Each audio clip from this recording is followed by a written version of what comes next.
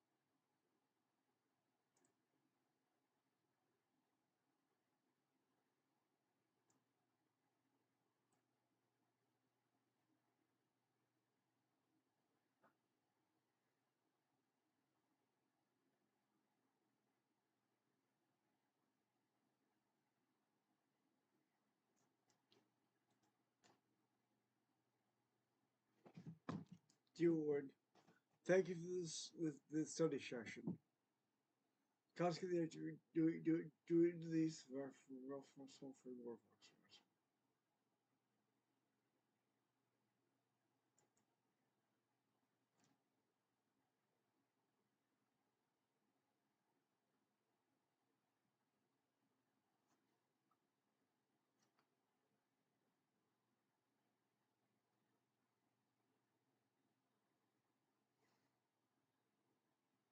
God, every single time it seems to come in, it starts buffering again.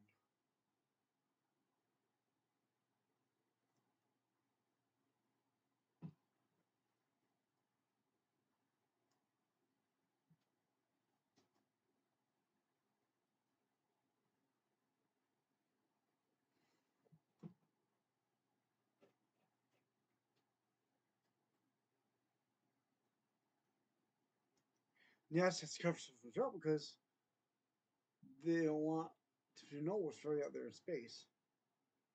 It's really space is real, but it's not like it's not like we imagine.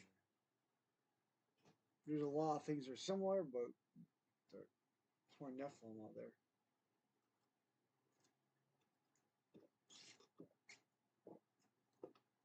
so much intelligent life too. They're all trying to cover it up. Meaning the Nephilim and the intelligent life.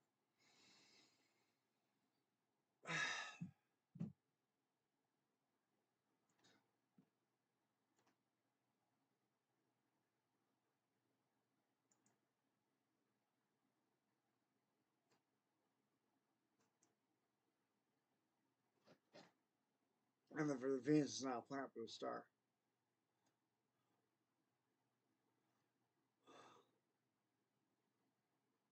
There.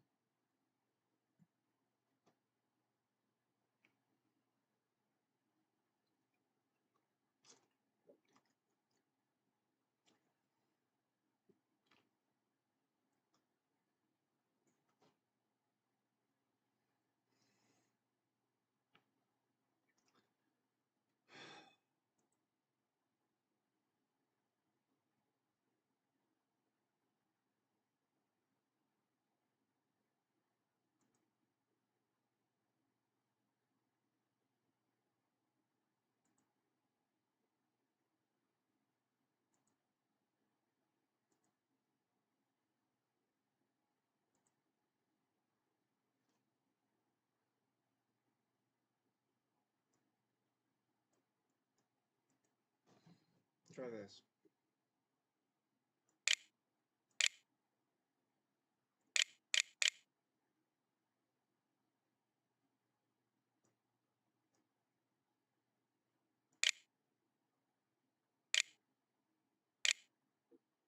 See, you take your hand off this broadcast. You trust me.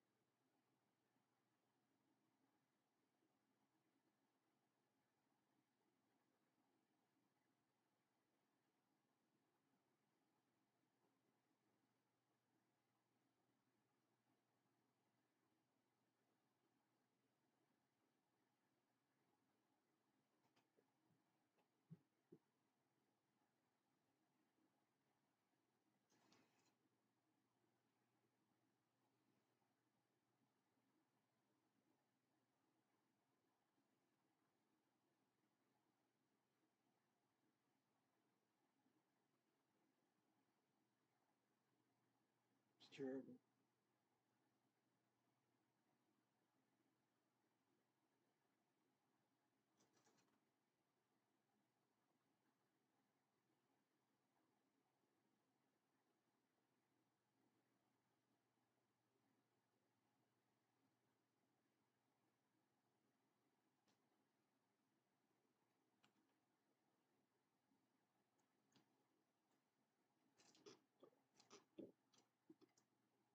there's consequences for the democratic process. CIA's got to learn that.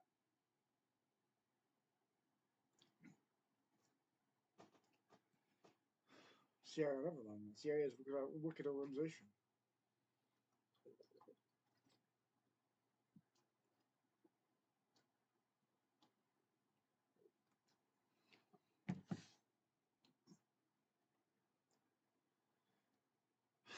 So we're gonna do anything we're gonna do.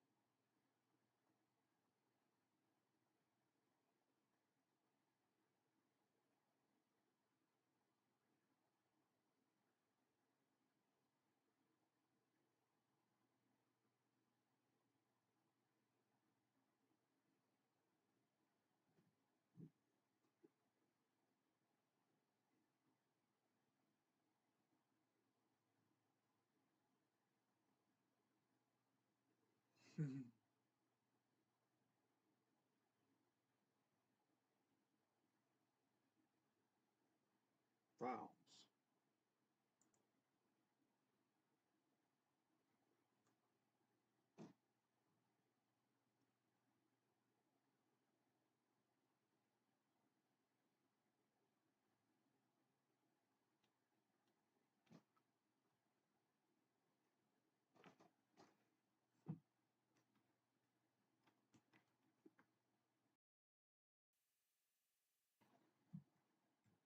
Oh,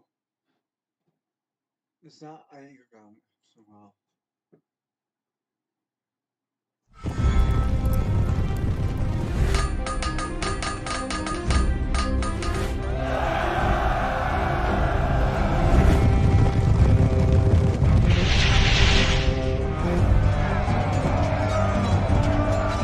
Where the player can end up, which is determined solely by dice.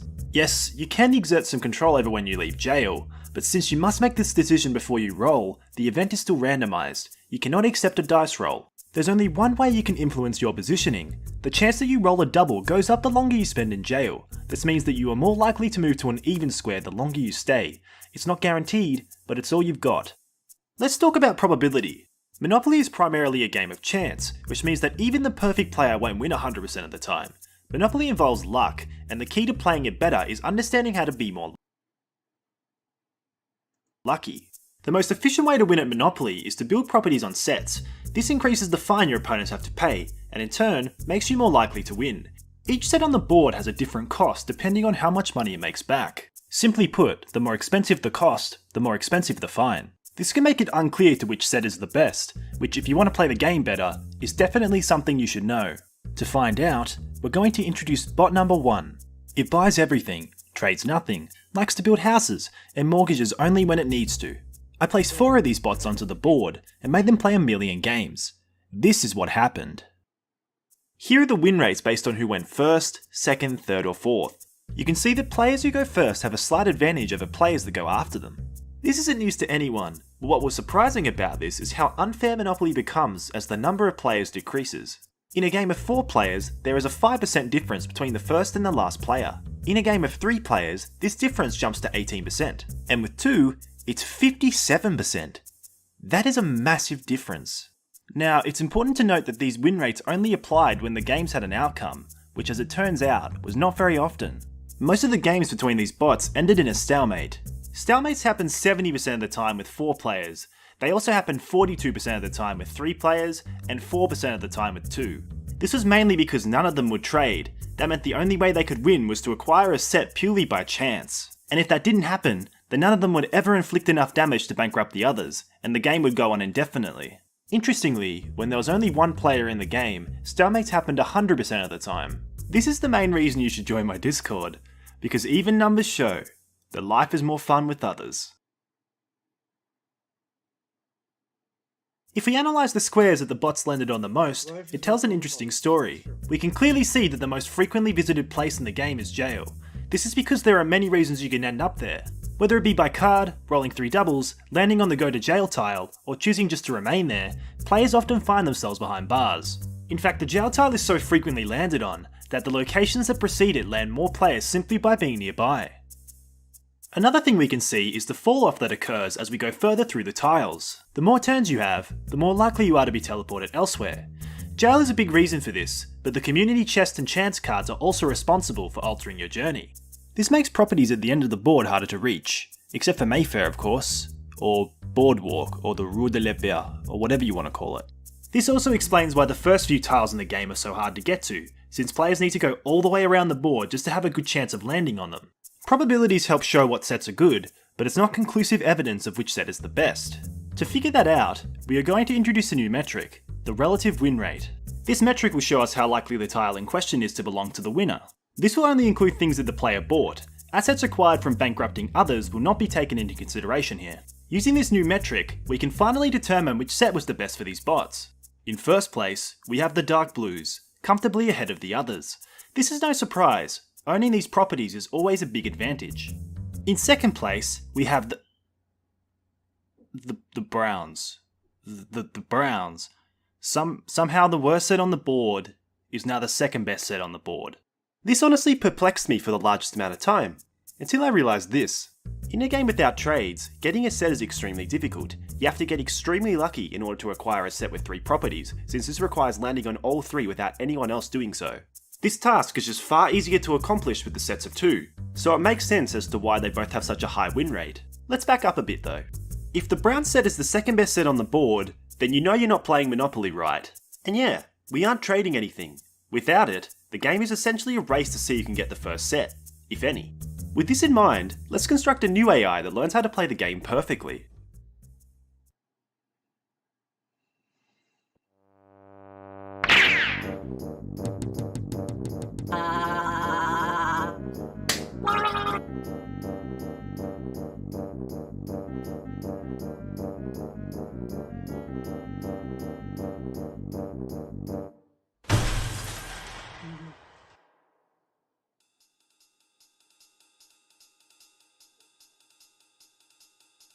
Now, I'm not going to pretend that I can just craft the perfect Monopoly AI manually, but you might be wondering how it's even possible in the first place, considering the amount of randomness going on. Knowing what strategy works better in this game is quite difficult.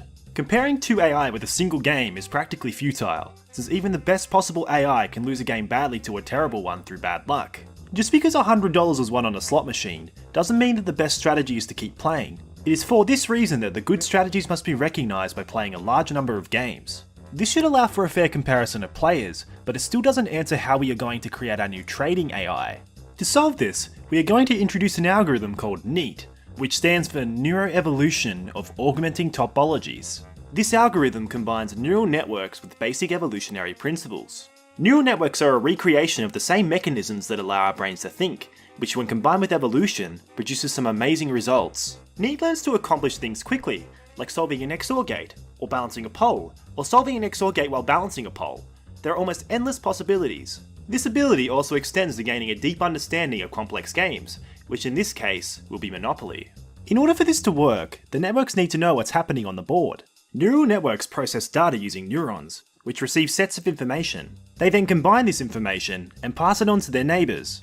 Information comes into the network from the input neurons and passes out of it via the output neurons. This is where we come in. For Monopoly, we need an input for every piece of information on the board, and an output for all the different actions we can take, which as it turns out, is quite a large set. 3 input neurons are required for each player. Input for every representation board. Input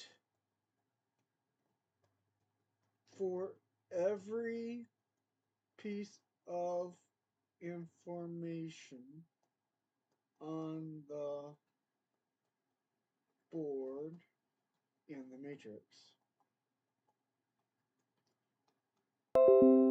Output for every action can take neural net.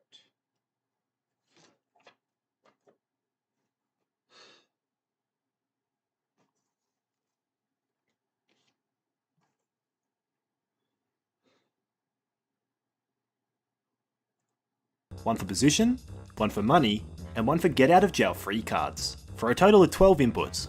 There are 28 properties on the board, each requiring 2 inputs, one to represent the owner, and one to determine if it's mortgaged. Additionally, 22 of these properties can be built on, so they all need an additional input to represent housing.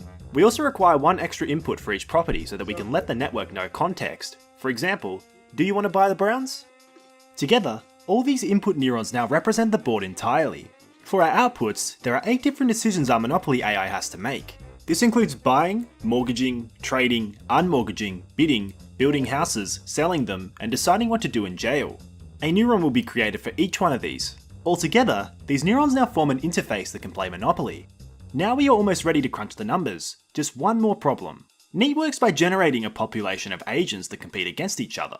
During each generation, each agent is ranked using a fitness value, which rates how good it is at the given task. Fitness values dictate how the next generation of agents is made, with higher scores being rewarded with more offspring. The scores are typically marked like an exam, where each agent attempts the same thing individually. But this can't work for Monopoly, because after all, it's a multiplayer game, so agents need to compete against each other. To account for this, fitness values will be assigned by using a knockout tournament scheme. Agents will be randomly assigned to a group of 4, and forced to play several thousand games in that group. Once the games conclude, the player with the most wins advances to the next round. Fitness will be determined by how far an agent gets in the tournament, with one small exception. After the first tournament concludes, fitness will be determined by the tournament ranking, but relative to where the previous champion goes, who will compete again. So if an agent is able to get further than the former champion, it receives a higher fitness value. This way, new champions should always improve on their predecessors. Finally, we are able to run the algorithm. Speaking of which, let's run it. If you work in IT, you need Terra, an all-in-one remote monitoring and management solution to run your entire IT operation smoothly. Onboarding is fast and easy. No contracts, no commitments, no funny business. Just unlimited devices at a fixed cost. You get it all. Remote management, automated alerts, patching, and software installation. All tallied up, the AI played 11.2 million games against itself to reach this point, which if it was a human, would have taken about 1600 years. At this point, it's basically the god of Monopoly. So, the only question to answer now is, how did God learn Monopoly? The first thing that AI learned was that paying for jail is bad, and favoured cards and rolling dice. That was a great idea, said the AI. You know what else is a good idea? Bidding $3,000 on every property. And so it did just that, and lost horribly most of the time. After that, it soon discovered building houses and unmortgaging, and put them to good use. As the AI progressed, it began to start making more sensible decisions. It was becoming aggressive when it was winning, and passive when it was losing. This is when weird things started to happen.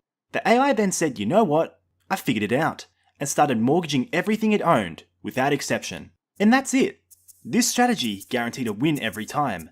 Monopoly has been— I'm just kidding, this obviously doesn't work. What happened instead is that every single game ended in a draw. This, however, didn't last long. You know what's better than altruism? Winning. The AI paid off its insanely high debt to the bank and started winning again, re-enabling its sophisticated strategies from before. It also began to actively trade properties, and well too. I couldn't find a single trade that was uneven. At this point, the AI had progressed to the strength of an average human player, and played like one too. That's when the AI decided to pull its most spectacular trick out of the bag. Auction everything, and bid next to nothing. I have no words for this. Nevertheless, its deep understanding of the game had become very apparent. Here is our final trading AI's favourite properties, in all their glory. We can see here that its love for the Browns has evaporated, and now the orange set stands as its favourite. It also loves trains, with the first train being its favourite property in the entire game. The red and purple sets are also well liked. The AI also seems to really enjoy Mayfair.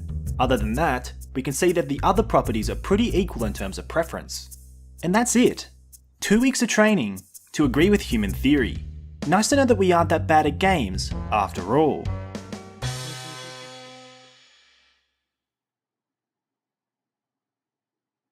Wow. We're talking a lot about AI. This is Balloons Tower Defense gameplay, except something isn't right. There is actually no one playing this game. Well, at least there is no human playing this game. This entire playthrough was done by an AI, and it's managed to reach wave 63 all by itself. In fact, it's actually quite formidable. This begs the question, how is this even possible? Well, Balloon's Tower Defense is a game that requires a large amount of skill, with an emphasis on reflexes, twitch aiming, and positioning. Now, if I want to program an AI, I'll need some sort of way of interacting with the game without human input. If I can give a program control over my mouse, it will be able to perform any function necessary to complete the game. Seems simple enough? Let's give it a shot. Now this program should click its own close button after a few What? Joke aside, overriding the mouse control was quite trivial, and I didn't struggle with it much. Now that we can press buttons, let's give a simple drag and drop mechanism a go. I want the AI to place one dart monkey. So first, I'll need the coordinates of the dart monkey button, and then I'll need the coordinates of the tower's destination. To get the coordinates, I screenshot the game, put it in Paint, and put my mouse over the locations I wanted to remember. Now I can tell the program exactly where to move the mouse. Let's code this. In practice, this works really well. In fact, this AI can place down a dart monkey in just 60 milliseconds. If we add in the ability to press the start button, we can now pass round 1. Human free. Excellent. Let's see how far this AI can get.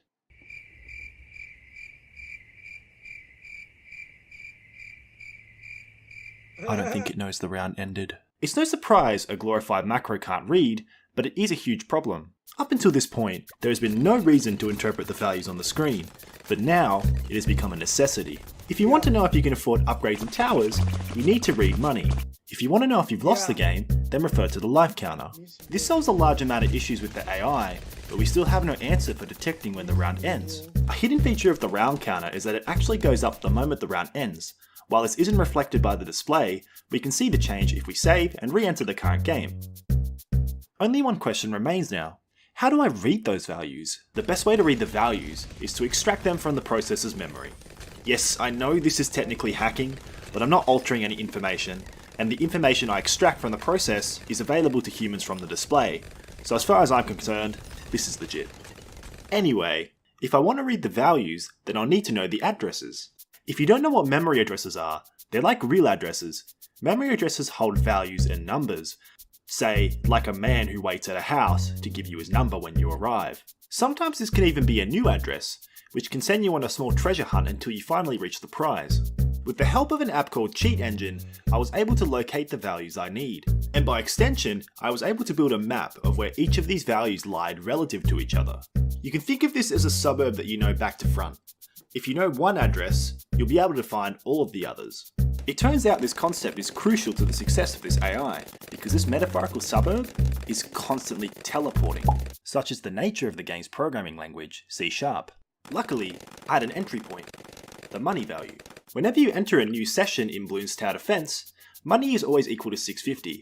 I was exploiting this fact by using Cheat Engine to scan every address in code until I found that value. Since 650 is a very unique number for a variable, it is almost always the money address. After my 1,000,000th time of doing this process manually, I realized I could automate it. And with this automation, my memory system was finally complete. So what else does this AI need to know to function? Oh, that's right, the prices. So many prices. There are 23 towers in the game, and each one has 15 possible upgrades. And since each difficulty has its own set of prices, we have to add up each unique set, resulting in 1,456 price values. I had to enter most of these values in manually, and it was not fun. Besides the costs, the AI also needs to be aware of the rules of upgrades. So things like, only 2 paths can be upgraded at once. Only 1 path can be upgraded more than 3 times. Don't upgrade a buccaneer to a trade empire. Things like that. There's also a special nuance that needs to be taken care of. The upgrade menu can appear on the left or the right hand side of the screen, depending on the tower's location. Practical for game design, not practical for our AI. At this point, the AI has gained enough features to be capable of completing a playthrough without any human assistance. Apart from strategy, of course, as you'll see soon. To start out with, I defined a simple strategy for the AI to follow. Place as many ninja monkeys and cannons as you see fit. Then I threw it into the map town center on easy and let it run wild. And boy did it run wild. The AI showed a strong sense of initiative and well thought out placements. easily blasting through the first 39 waves without losing a single life. But Wow. it was ultimately overpowered by a single Moab balloon. However, it was not done yet. After changing the map to Monkey Meadows and allowing the AI to place dart monkeys, I was once again blessed with more brilliancy. The AI repeated the success of its first run and made it up to wave 40 for a second time, and once again attempted to deflate the Moab. The Moab stormed through its defences, taking heavy fire from all directions, but it was not budging, and our AI looked doomed to meet the same fate as its first run. But I underestimated the AI's resilience. Expertly using the life counter as a buffer, the defences cut the Moab down just in time to absorb the punishment left over. Our AI had taken a huge punch, but it was still standing. At this point, I was almost satisfied with the AI's achievements, but I could tell it was destined for greater things. I decided to ramp the difficulty up to medium and gave the AI full freedom to place and upgrade any tower it wanted. With its new capabilities, the AI climbed higher and reached wave 59 on its first medium run. This time, it was not foiled by a Moab, but by an unrelenting wave of regenerative balloons that multiplied and promptly bulldozed their way through the defences, despite Sorter's best efforts. This is commonly referred to as a regen farm by experienced players. A regen balloon can split into multiple parts. If it is allowed to regenerate, each part will grow back into its original, essentially creating copies of itself. The AI dealt with this on its second run a bit ironically, by using one of the only manually controlled towers in the game to do the majority of its damage. Using this peculiar strategy, the AI went through the remaining waves with ease, deflating the BFB and claiming its second victory against the game. On the Try our Firehouse Meatball or Hearty Italian Sub, just $6.99 each. hard difficulty, the AI opted for more dense defences, placing more towers than before, which led to some interesting behaviour as it tried to squeeze everything into place. Yeah, but once again, the AI managed to power its way through every single wave, destroying the wave 63 ceramic spam and the wave 78 camouflage spam. Then after a large struggle with the ZOMG, took that down too. Only one more goal stood in its way. Chimps. At this difficulty, the game has become so hard that merely placing random towers will never be enough to win. It was time for the AI to gain its final ability, a brain. You might be wondering how it's even possible for a program to learn things. Consider this digital fish. It must eat food to survive. If it eats enough, it reproduces. If it doesn't, it ceases to exist. The fish vary in speed, which is determined by its genetics. Fish carry their genes onto their descendants, sometimes with slight mutations. Let's see what happens if we chuck these fish into a tank with a steady supply of food. At the start, all fish are quite slow, and all is peaceful. However, as we observe the population 15 generations on, we can see a notable change in their behaviour. If we look 30 generations on, this change has become more prominent than before. And at generation 60, they have become absolutely savage, heat-seeking missiles. While I didn't force them to become faster, they just did, simply because the faster ones were able to survive longer. The balloon's AI will work in the exact same way, except instead of fish, we try several different strategies, then we will use the one that gets the furthest to create several new variants. We repeat this process indefinitely, just like in the fish simulation, until eventually the strategies become strong enough to beat chimps. Our AI used this technique for weeks upon end, until finally, it came up with the winning strategy. Our AI's defense starts with Sorter, placed between two different tracks, always a solid option. It later expands with an engineer monkey, and surprisingly remains idle until wave 28, where it upgrades the engineer just in time to deal with the lead balloons. During waves 30 and 40, the AI was quite satisfied with its distribution of towers, and decided to start ramping up its damage output by placing a super monkey. The AI soon encountered its first Moab, and promptly destroyed it with little effort. Between the mortar, the engineer and the ice tower, the defences were already becoming quite stubborn. During waves 40 and 50, the AI started preparing its towers for major upgrades. The ice tower was given a big boost, alongside the super monkey. Money was starting to accumulate fast, and the balloons were not making the defences pay for it. On wave 60, the AI decided to intimidate the BFB with housing, which was quite effective. Wave 70 through 80 was smooth sailing, and the AI was showing success with some pretty unconventional strategies. But the AI knew there were bigger fish to fry, so it saved 40,000 to upgrade its first tier 5 tower of this run. This alone was enough to stop DDTs in their tracks. Scraping just enough money together, the AI bought its second tier 5 tower before wave 95. This allowed it to deal with large clumps of Moab class balloons with ease. The BAD was tricky. It needed to be damaged, and fast. The AI failed over and over again trying to destroy this behemoth, but it eventually found a solution. The extremely fast sniper monkey would eventually wear out the bad, and with the combination of the ice tower, the bad took more damage than it could handle, and the defences slammed the door shut on any hope the balloons had of making it to the end.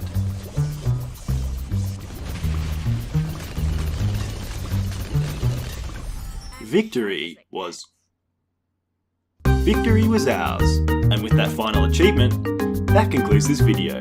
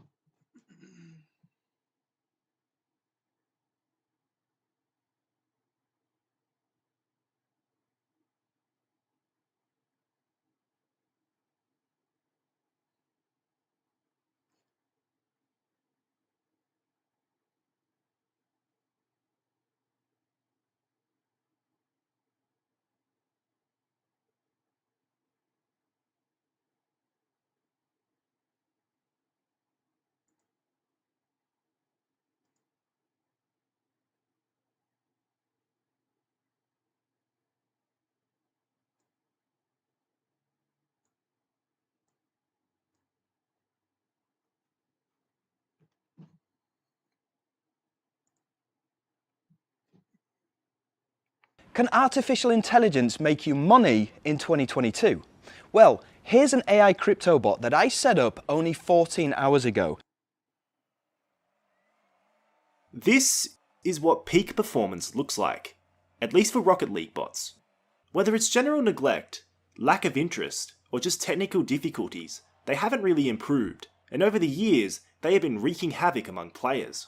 They ram into their own teammates, they deliberately score home goals, and if you ask a gold player, they are the sole reason they can't get to champ.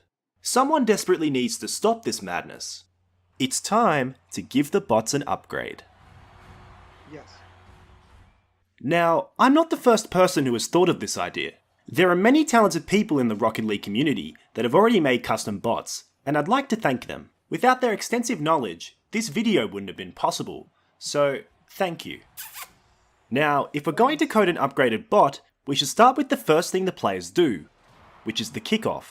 There are two main factors to a good kickoff: speed and coverage.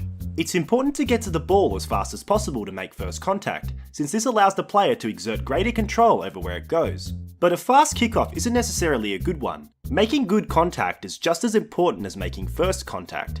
Failure to do this properly is a great way to get yelled at by your teammates. It's for this reason that all of our kickoffs will aim for the centre of the ball, where the momentum will transfer the greatest. Let's take a look at the specifics. If we examine the starting positions, we can see that there are three different kickoffs to perform: the back, the offset, and the diagonal. Since our bot is exclusively playing 3v3s, it will need to decide on the fly which bot will contest, while the others do more productive tasks. This can be done by checking the distance from each car to the ball, and choosing the closest one. But the question still remains, how do these bots actually perform the kickoff? We can implement each kickoff by writing instructions depending on how close we get to the ball. This creates a rigid plan to follow, while also adding some leniency should something go wrong. For our back kickoff, we start by accelerating towards the ball. This is followed by a front flip to gain more speed, and then one final jump. For our offset kickoff, we steer towards this boost pad, then flip towards the ball.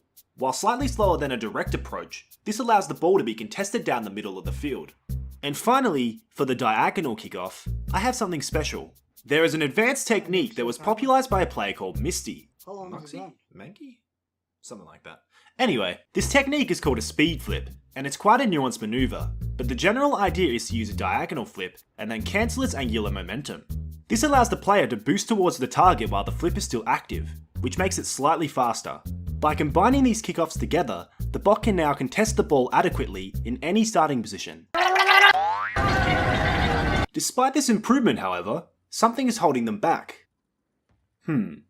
Not sure what it is. Let's look into other aspects of the game and see if we're missing anything. Pop quiz. What is the most important skill in Rocket League? The answer is ball prediction. It's often overlooked, but predicting the ball is a fundamental part of the game. The ability to do it well is also rewarding, as it provides a springboard for a variety of other skills. So if we want good bots, then predicting the ball is a must. Humans are able to predict the ball instinctively, but bots do not possess instincts. What they need is something more explicit. Using the RLBot interface, we can look into the game and find out information about the ball, such as its position and velocity.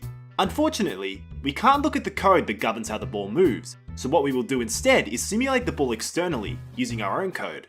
But to do that, we need to find out everything we can about this thing. Let's start with the size. This is an easy one. When lying on the ground, the center of the ball is 91.25 units high. We know that every point on a sphere is the same distance from its center. Therefore, the height at the center must also be its radius. So the radius of the ball must be 91.25 units. Next, we can look at gravity. Let's drop the ball for a moment. During its brief fall, it travelled 35 units and gained about 211 units of speed. If we examine the difference between two frames of the ball, we can see that the change in speed, or gravity, is roughly 5.4 units. There are 120 frames in each second of Rocket League, which means that the actual value, which is measured in a full second, is 120 times bigger. This brings gravity to 650 units per second. 41 minutes. How bouncy is it? Let's drop the ball again, and let it fall further this time. 3 hours, 20 minutes. 3 hours, 19 minutes, I gotta say that for us. By analysing the frames again, we find that the ball retains 60% of its momentum after the bounce. This number, 60%, is actually an interesting constant. No matter how the ball bounces, it'll always retain 60% of the momentum it had in the direction of the wall. This percentage we have found is actually the coefficient of restitution, which basically describes how bouncy an object is, and it's the only thing we need to determine how the ball will react to a wall. So far we have found the radius, the gravity, and the bounciness of the ball, but there is still one thing missing. Remember how I said the ball retains 60% of its momentum? Well, I lied. It turns out, balls spin, and when they bounce with spin, this happens. The ball still rolled away. This happened because of friction. Friction works against the relative movement between surfaces. This can come from linear movement, but it can also come from spin. This is why our ball bounced to the right, because friction removed some of the relative movement it had between it and the floor. After the initial bounce, the ball lost 28.5% of its total momentum. This value is our coefficient of friction, or grippiness for short, which is sometimes drawn with this funny symbol. Rocket League takes this a step further, by reducing the friction applied to the ball when it comes in at a shallow angle. But besides that, that's really all there is to it. We have now gained enough knowledge about the ball to simulate it outside of Rocket League. All we need now is the environment. A step further, by reducing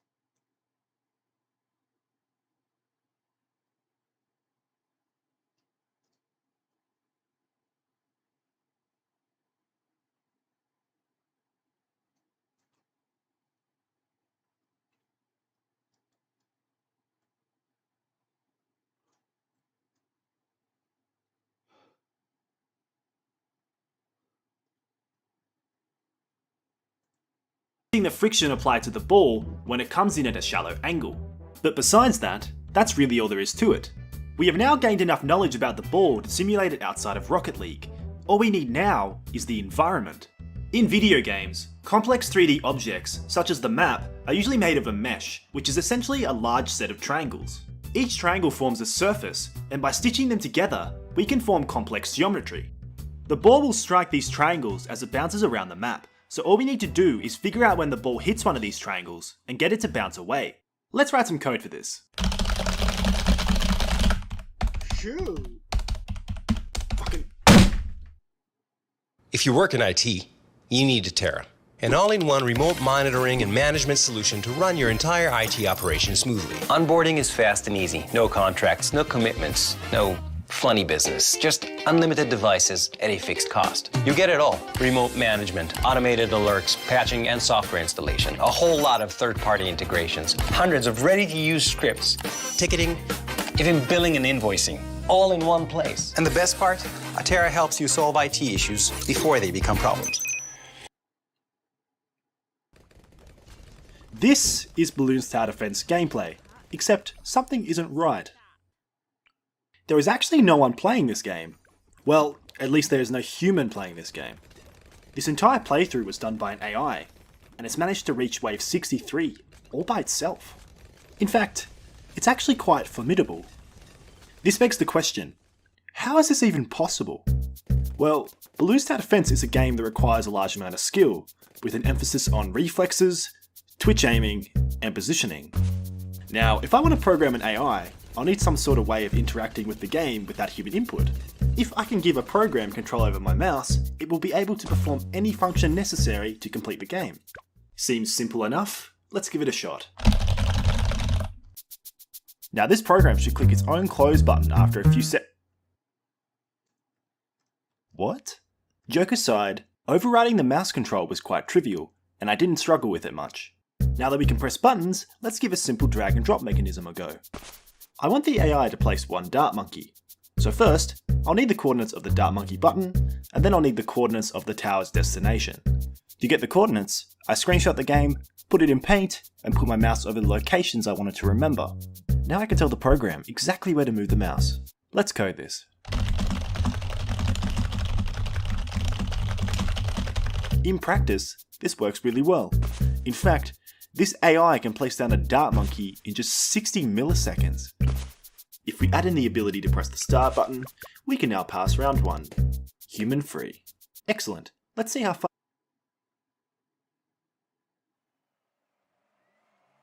This is what peak performance looks like, at least for Rocket League bots. Whether it's general neglect, lack of interest, or just technical difficulties, they haven't really improved, and over the years, they have been wreaking havoc among players. They ram into their own teammates, they deliberately score home goals, and if you ask a gold player, they are the sole reason they can't get to champ. The closest one. But the question. This value is our coefficient of friction, or grippiness for short.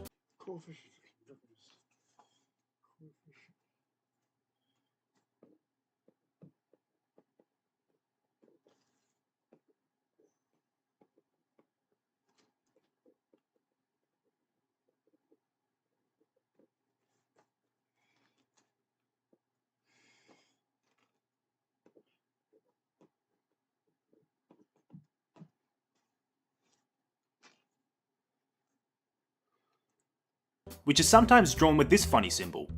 Rocket League takes this a step further by reducing the friction applied to the ball 5% of its total momentum. This value is our coefficient of friction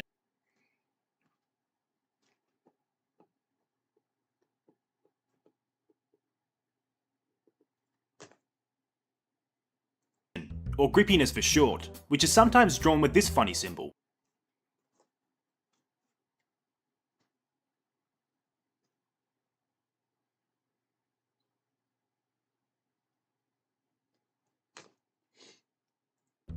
Rocket League takes this a step further by reducing the friction applied to the ball when it comes in at a shallow angle.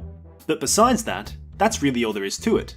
We have now gained enough knowledge about the ball to simulate it outside of Rocket League. All we need now is the environment. In video games, complex 3D objects, such as the map, are usually made of a mesh, which is essentially a large In video games.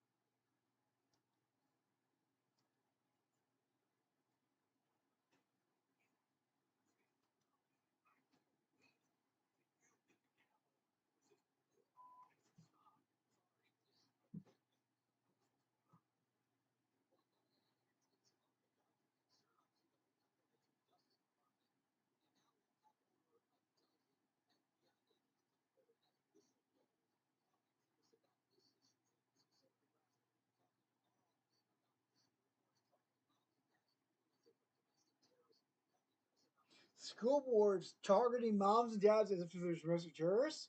It's terrible.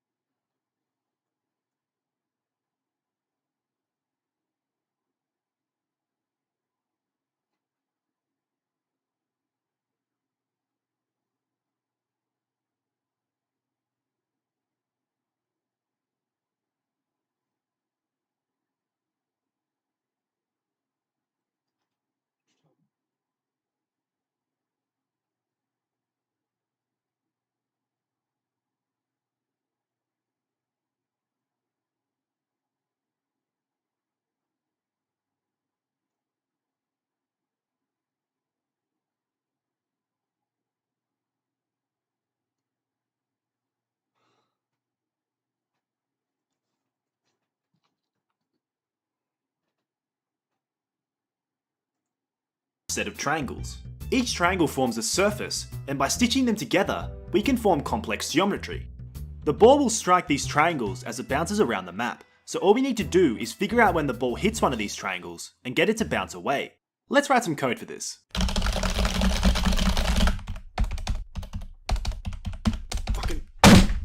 With this collision system, we can now predict the ball's future, several seconds in advance. Admittedly, you can't predict what some players are going to do with the ball, but honestly, who can? Predictions are only as good as what you can get from them, so if we want to unlock our bot's full potential, we better have a plan on how to capitalize. To strike the ball, we need to drive our car into it, and we can accomplish that by planning out a path to follow. If we are able to obtain an accurate simulation of the car, we could figure out how long it would take to reach any point on the map. Then, we could compare this to our ball simulation and plan an intersection point that our bot could drive to in real time. Let's start with the throttle. The car accelerates hard at first, but as it gains speed, it begins to lose power. The faster you go, the less throttle matters. Eventually, when you reach 1410 units per second, or about 61% of the car's max speed, the throttle no longer applies any acceleration. Alright, stop.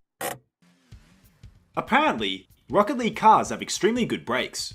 Our car experienced 3500 units of acceleration backwards. This is also constant, so it doesn't depend on speed. Let's try activating the boost. Boost adds 991 units of acceleration to the car, while also forcing the throttle to max. This enables the car to push past this initial speed limit, allowing it to reach a new top speed of 2300 units per second. Boost itself is drained quite quickly. Even at 100 boost, it can be drained in 3 seconds, so it's not worth much, and I highly encourage you to steal it from your teammates. So far we've discussed what happens if we accelerate or brake, but what happens if we decide to turn? There's a certain amount of space required to make a turn, independent of speed, and this distance is called the turning radius. Normally, this number would remain static, but Rocket League actually changes how hard your wheels turn at different speeds. This isn't exactly realistic, but it's understandable. Could you imagine rushing down the field at full speed and then turning like this?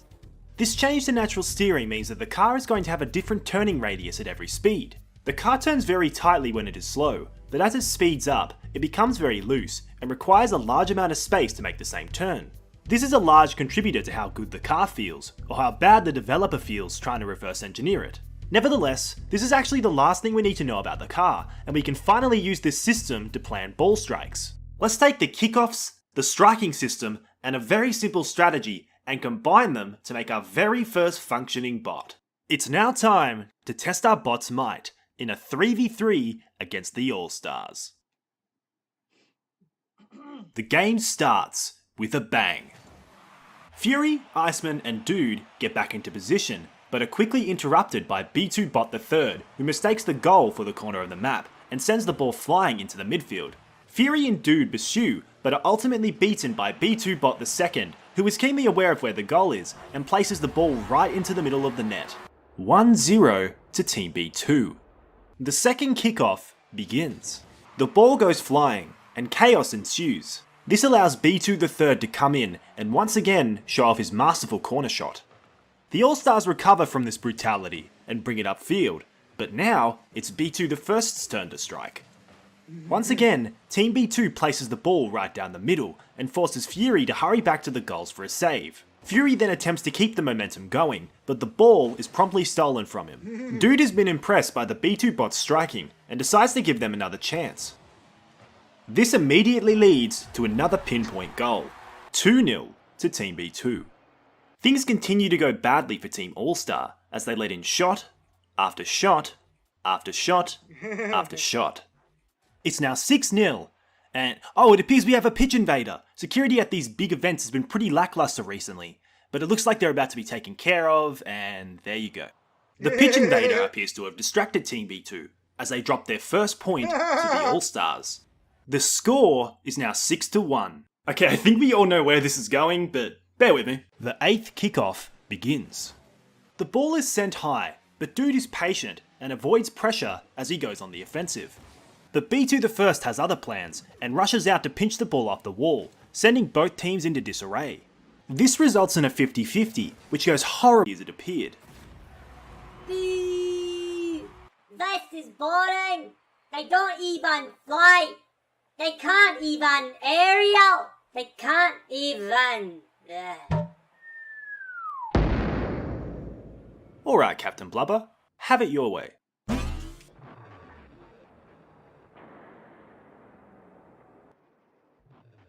So, we're in the air now, but how do we get to the ball? Our car has essentially turned into a spaceship with a really weak rocket. It now has the ability to rotate freely in midair, as well as apply thrust to keep it airborne. Compared to our grounded state, the car's boost functions a little bit differently. Instead of accelerating along the ground, boost now accelerates the car in the direction of the nose. Boost also gets slightly more powerful midair as well. Instead of the usual 991 units, we now experience 1058 units of acceleration. This is good to know, but it's actually the least of our worries here. The real trouble is getting the car to face the right way. There are 3 ways to rotate the car. We can yaw, we can pitch, and we can roll. You can imagine these rotations as sticking a skewer through the car's center and twisting it. Yaw correlates to the up skewer, while pitch correlates to the right skewer, and roll to the forward skewer. In the game, we can use our controls to rotate around any of these axes, but the important part is that we can combine these rotations together. This allows us to spin the car in any way we want. The only thing we need to look out for is the differing rotation rates on each axis. Rocket League cars roll much faster than they pitch. The usual 991 units, we now experience 1058 units of acceleration. This is good to know, but it's actually the least of our worries here. The real trouble is getting the car to face the right way. There are 3 ways to rotate the car. We can yaw, we can pitch, and we can roll. You can imagine these rotations as sticking a skewer through the car's center and twisting it. Yaw 1058 units of acceleration. This is good to know, but it's actually the least of our worries here. The real trouble is getting the car to face the right way. There are 3 ways to rotate the car. We can yaw, we can pitch, and we can roll. You can imagine these rotations as sticking a skewer through the car's center and twisting it. Yaw correlates to the up skewer, while pitch correlates to the right skewer, and sending both teams into disarray. This results in a 50-50, which goes horribly for Team All-Star, and for more reasons than the and once again show off his masterful corner shot. The ball is sent high, to roll in. Let me rename this guy quick. Embarrassed by his failure, Fury decides to take matters into his own hands and takes the Brazil away just as quickly as it appeared. This is boring. They don't even fly. They can't even aerial. They can't even. Alright, Captain Blubber, have it your way.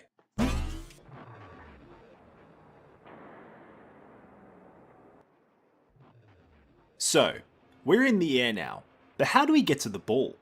Our car has essentially turned into a spaceship with a really weak rocket. It now has the ability to rotate freely in midair, as well as apply thrust to keep it airborne. Compared to our grounded state, the car's boost functions a little bit differently. Instead of accelerating along the ground, boost now accelerates the car in the direction of the nose. Boost also gets slightly more powerful midair as well. Instead of the usual 991 units, we now experience 1058 units of acceleration. This is good to know, but it's actually the least of our worries here. The real trouble is getting the car to face the right way. There are 3 ways to rotate the car. We can yaw, we can pitch, and we can roll. You can imagine these rotations as sticking a skewer through the car's center and twisting it. Yaw correlates to the usual 991 units, we now experience 1058 units of acceleration. This is good to know, but it's actually the least of our worries here. The real trouble is getting the car to face the right way. There are 3 ways to rotate the car. We can yaw, we can pitch, and we can roll. You can imagine these rotations as sticking a skewer through the car's center and twisting it. Yaw correlates to the up skewer, while pitch correlates to the right skewer, and roll to the forward skewer. In the game, we can use our controls to rotate around any of these axes, but the important part is that we can combine these rotations together. This allows us to spin the car in any way we want. The only thing we need to look out for is the differing rotation rates on each axis. Rocket League cars roll much faster than they pitch or yaw, so we will have to adjust our inputs accordingly in order to make them all have the same effect. We now have control over the spin of our car, but what about pointing it in a certain way? Let's say we are pointing this way, and we want to point this way. We can take these 2 directions and perform an operation known as the cross product. This gives us a new axis, which we can now use to rotate between the 2 originals. But it's not quite that simple. What we are actually doing here is applying acceleration. We cannot stop the car from turning instantly, meaning we can overshoot our target, or worse, unwanted spin will make it impossible to actually reach the target. To solve these issues, we are going to use a PID controller. PID controllers attempt to assign position through acceleration, and their main feature is fighting unwanted adjustments while also reaching a target. This means it'll deal with overshoot and unwanted spin really well. If we pair this with our cross product, we now have a way of rotating the car in any direction we want, very quickly. Now, we can finally apply this to an aerial. Thanks to our ball prediction, we know where the ball is going to be and exactly when it will be there. We also know our car's position, velocity, and gravity. We can put all this information into an equation and use it to find out acceleration. Acceleration represents the direction we need to boost in, as well as how hard we need to boost. The strength to actually reach the target. To solve these issues,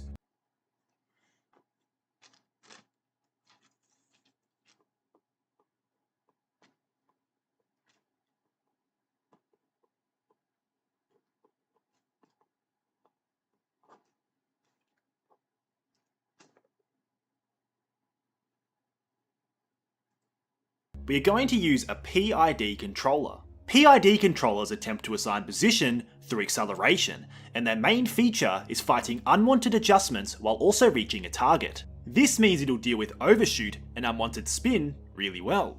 If we pair this with our cross product, we now have a way of rotating the car in any direction we want, very quickly. Now, we can finally apply this to an aerial. Thanks to our ball prediction, we know where the ball is going to be and exactly when it will be there. We also know our car's position, velocity, and gravity. We can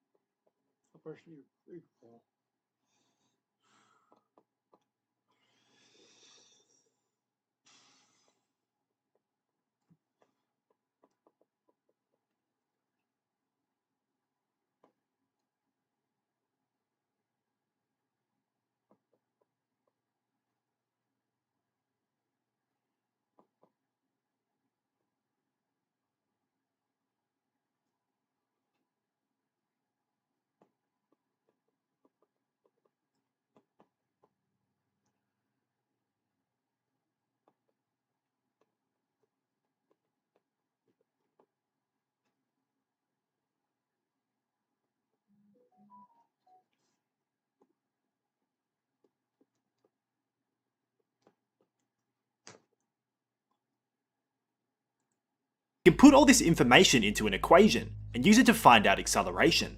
Acceleration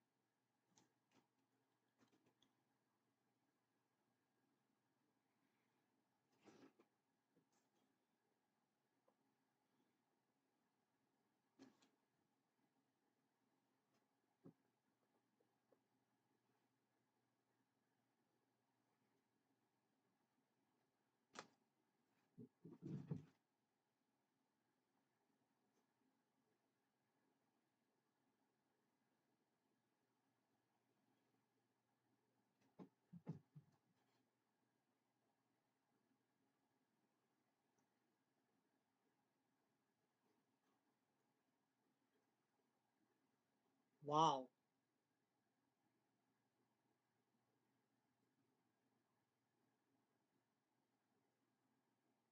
Yeah. Yeah.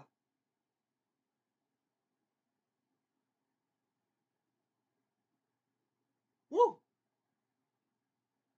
Good.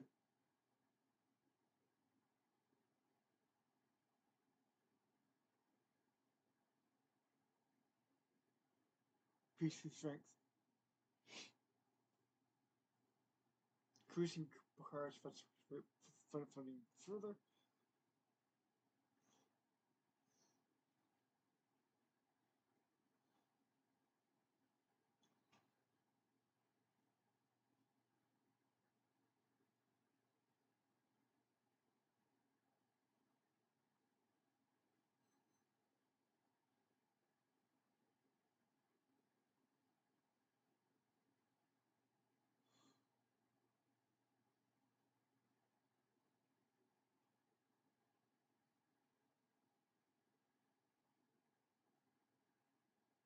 Strategic defensive units of Star Wars.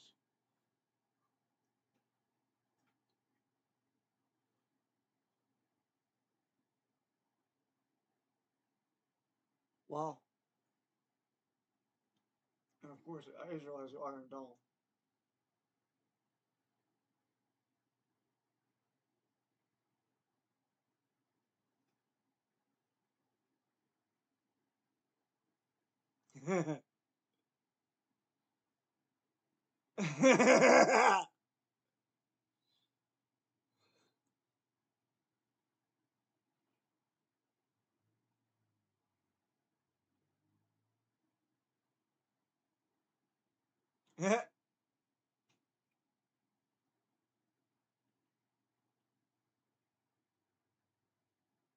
Oh.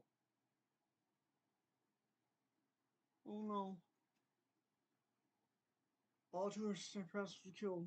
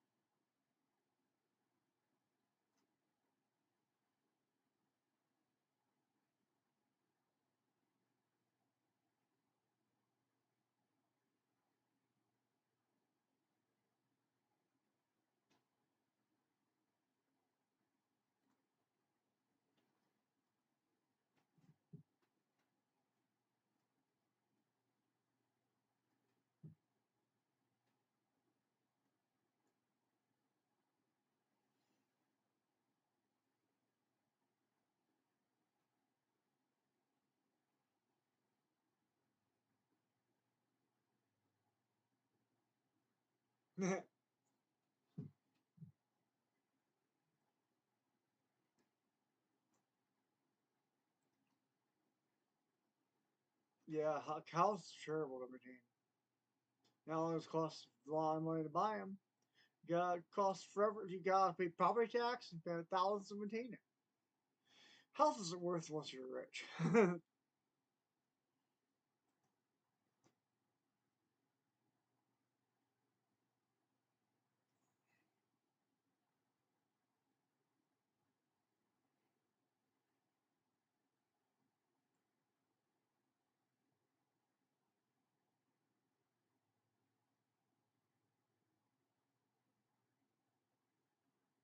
Maggie, don't drop him for Reagan. Huh. Margaret. Maggie. Margaret Thatcher. Yeah. There we go. Church of the Brethren for Disarmament. Huh.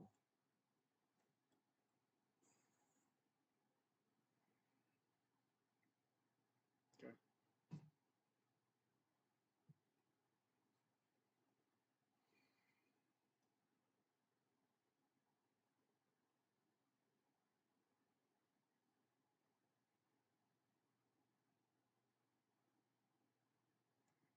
Gorbachev.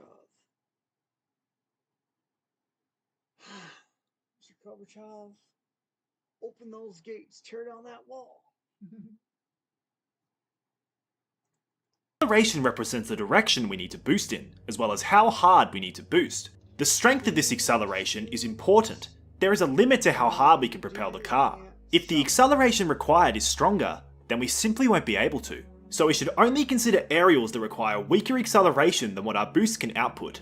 It would also be wise to check how much boost we need. If an aerial requires boosting for more than 3 seconds times the portion you have, then it is no good. All of these factors allow us to quickly pluck candidates from the future of the ball. From there, we can easily use any of these positions and rotate towards the required direction. Now, we can sit back, relax, and relish the fact that our bot will hit the aerial it's going for. But hitting aerials isn't just about making contact. Performing a good landing is also important. Luckily, we've already built the rotation controller required to do this, but rather than using it for aerials, we can use it to point the roof of the car towards the sky. That way, we can ensure that the car always lands on its wheels. Other than that, I think we've covered almost everything now.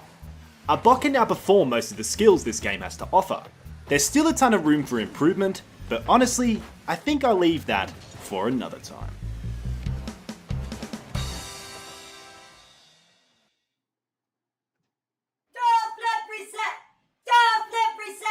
Where's next up?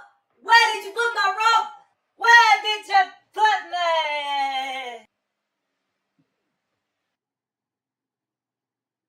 Oh, no. fuck. Terrible. Sorry for the F word.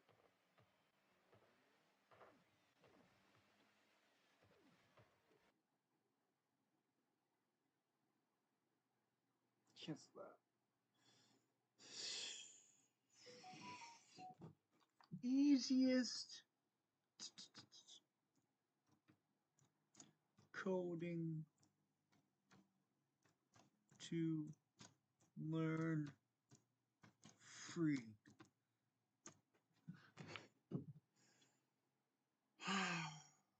Pay nothing to your herd. If you're hired, they're supposed to pay you. I don't get it. So this makes no sense. If you're hired, then they're supposed to pay you, not you're not supposed to pay them.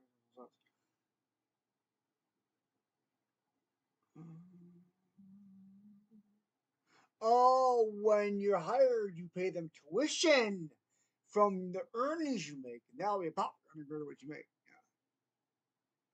Yeah.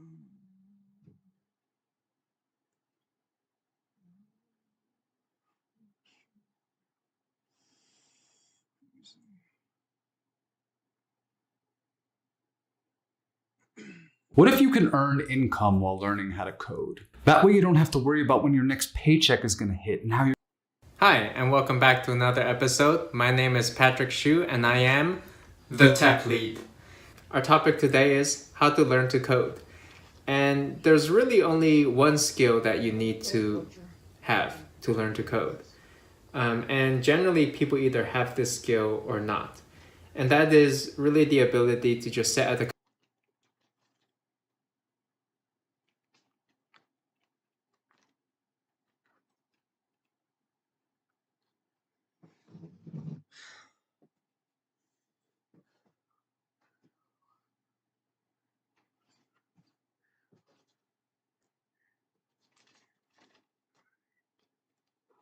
Where is that piece of paper I got?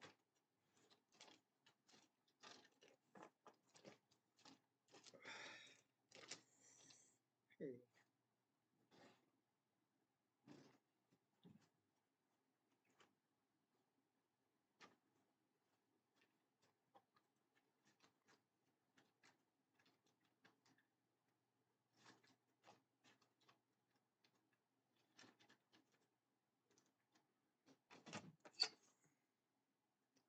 Nice. Perfect. Now where is that? I had notebook. Go in there. But I don't know which one it was. Research wasn't that one. Was that one? Could be that one. Spam.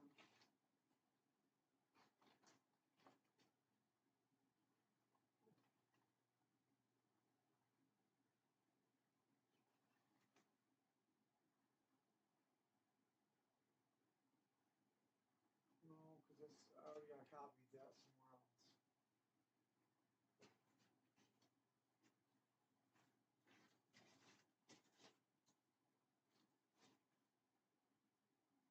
Research.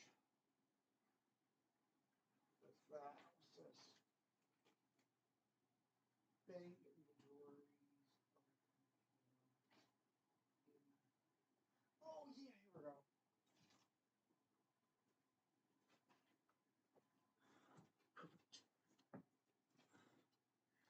Okay. That's one of my video game ideas. That do. Anything using video game guard. The other all paint. Hello. Monday, 7/11/22 with CDAD, Pilla, T-Mobile bill.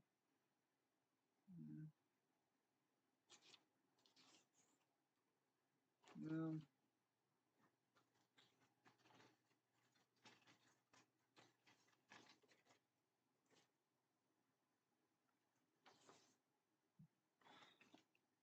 Phone. Your phone. This phone. I gotta get a binder. I wonder if the neighbor has a binder. I'll find out.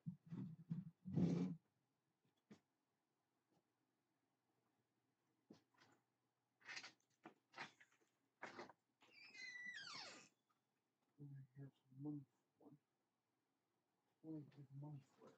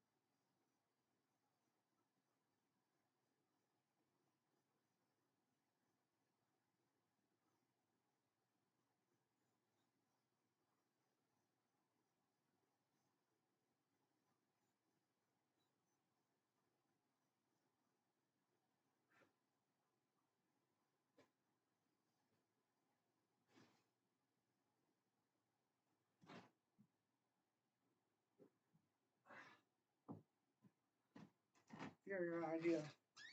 I think I'm gonna, Lord, I'm gonna take a blunt binder that I have. So none of my neighbors at home. Those are the biters, so.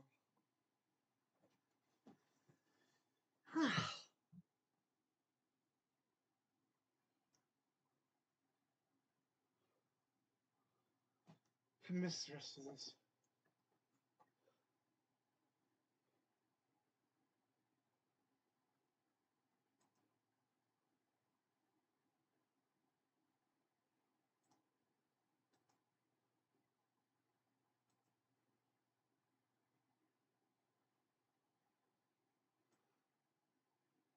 I forgot to pause. Oh, actually, went to that one. Oops. There it is.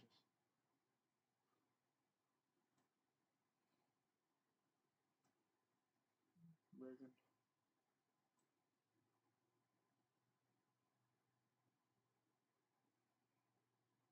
Donald's.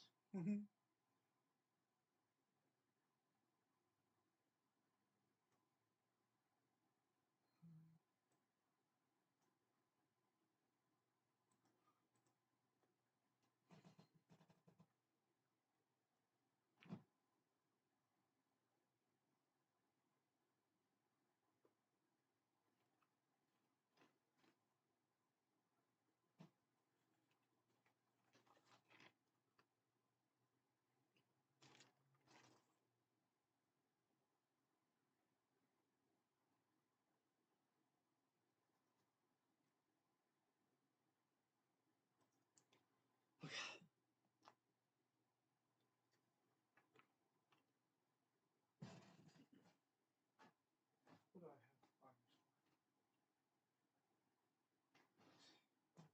I have Bonnever drones. I have one. I have another one. I have other wires. I don't want to use one wire. Or that one. Or that one. This is so. I guess. Other wires. No.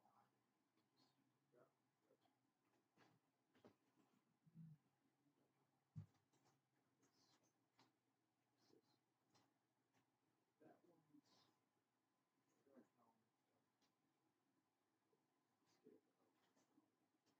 Oh wait, no, that's my magazines. I don't need binders. For magazines. I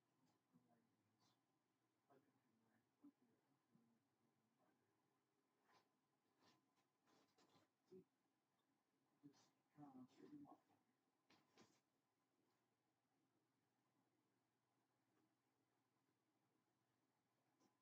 Now.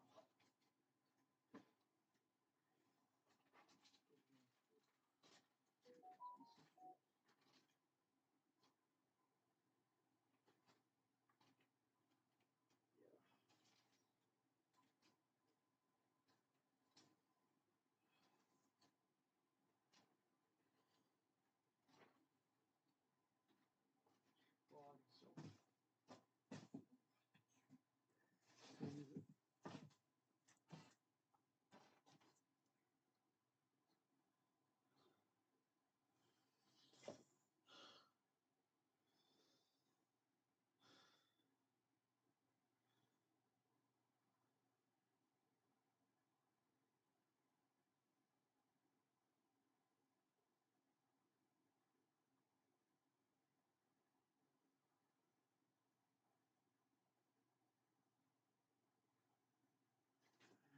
Both preference bad. Both preference bad.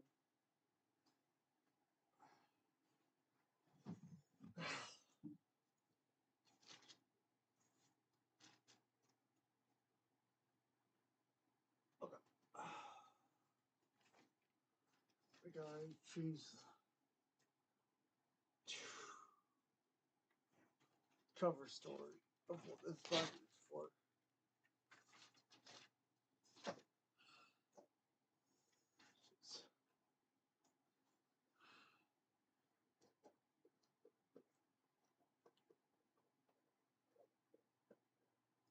video games and coding. So could the other one in there. It's technically part of that.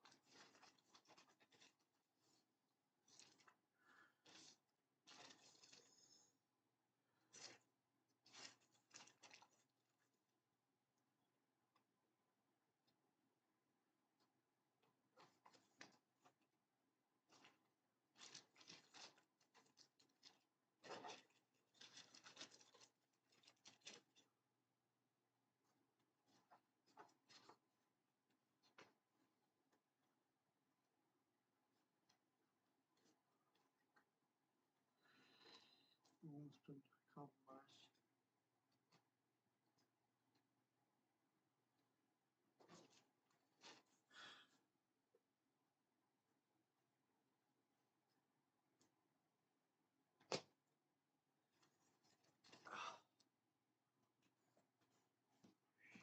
It's got more. One more thing I gotta find. One more page.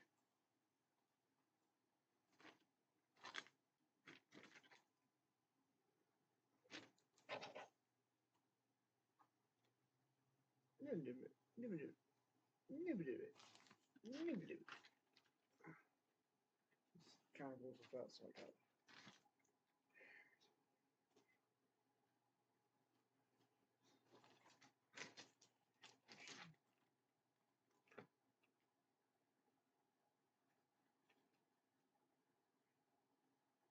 Dark Tower.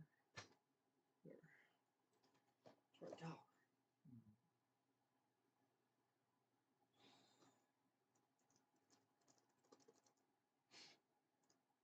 See the world of North Girth.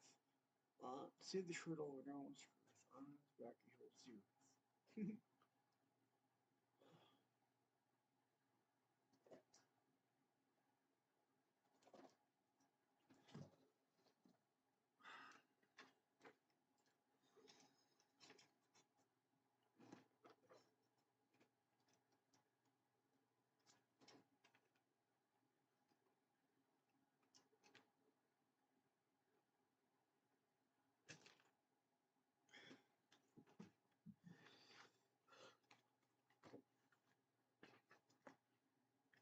What's this? Thank you for my advice. What else we got in here? Just information about. Right now, this whole thing can be used for something. This whole thing right here. Using.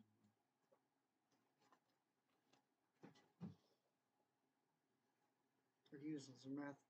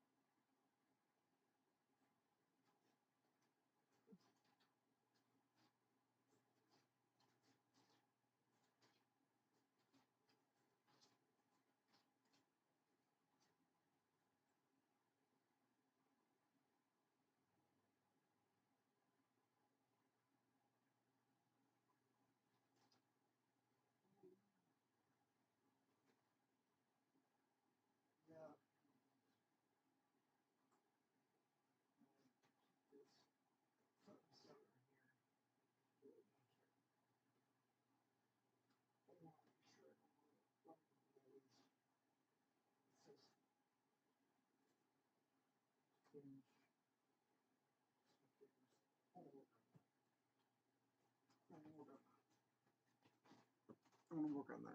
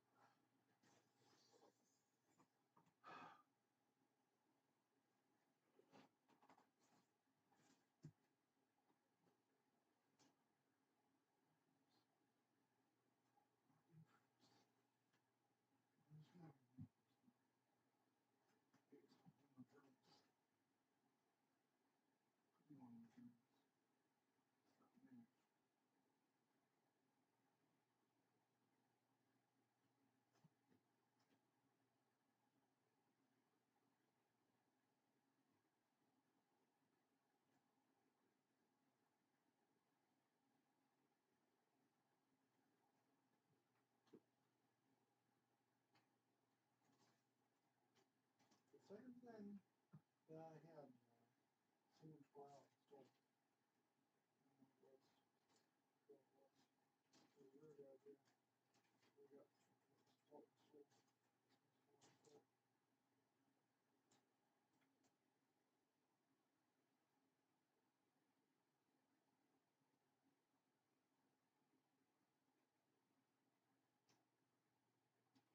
oh yeah. Sorry, man.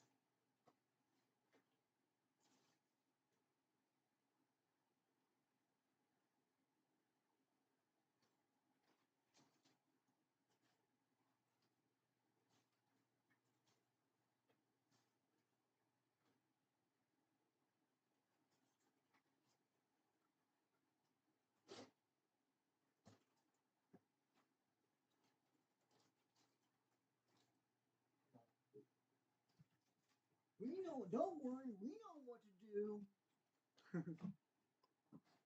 Don't worry, we know what to do.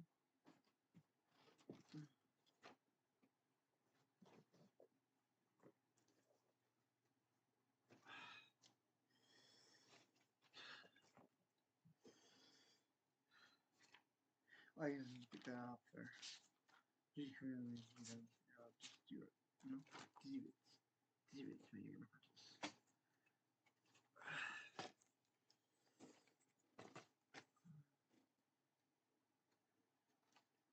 Purchase. And the next thing will of course be, you know.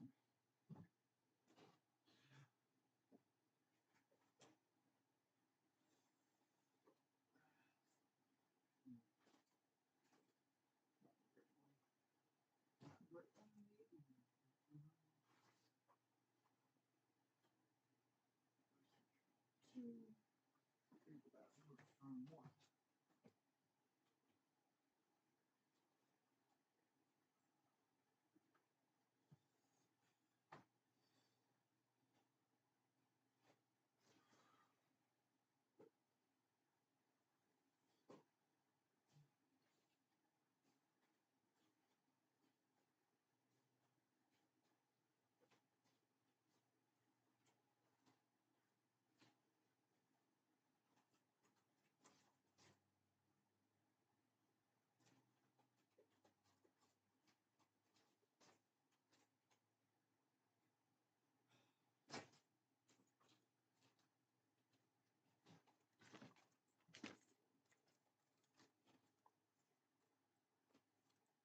One.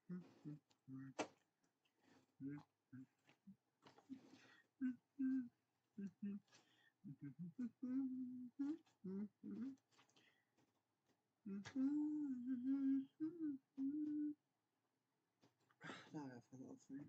Yep, in our head.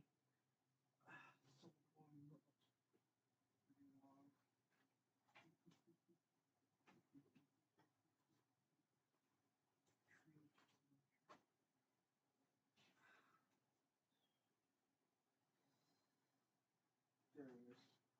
Boom.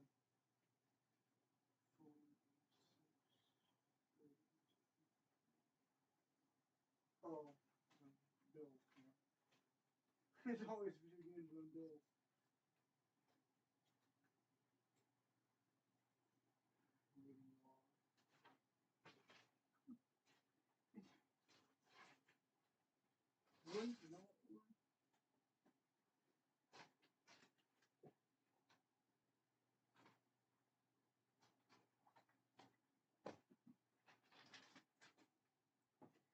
When you know what it's the first notebook I come to.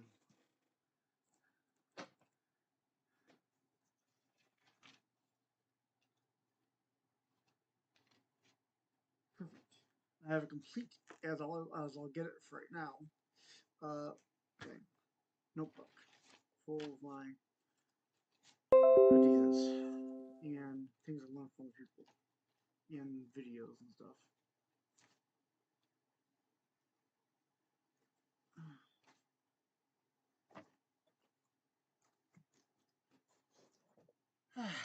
Now you're making sure you get the figures. I need some water. It's been here an hour already.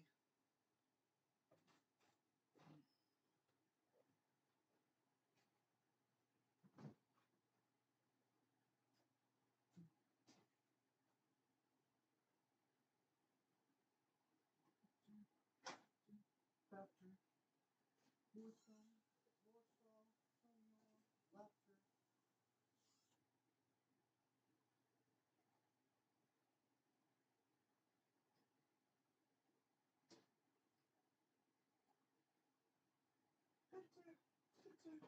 Laughter.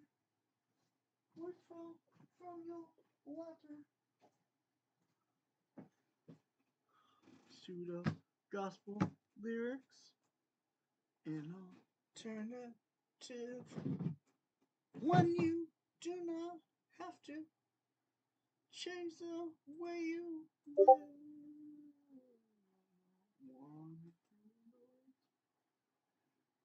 Technical speaking. I don't wanna hear no when they gonna hear me, hear me, hear me.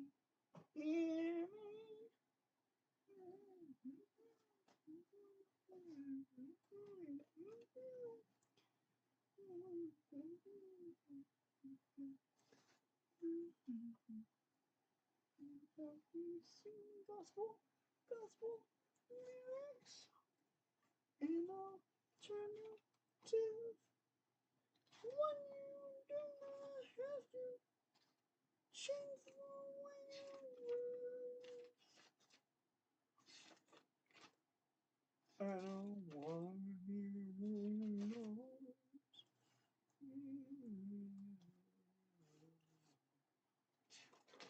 Video games and bells. Oh yeah, this is a new notebook. Yeah. I'll keep the new notebook on the bottom because I'm using the old notebooks on top.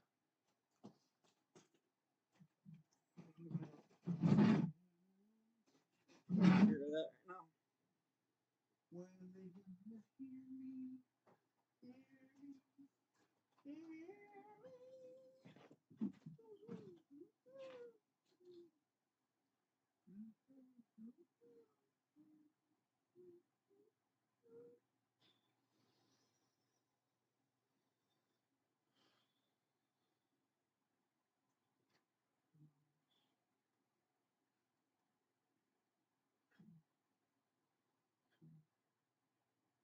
Income $10.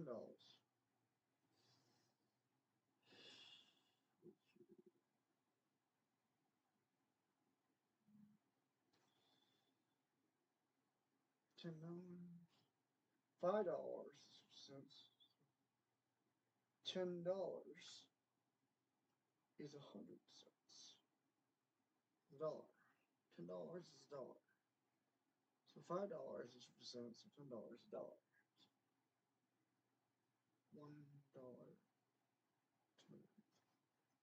So add dollar to each, so a dollar each tithe.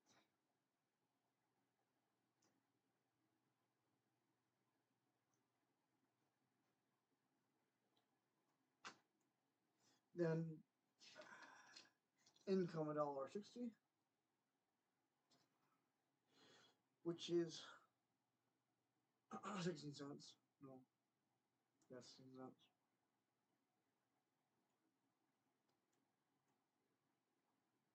Then out go $1. Treat pop soda. And then that would be 10 cents. 10 cents. Which together 26 cents. Which added to 108 is 128 plus 6. 9, 10, 11, 12, 13, 14. 9, 10, 11, 12, 13, 14. 108 plus 126. 108 plus 26.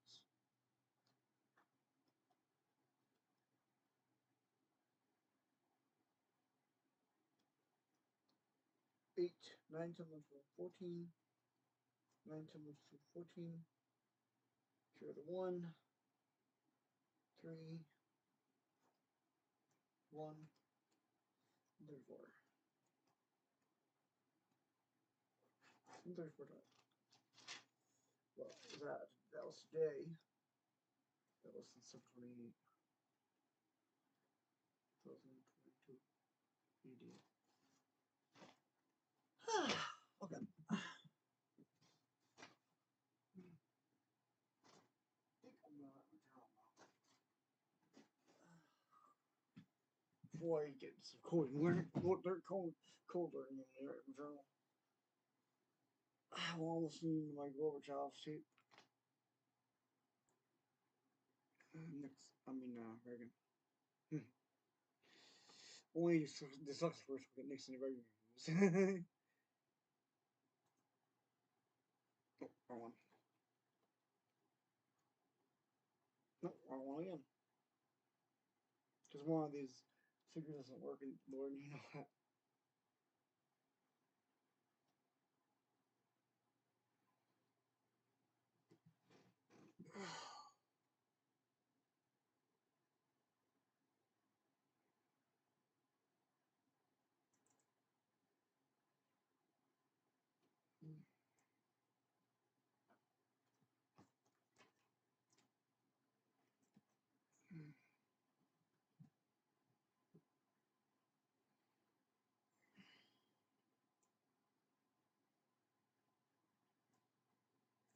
Failed reforms.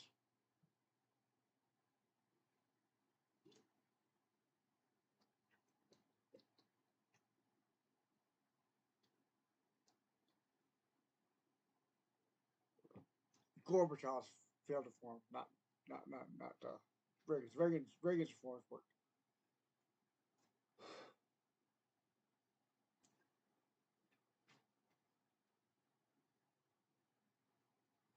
Russia, hate America.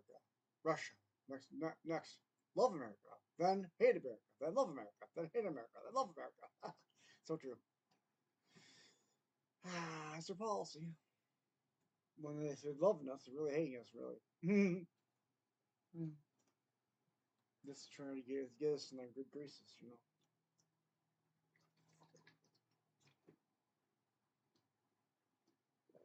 Chernobyl.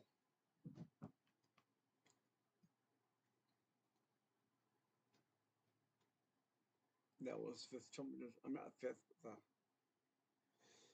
fourth atomic judgment. Chernobyl. The third. No.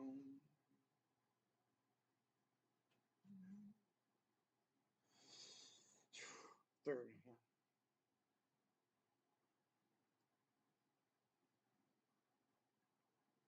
Third atomic judgment. Chernobyl. Third atomic judgment. Third atomic judgment. Chernobyl. One word. Yeah. Excuse me.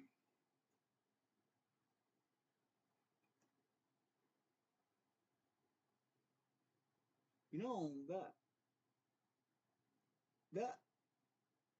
blotch on Gorbachev's forehead kind of looks like Europe.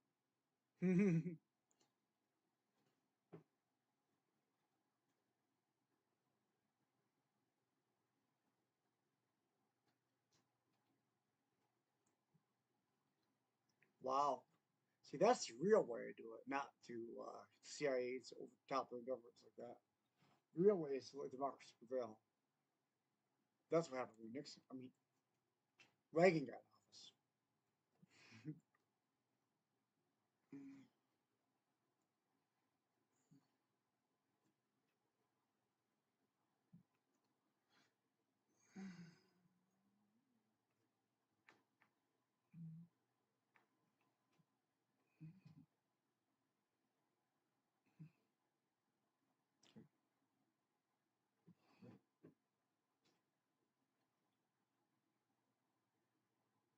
Yeah.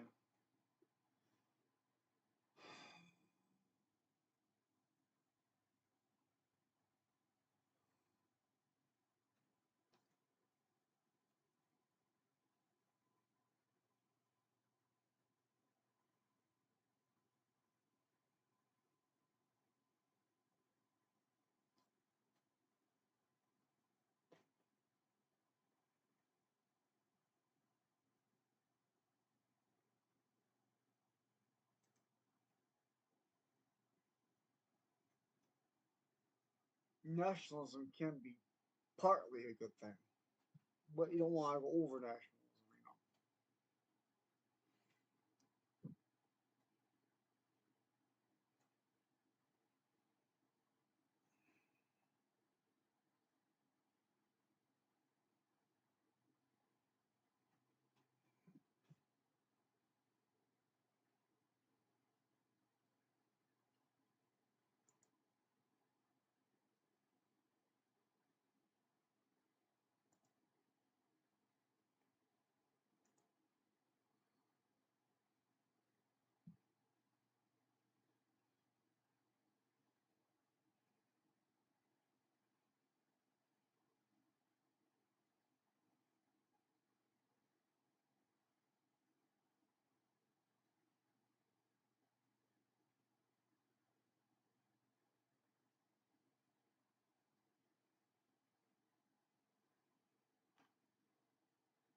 $15 independent states. 15 USSR dissolved. 15 independent states. 15 independent states. Okay. 15 independent states.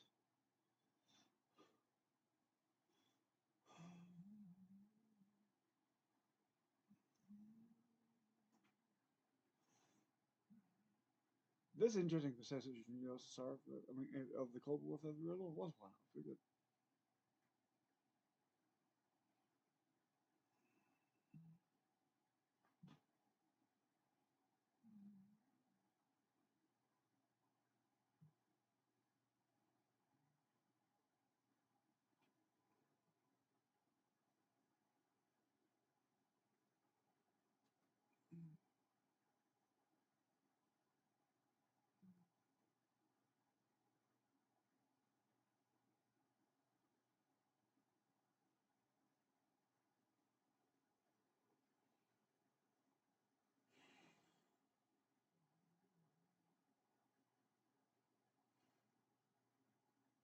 I'm sure they mentioned Vietnam.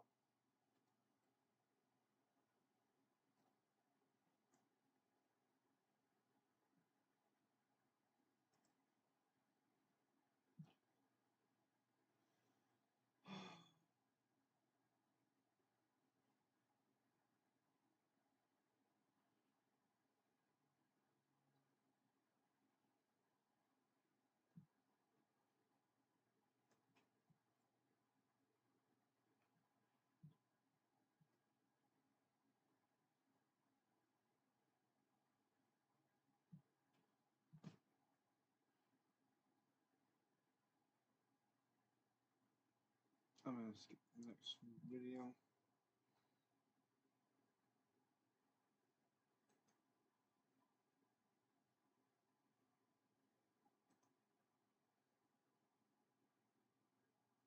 Get that.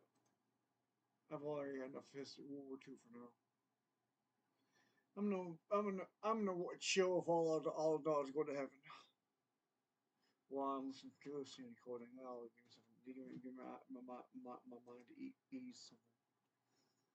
So next time I'm watching this. I can't remember my thing. 7. Yeah.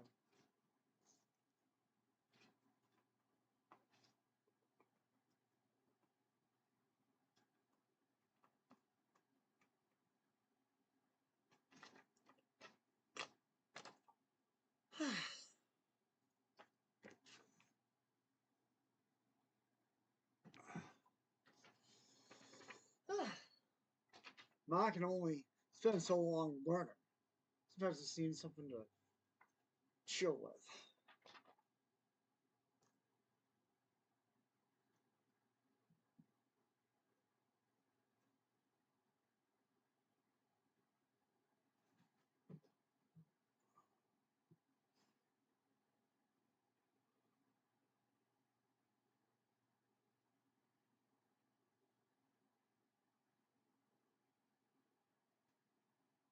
Don Bluth.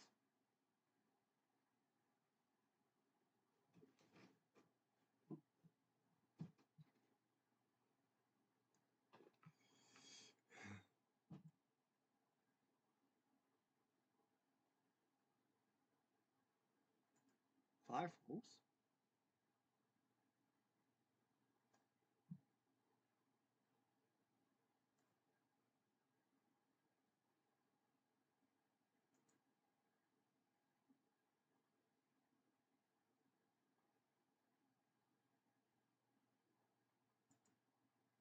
The scissors.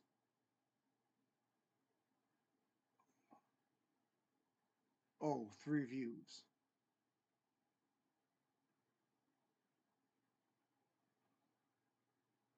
I thought I said those 5 ropes.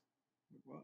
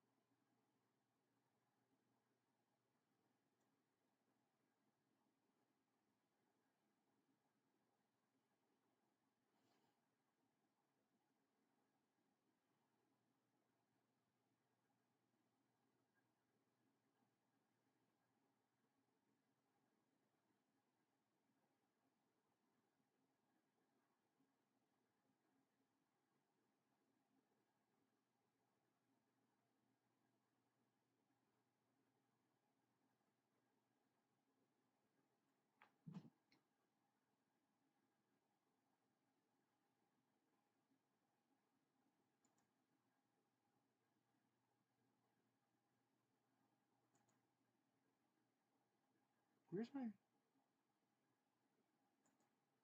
Why does it go away? Seriously.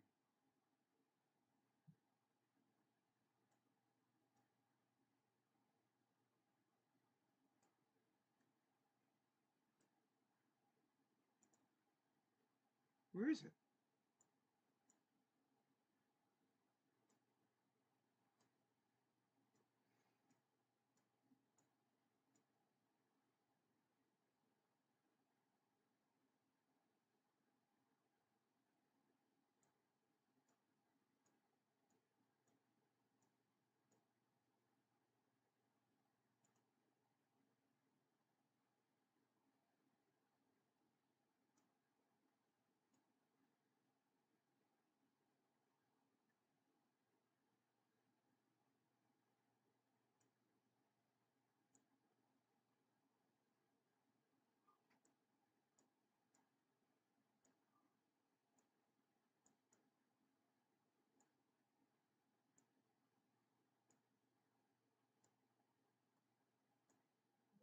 Where's this?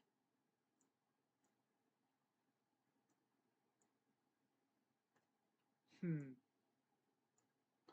My computer malfunctioning, I guess.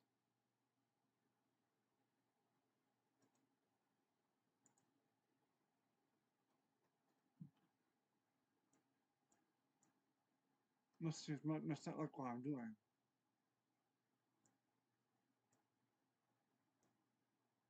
It keeps the on-screen keyboard hidden for some reason.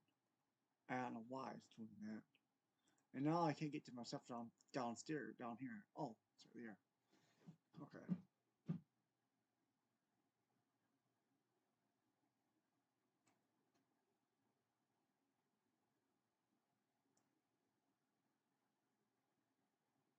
It's dirty.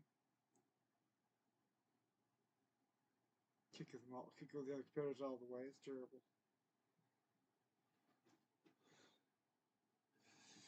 Okay.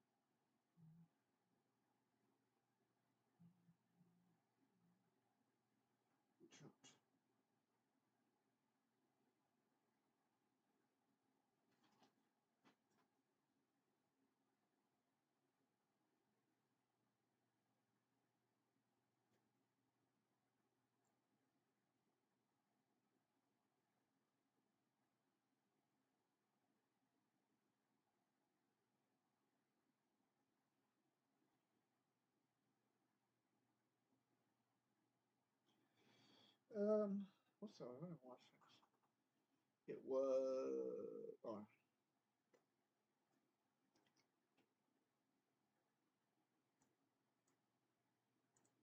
computer for many hours at a time.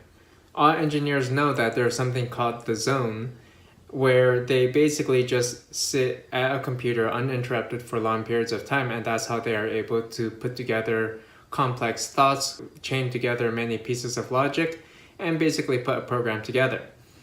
And this is a habit that a lot of people don't have. Like they sit down for 10 minutes at a time. They don't really have a desk. Maybe they're like watching TV as they're using their laptop and then checking their phones all the time. And then they gotta get up and bake a cupcake and then go walk the dog. And then they gotta go drive out and do an errand, go shopping, come back. And then they gotta go meet up with their friends. And each time they have maybe 10-20 minutes at the computer, and it's just not enough time to really sit down and focus. So if you can get into the habit of saying you're just gonna block out, say, 4 hours in an evening, grab a cup of tea, and then really just sit down and focus on staring at the computer for this amount of time, then I think you'll be able to develop that habit. And it's even better if you can block off like an entire afternoon and just give a whole day to it. And that is how you'll basically be able to learn. And basically software engineering is just all about learning over and over again. It's kind of an interesting career because it's not like being a lawyer or doctor where over time your experience just builds and builds. And then when you're like a 60-year-old doctor or lawyer, you're just so experienced and you can charge huge amounts of money. No, for software engineering, when you become like a 60-year-old guy, you're probably outdated. Now, this isn't really necessarily about ageism. It's more about many people just decide to stagnate and they stop learning. If you can continue learning and keeping up with new technology as it changes over the many years, then you're going to be good generally. So this is really about developing the ability to learn. And that ability to learn needs to be done over long periods of time sitting in front of the computer.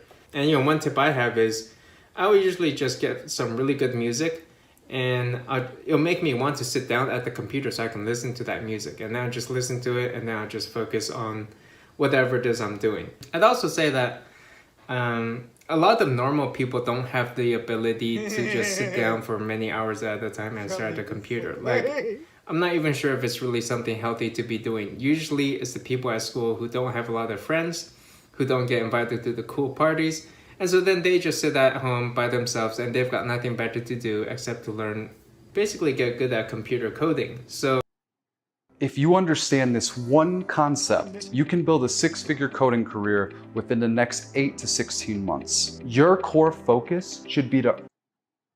like if you're kind of a popular person or you got a lot of events and cool things going on in your life, then you're probably going to find it to be very difficult to just force yourself to just sit at home and ignore all those other events.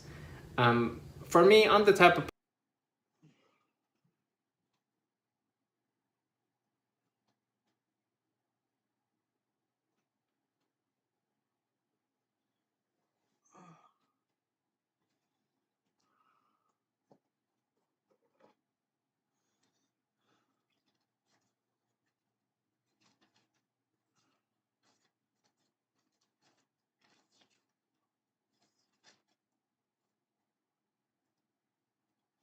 I need some extra paper.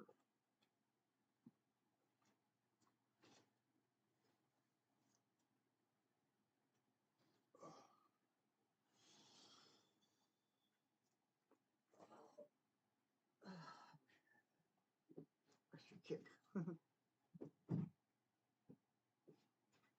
Maybe we can use his feet. Nope. Yep. Nope. Yep. Nope. Yep. Nope. Yep. Nope. Yep. Got it. Oh, don't miss my ear. My foot on my ears. Now, if I could just reach that. I got it. Now, get that chair over here. That. Perfect. Now, get this first what I just did by getting up. So I gotta go get some. It's gonna be paper for my drawer.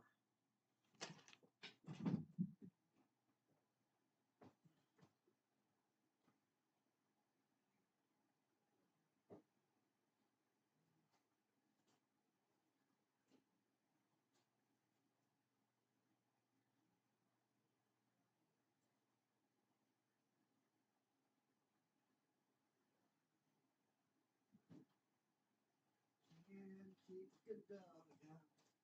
No, no. Can't keep a good dog down. No, no. Can't keep a good dog down. No, no. Can't keep a good dog down. Manifestation again. Well, I'm going to use the true nature of the force to take care of this false nature of witchcraft. Didn't fall through. Well, I followed through, but I didn't. Direction was off. Did it. We got it. Now.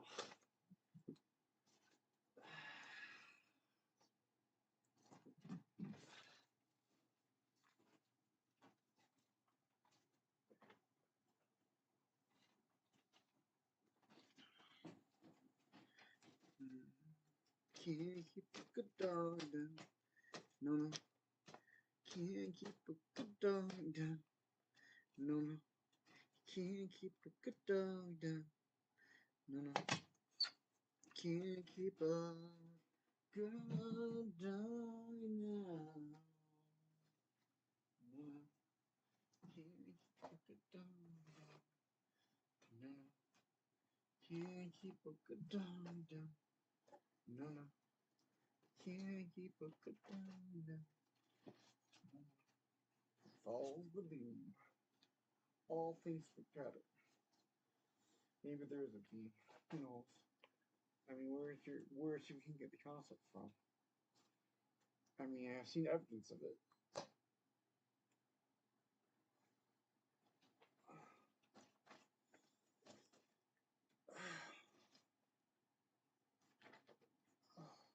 The car wreck.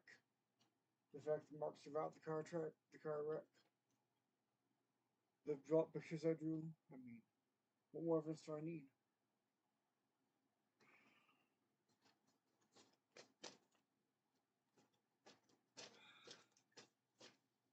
Notice I didn't mean to say pictures, but I did. Because there was two. There is a beam. There are certainly beams of some surely as I'm talking to you, Lord.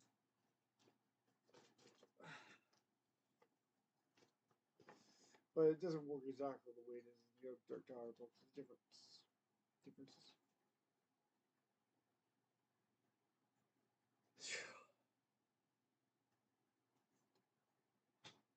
Not people expander for other things. No taking and stuff.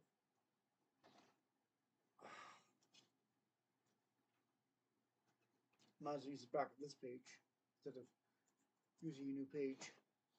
Not any more hole punchers.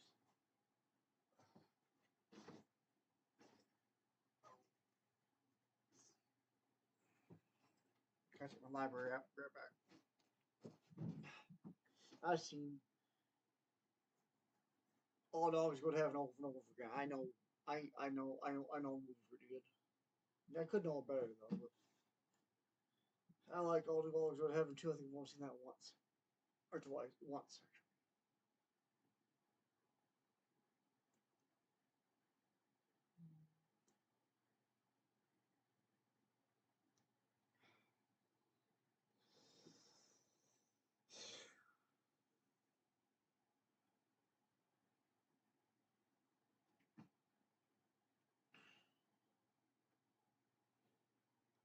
My account.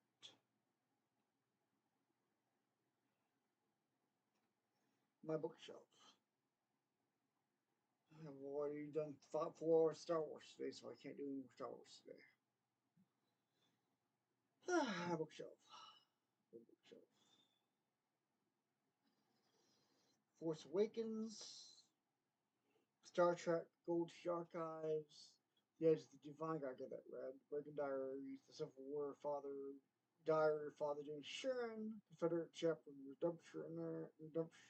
Redemptorist, Beowulf in Translation by Maria Davana Headley, Autobiography of Mark Twain, the Complete and Authoritative Edition, Volume 1, Mary Poppins by P.L. Travers, Central Judaism complete guide to police customs rituals.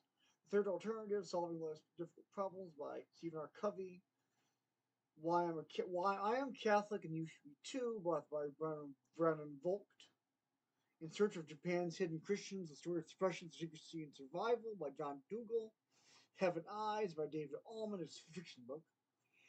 And my Chromebook. My Chromebook is due August 1st. Oh no.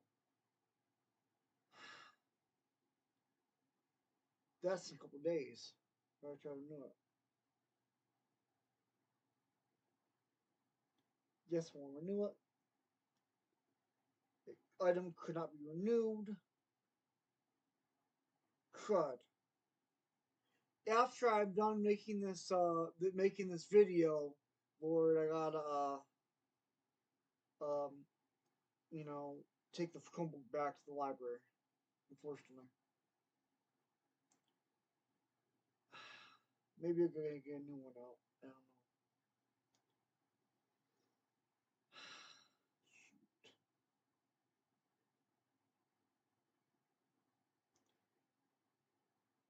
Here's what I'm gonna do. I'm gonna try to build up the same playlist, same quay on YouTube on my laptop, so I can still watch my play.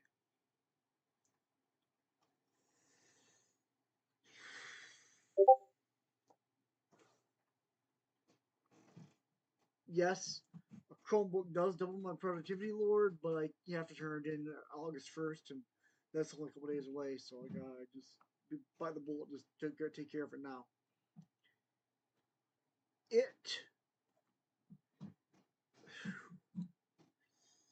Okay.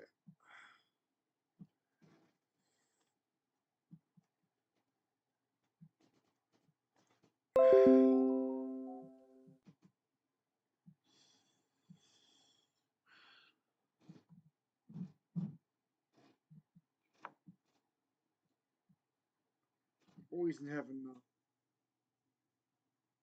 Stars and moons. Oh, the lions on down the lamb. It's awesome. That's cool. It's awesome. I never noticed it before.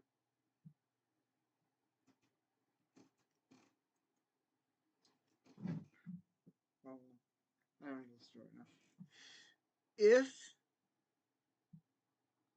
you want to code, you need to be able to discipline yourself to sit at your computer for 4 days. For 4 days. For 4 days. Sorry for doing the public one. 4 days. Oof, ages. 4 days. 4 days, 4 hours. At a time coding. Coding.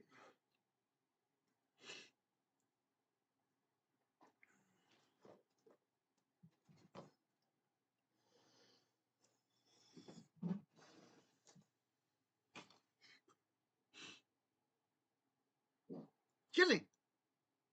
Ooh, I'm going the other room.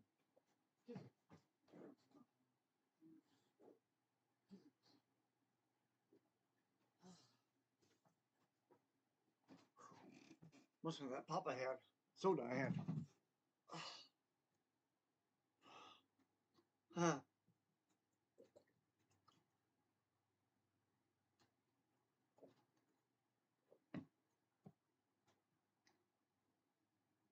Clocks.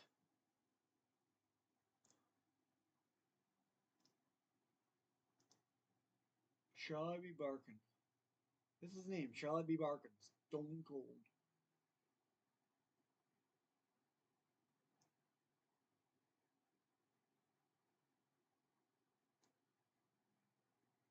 being sent back down to Earth.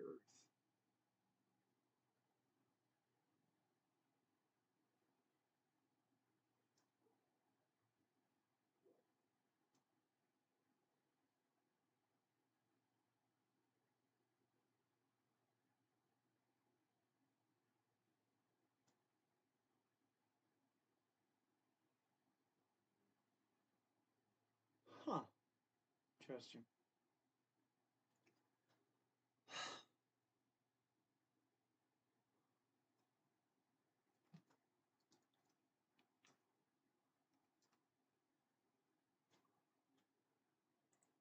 Person who really enjoys being at home and not doing a lot of things. Like, given the choice, I might just sit at home for like a whole month, and I might go out once a month. You know, I just I don't feel a need to be going out shopping and like going to the mall every day. Like, it's just not that interesting to me. I remember when I was in high school, I wasn't the smartest kid. Like, I was pretty smart, but there were these other kids who were much smarter than me. And they would always be getting like A+ on all the exams. And then we all went to college, and since it was kind of trendy at the time to apply to computer science, a lot of them did that. And basically by the end of the first year, all of them dropped out. And I was like the only person left from my high school who was actually studying computer science in the program. That first class is called the Weeder class because it's intentionally made to be difficult and just filter out a lot of students and basically give them bad grades so they're forced to drop out. Meanwhile, for me, I just really enjoyed that course. I got like an A+ in it. And I think the reason is that a lot of these people were probably very good at normal studying. Like, they could read a book, they could memorize it, they could do their homework, but they may not have had that culture of sitting in front of a computer for long periods of time. And that was something that, at least for me, I had been actually coding since elementary school. And meanwhile, I think a lot of these other kids, they really had no clue what they were getting themselves into. They thought it was going to be like studying physics or chemistry or biology or something like that. But computer science is a whole different culture, and it requires that computer culture. Now, when you actually get into the computer science courses, it may surprise you to hear that the professors don't actually teach you any programming languages at all. So language syntax, like how to code in Python, C++, Java, JavaScript, PHP, or Objective-C, all of that stuff, they don't really, nobody teaches you that. So if you were thinking that when you get into college, somebody's actually going to sit down and teach you all these languages, that's not the case. No one ever held any engineer's hand like that. Everybody who learned how to code generally had to do it by themselves. And they're all self-taught in that sense. So don't wait to be taught by somebody, and that's just how it is. And you just gotta keep self-teaching yourself. So if you don't have that self-teaching culture, that initiative, then you need to be able to develop that. Getting paid to learn how to code. 12 weeks ago, I was staring at a computer, not getting anywhere with web development. She wasn't getting anywhere. You. Fast forward to today, and I just got my first paid gig as a freelance web developer. I was able to go from nothing to something so quickly because I learned under an apprenticeship degree by DevSlopes. I tried everything: online courses, boot camps, hell, I even thought about going back to college. But none of those things prepared me to be a professional web developer. If anything, I was worse off because I had all this knowledge, but no idea how to apply it in a professional context. She had no idea. DevSlopes, however, paired me with a mentor, and through their support, I was able to learn the following two things. How to frame my code in a professional context. When I first started learning how to code, everything was about me. But that ain't gonna cut it, sweetheart. My mentor taught me how to work in a team environment, which made me way more appealing to potential employers. How to navigate the freelancing world. I had no idea how to find work, negotiate pay, or which coding projects would generate the most interest to a potential employer. My mentor at DevSlopes showed me how to create projects that potential employers would actually want to see. So not only am I learning how to code, but I'm actually getting paid to do it. Earn while you learn, baby. This allowed me to get paid freelancing work just 12 weeks after joining DevSlopes, while most of my friends were still messing around, ripping their hair out while trying to do online courses or boot camps. If you'd like to learn more about how Trevor! Boom! Out of my face!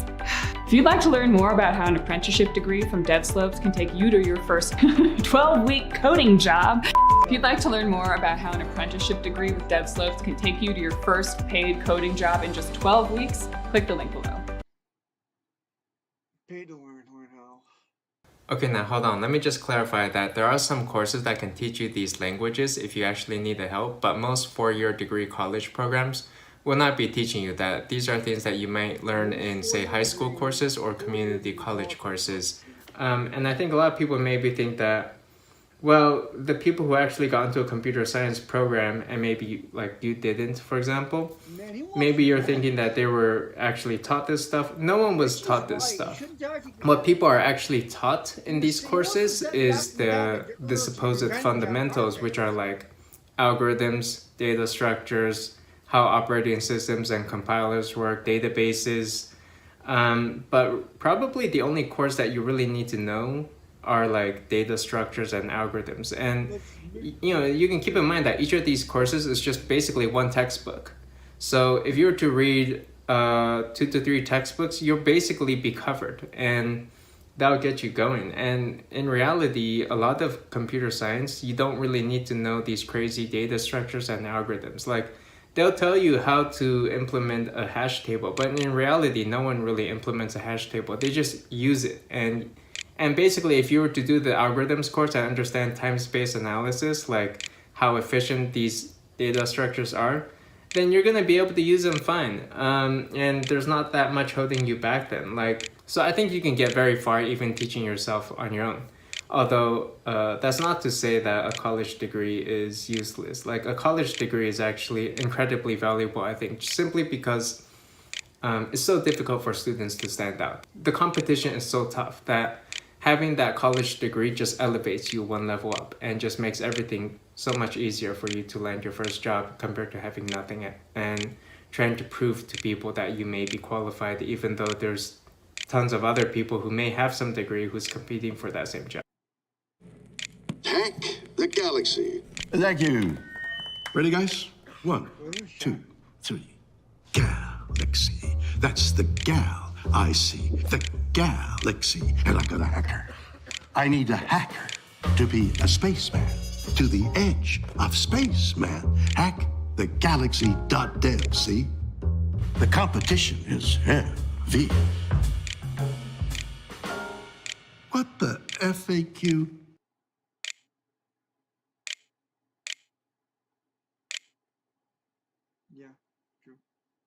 Are you learning to code? Would you like to be a professional developer? Are you spinning your wheels watching YouTube tutorials right now? If you apply this exact strategy, you'll be earning money as a professional developer in 2 months or less. I literally guarantee it. This is free mode, and if we can't get you those results, you don't pay. It's as simple as that. In the last year, we've literally helped thousands of people go from complete beginner to profitable developer. And believe it or not, we've done it with an 85% success rate and a 4.9 rating on Trustpilot. People like Tim, who accepted a 6-figure job offer as a professional developer, only working 40 hours a week. People like Nicholas, who was working in manual labor for 10 years to getting a $60,000 per year job only 6 weeks into the course. People like Avery, who went from just making $14 an hour to getting a $74,000 per year job 2 months into the program. If you click this ad, I'll explain in extreme detail how all this works. And we'll give you the exact strategy, and we will also guarantee the results we've been talking about. Again,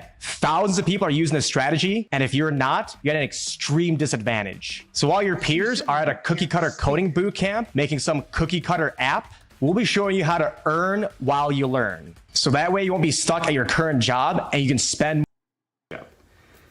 Basically, after that, I think you have to ask yourself why you're learning to code. And there could be a variety of goals. Maybe you want to build a project for yourself. Maybe you're just curious.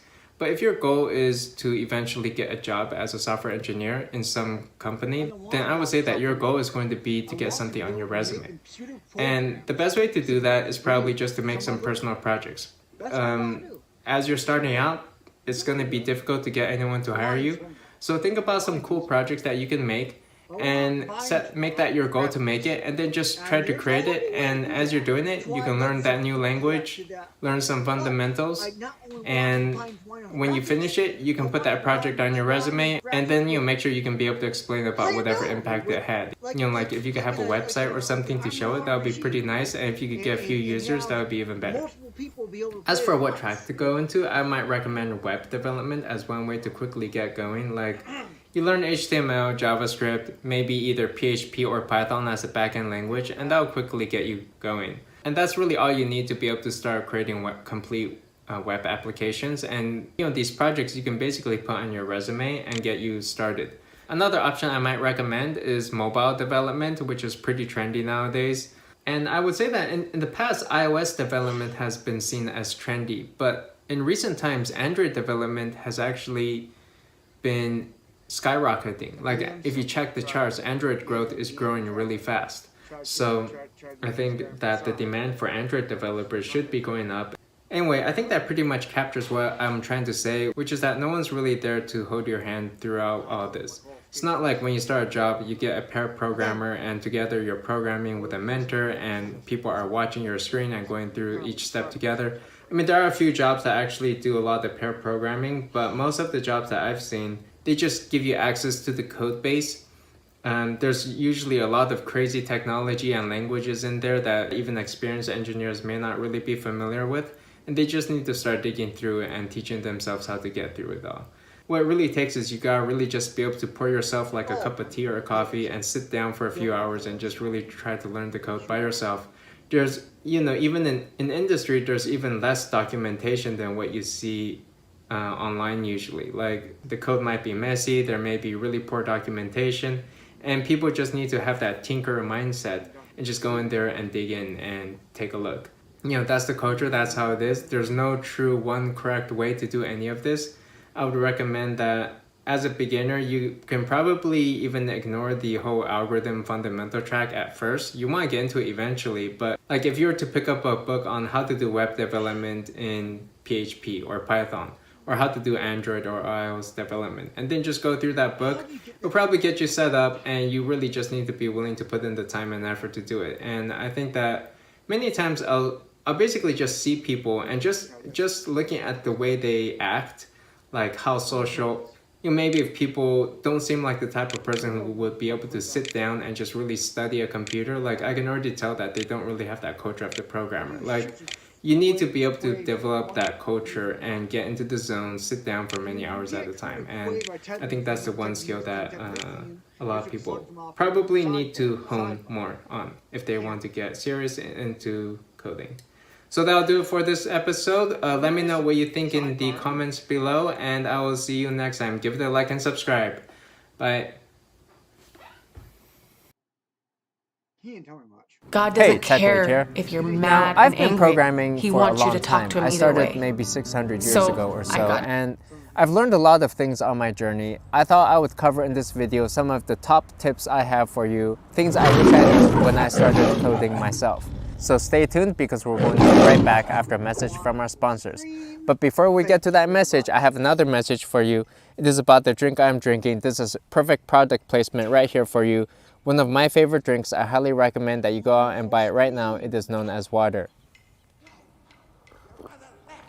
Wow, that just refreshes me so much. So good. Now on to the message from our sponsor. Now this is a sponsor that I felt so good and so strongly about that I really wanted to recommend it to you guys earlier, but I couldn't quite do it because I wasn't going to get my kickbacks. I didn't have an affiliate link set up. I have that set up now. Check it out. It is audibletrial.com/techlead. You can get a free audiobook this way, and let me just tell you that I've heard about audiobooks before in the past. I always ignored it, and then recently I've been trying it out and I realized that it's so much fun and it saves you so much time. I listen to audiobooks on my driving. I think we all know that reading is important. Everybody tells you that, but these days in this generation, people are just so busy all the time, and it feels like you have to keep up with everything. You've got to read blogs, social media, you gotta keep up with all the news, and then on top of that, you have to do your daily reading. It's just a lot of stuff. With Audible, which is run by Amazon, by the way, you get to listen to audiobooks on your drive.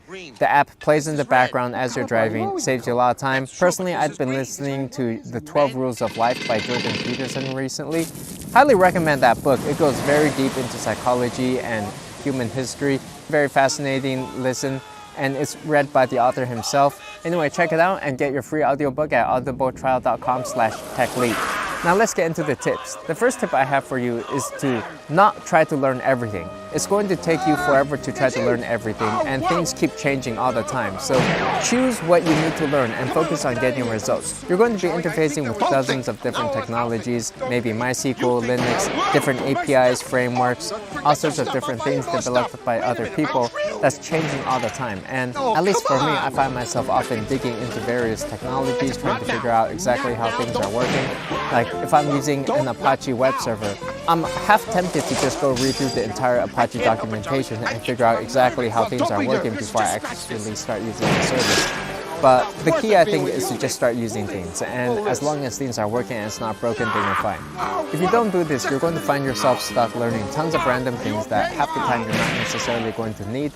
One example is when I started with iOS development, I launched my first app. I didn't know half of how the language was working. And I'm sure I made tons of different mistakes. The code was probably not optimal, it was not properly written. The structure was probably very messy, no good, but still I was able to launch my first app and just get things rolling, get things moving forward. And that's the key to understanding, is that you're never going to get things completely right. Nothing's ever going to be completely perfect, and that's just how tech is.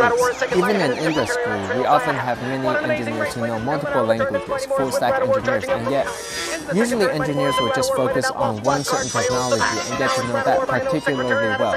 And all the rest of the ecosystem for other languages are just changing all the time, such that you can never really know a language very well because things are just changing all the time. You may think that you know Java now, but in 1 or 2 years, the tooling, the language, the frameworks, the coding practices around that language are going to change entirely differently. There's going to be new technologies that are hot that people are using. So I wouldn't bet on saying that you'll be able to learn Java, then Python, then Swift, and after that you'll have 3 languages in your tool belt. No, you're really going to only have one language. That's the one that you're using at any time. The field moves fast, and the only constant is change, and what you will always need is the ability to learn quickly. Now the second tip I have for you is that all code is garbage. And that's really the way to look at it. Tech is not magic. Don't sit there in awe of the technology around you and just so struck by how cool everything is. You think that it looks cool, it's just a front. It's mostly just garbage code, packaged up in a nice UI that looks shiny and neat and simple, but in reality, it's nothing good. And as long as you keep this in mind, you won't be intimidated. You'll be able to go in there and start coding things and know that your code does not have to be perfect because nobody else's code is perfect. It's just whatever works. Just do whatever gets results. If you saw the article from my last video, it's reported that Google rewrites their entire code base every few years because it's just such garbage quality. Now, I'm not 100% sure if this is actually the case, but what I do know is that tech engineers also don't stay at companies all that long. The track record isn't that great. People stay at companies, say, 2 to 4 years, and then they move on. So when I go into a company, my coworkers have been working there like 2 years or so, maybe even less. And so that's the amount of experience that most people have. Nobody really knows anything more than, say, 2 years of information.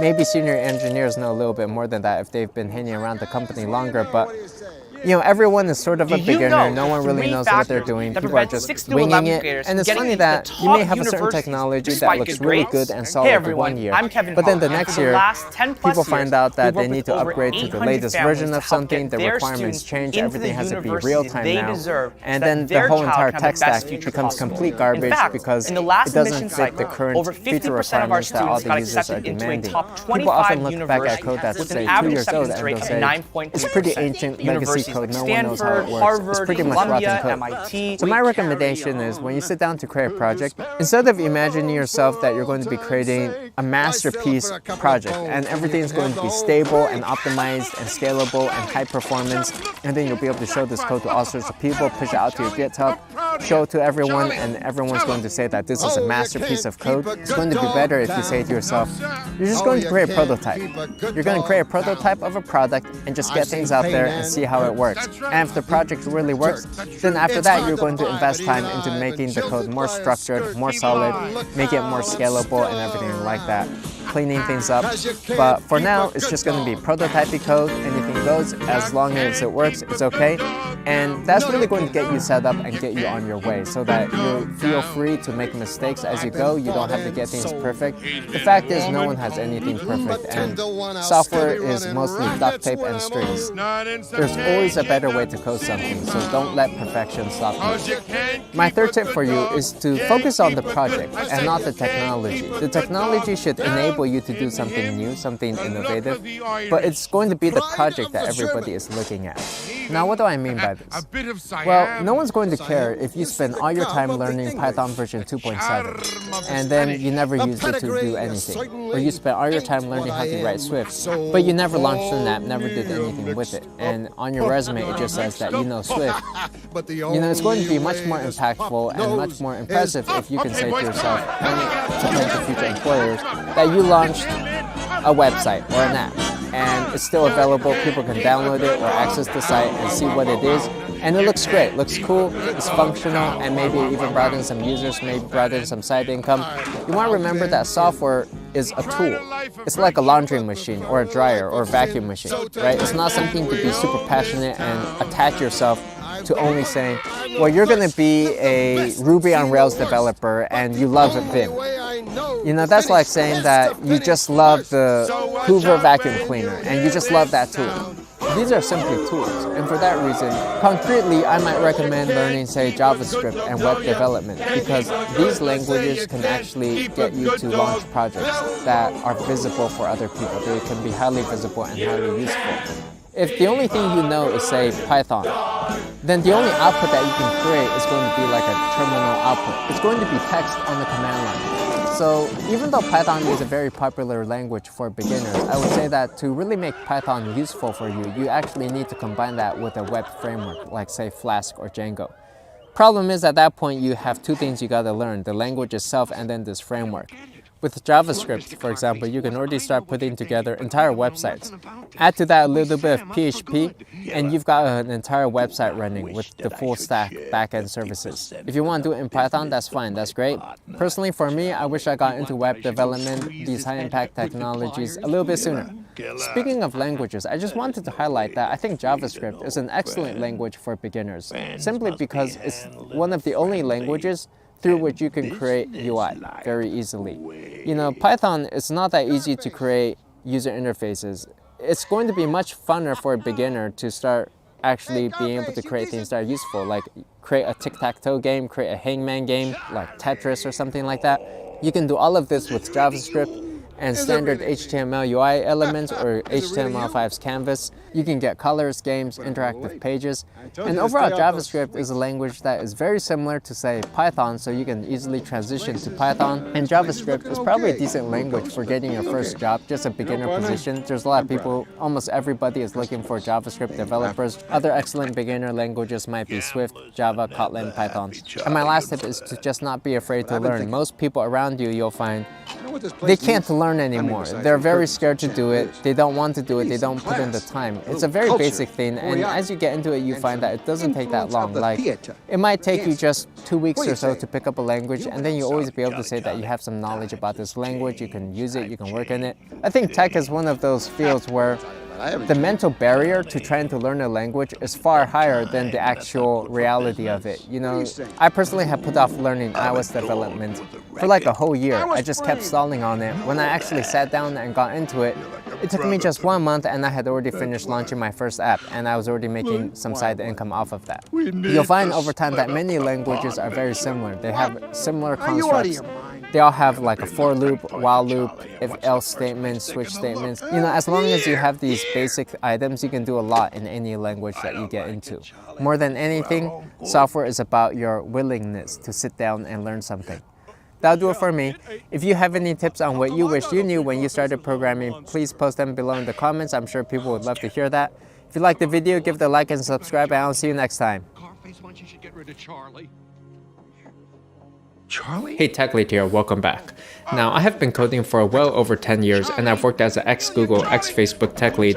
In this episode, I wanted to teach you some of the most valuable insights and tips I've learned as a software engineer during my time. And a lot of these lessons I've learned over hard struggles, long hours debugging trash code and technical depth, or simply dealing with uncooperative and arrogant teammates. So I wanted to give you some of the top lessons that I've learned such that you can avoid some of the same mistakes that I may have made in the past, and this is going to save you a bunch of time. So without further ado, let's get into it, the top lessons that I've learned in over 10 years of software engineering.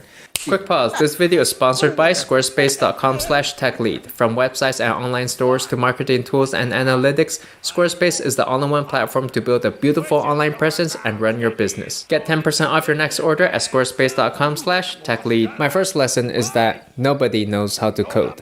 So I could be in this room with 30 self-proclaimed software engineers. We're having a design technical discussion, and yet not a single person would have actually looked at the actual code base. Everybody, maybe they read the document, they read some internal wiki, they read an email, and they're there ready to discuss something, but nobody actually looked at the real code. And if you think about it, most people in the team don't know how to code. The designer doesn't know how to code, the product manager has never seen the code, the engineering manager has no clue what the code looks like. Even your software engineering teammates, they're so preoccupied with their own small little features, and then on the side they're playing ping pong, surfing Reddit, and watching Netflix, that in the end, very few people are actually looking at the code base. Most other people in the company, they're either posing, positioning themselves strategically, getting into personal branding. You got some software engineers who are trying to think at a higher level. You got some people writing a bunch of emails, responding to emails, writing a bunch of documentation, coming up with wiki pages, talking with other people, strategizing. And so at the end of the day, the most valuable software engineer is the person who's churning out the most code, who you can go and rely on, who you can ask about how to get a feature done, or what the time estimate for a project is. And then maybe I only got the first few minutes of the movie, which is kind of the clip. Hopefully. I muted the adjusted audio. Hopefully, some time. Check the phone. Make sure I'm still running.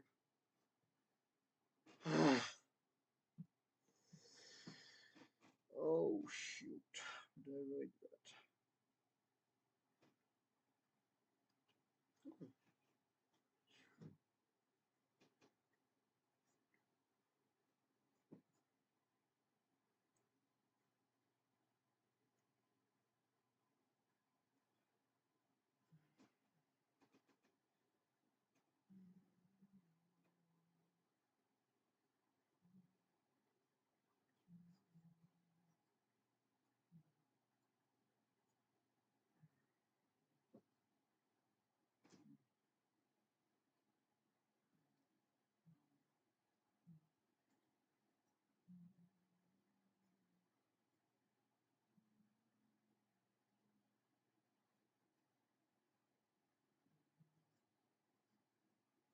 Oh, no, it's not that.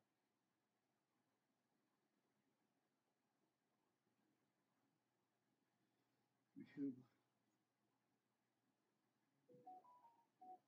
YouTube.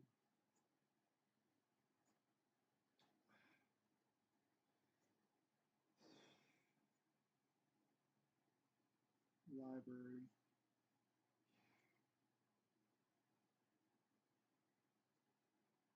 Football.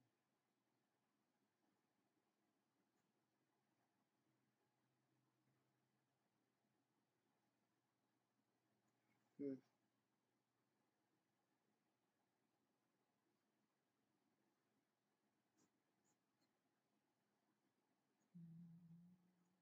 Live.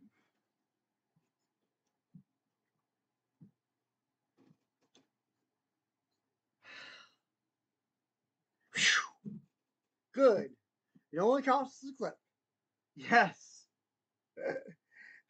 You heard part of the audio for All Dogs Go to Heaven. But I muted the rest of audio before we get copyright on me. Whoa, man, that was also a big blunder. Praise God.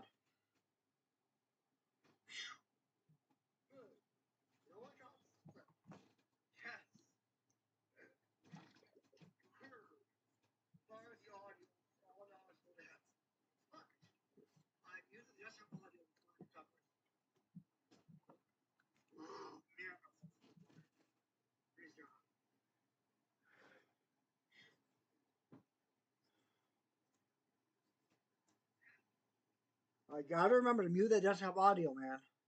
Got to remember to mute that desktop audio.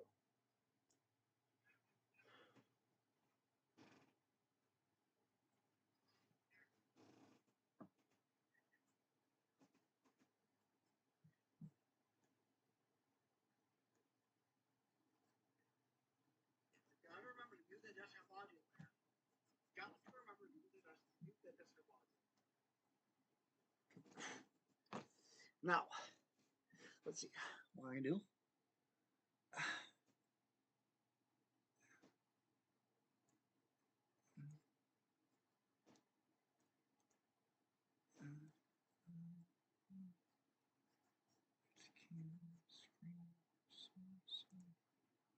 Let me see. Now,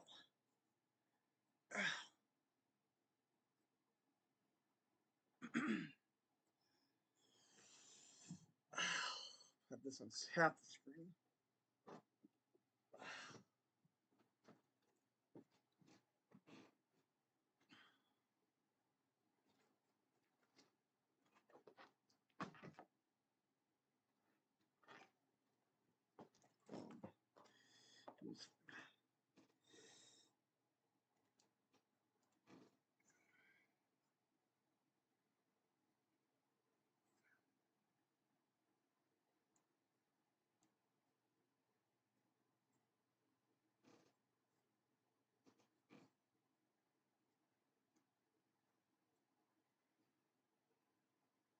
It's blocked out anyway.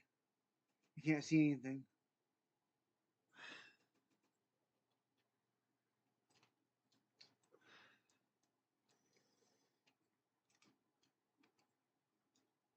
That's okay.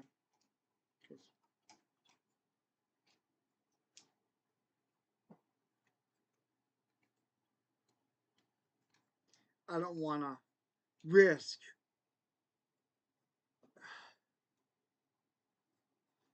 I don't want to risk showing even a blacked out. All that's going to happen. So.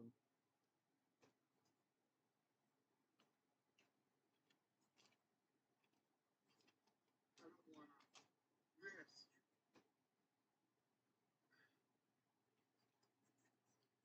I don't want to risk showing even a blacked out.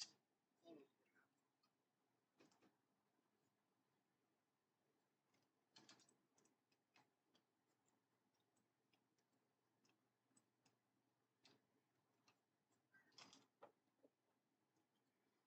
I'm doing this wrong.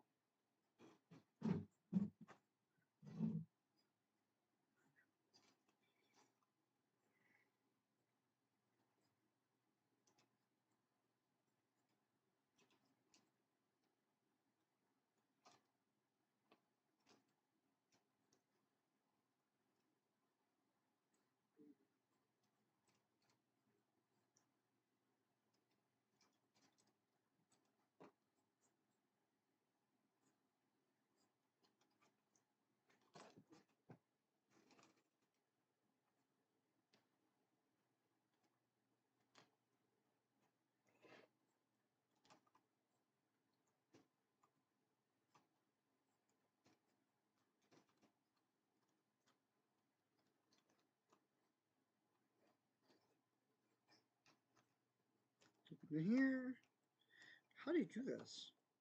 You're professional. I can't. I'm not professional. Gotta be professional to this.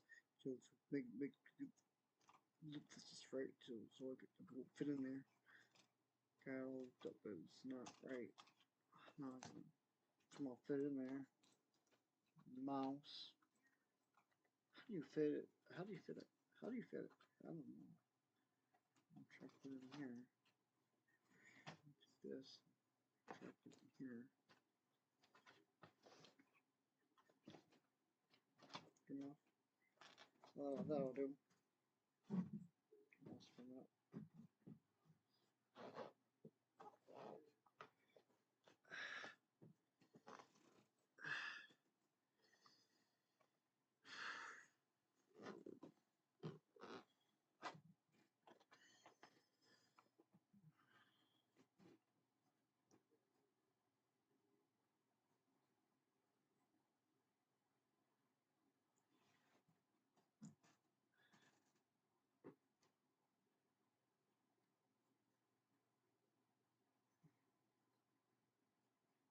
Oh, who is it? That again. Something else. Let's see if I can tell him.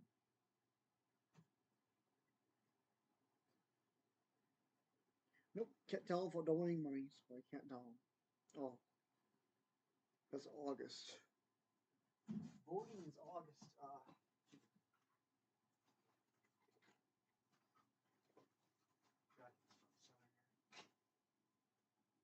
August 2nd. Full location is Oak Grove City Hall, which is a police station.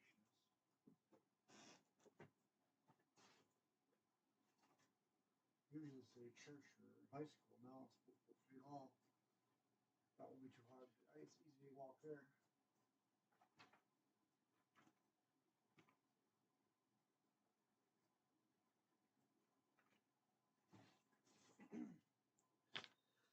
I think I'm gonna write in.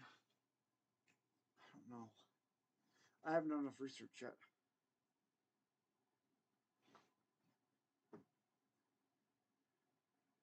Anyway, I think this is a vote straight Republican. I think this is a bunch of straight Republican. Of course, except for one. I think I'll write in this guy's name.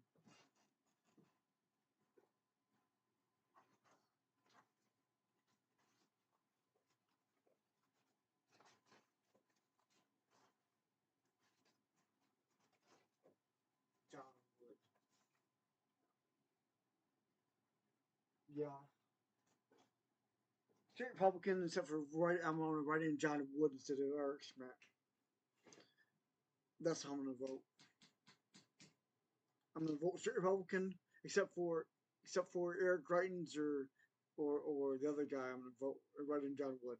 That's what I'm going to do. That's what I'm going to do. It's going to be straight Republicans. I'm going to vote down every tax. I'm going to vote straight Republican, and I'm going to write in John Wood instead of Eric Schmidt or Jared Greitens. That's what I'm doing. Plan.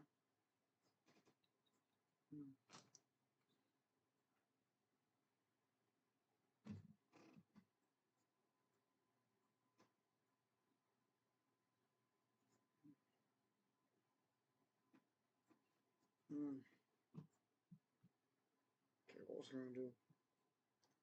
Oh, I was going to call Pete.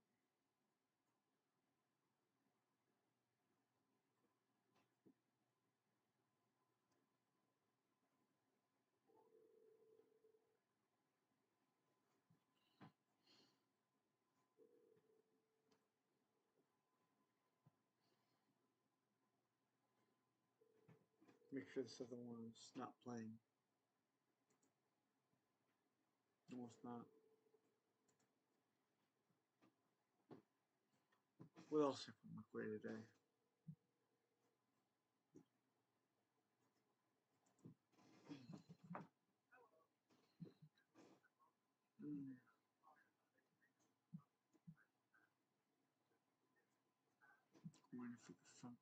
Yeah, well, nah, that's not what I'm trying to do.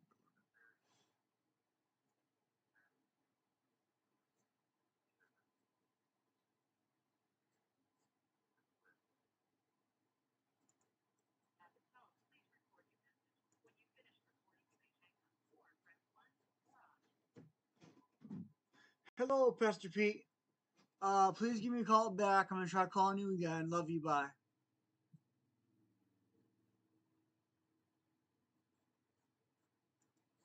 Jesus loves you.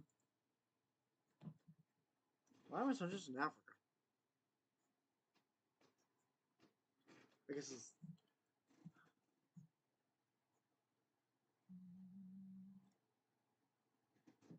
No, it's not. It's Jabsy.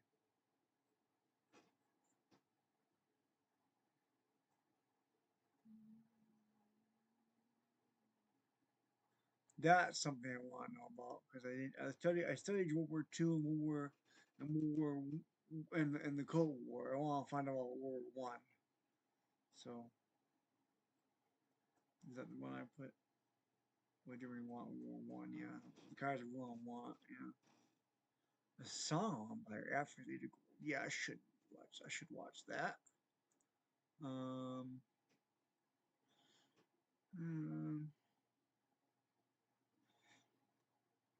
The Scramble for Africa. What's that?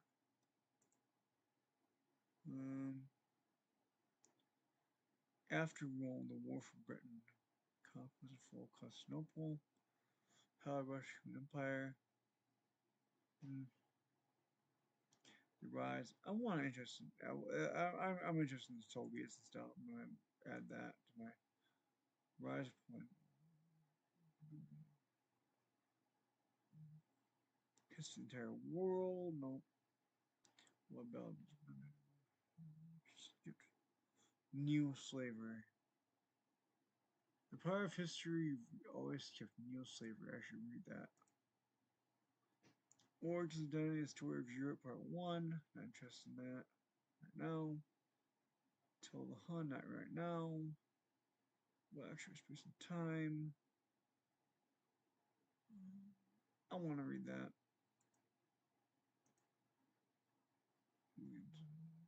Beginnings Channel. Clause Channel and Beginnings.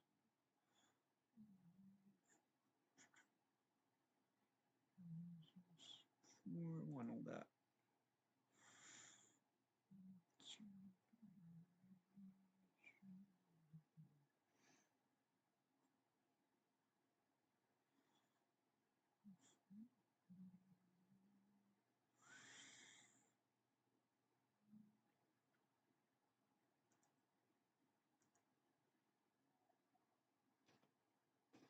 What's this?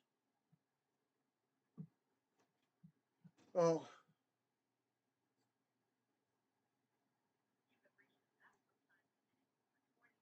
Yeah, I know.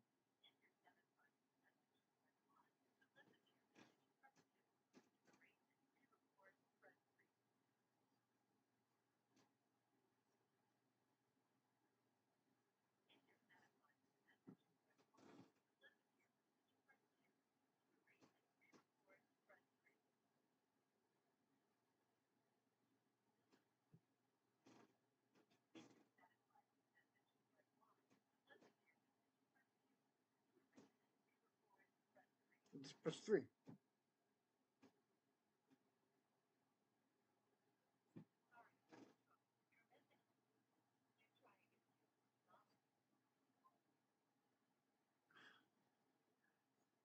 I said erase your record, press 3. I pressed 3 and it didn't let me erase and record it. Crazy.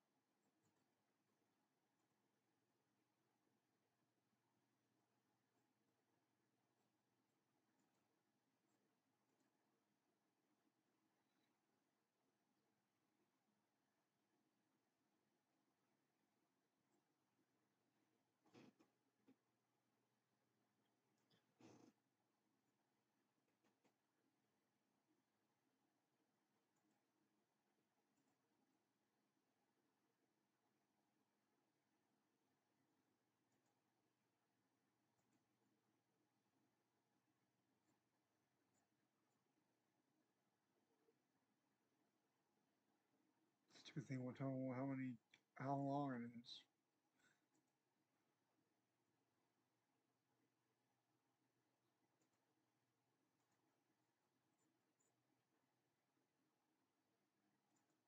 That's all I know.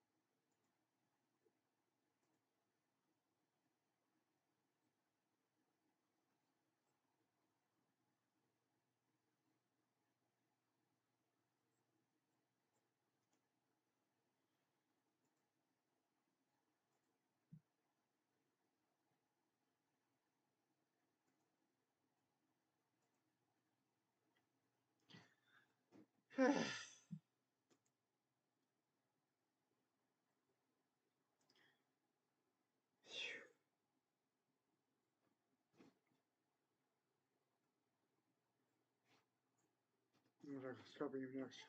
Here, I'll pee.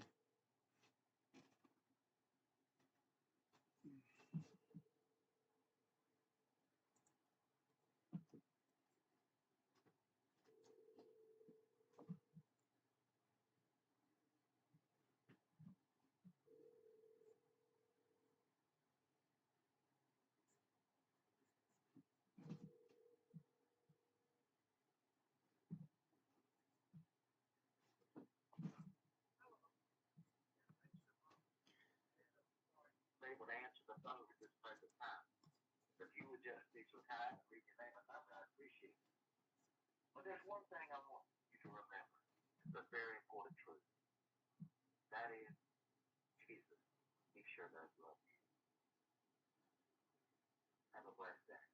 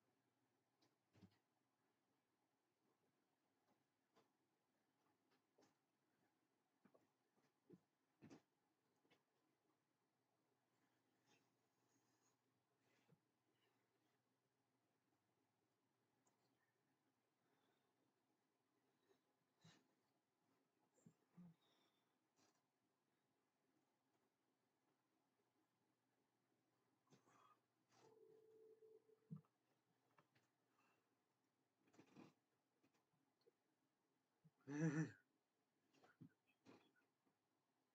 back in a second. Thanks. Bye. At the tone, please record your message. When you've finished recording, you may hang up or press 1 for more options. Hello, Fred. I was wondering when you were planning on coming over and fixing my my light and my ceiling in the bathroom. Just text me or call me about when you're planning on you or Jay or both of you are planning on coming over. God bless. Bye.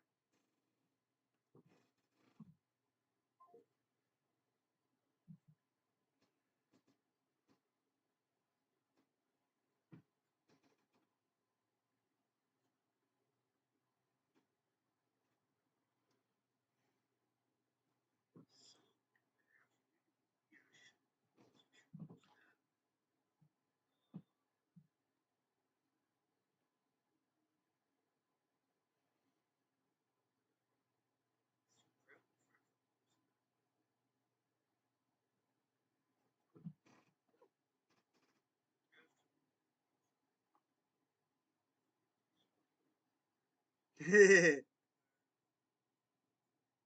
never work real life.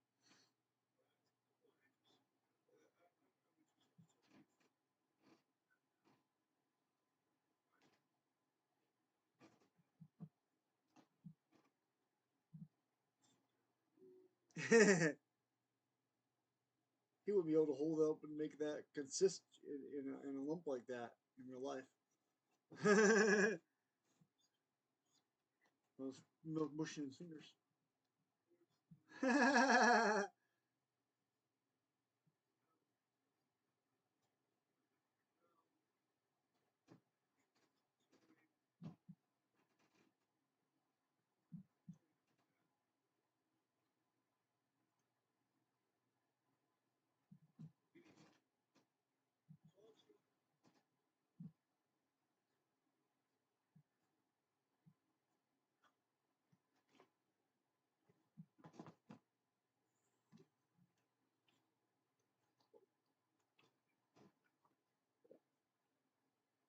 Yeah, right.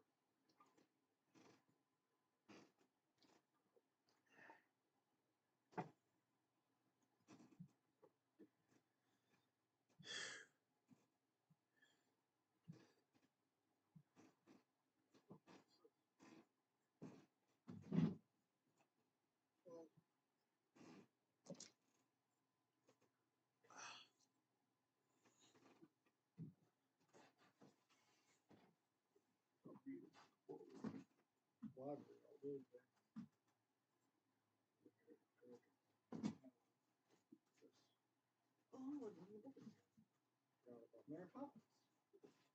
Yeah.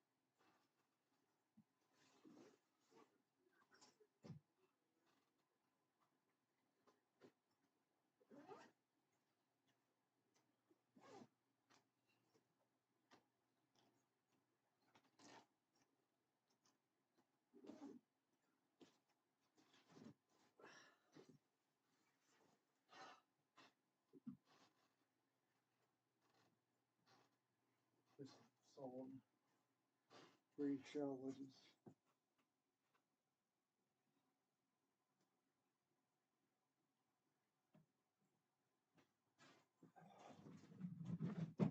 Well, I'm gonna call Rick.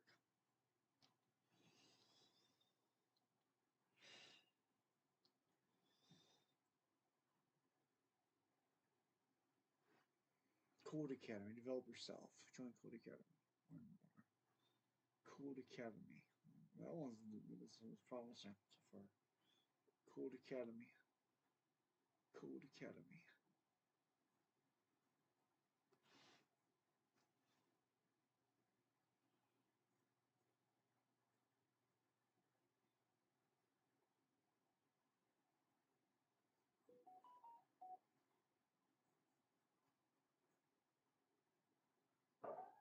Chisholm. For doing the vote.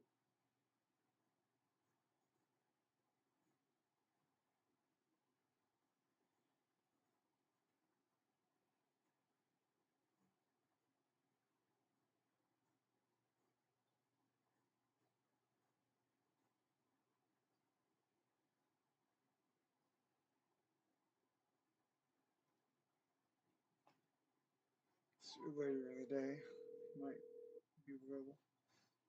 I'm gonna ask if he wants to go out for a hamburger.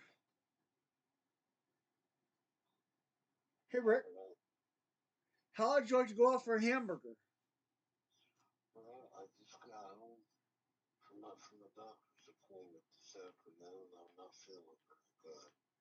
Oh, then you couldn't take me to the library. Did you take my machine back there?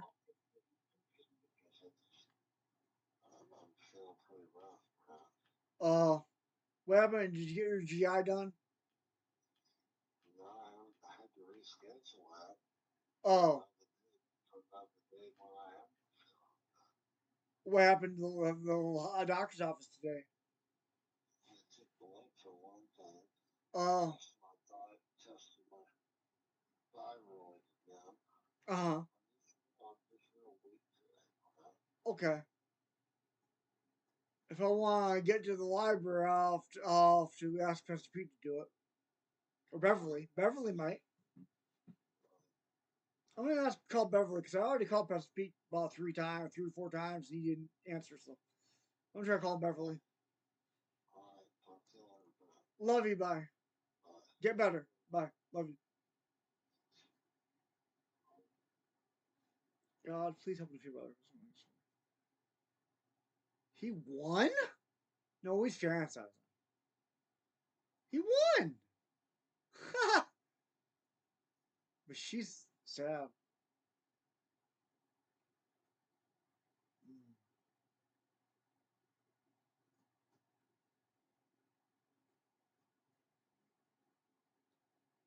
Maybe we can get a game playing group going today. That'll be awesome.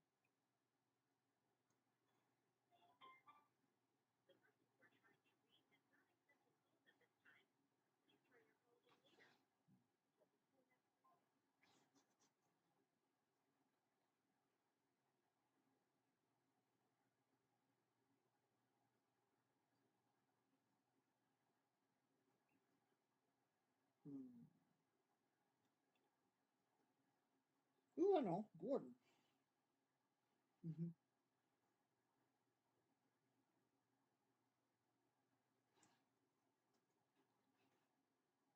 He's always willing to help me out.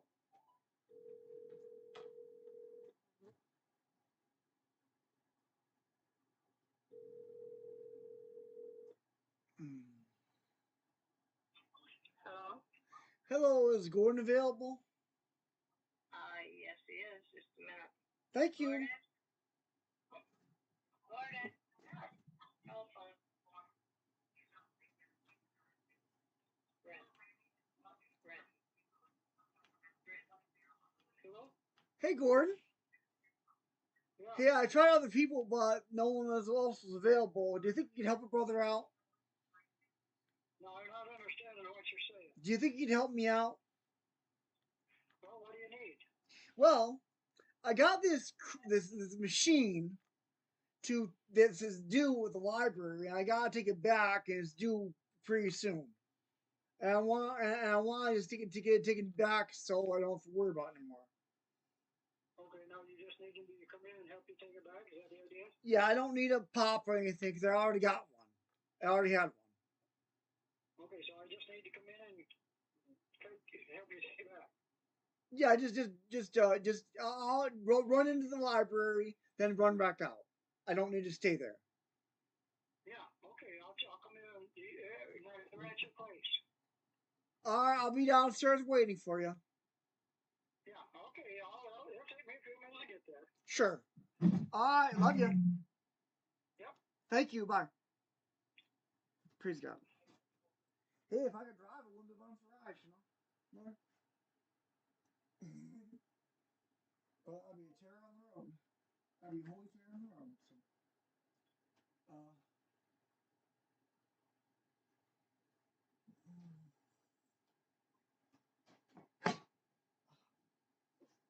I know.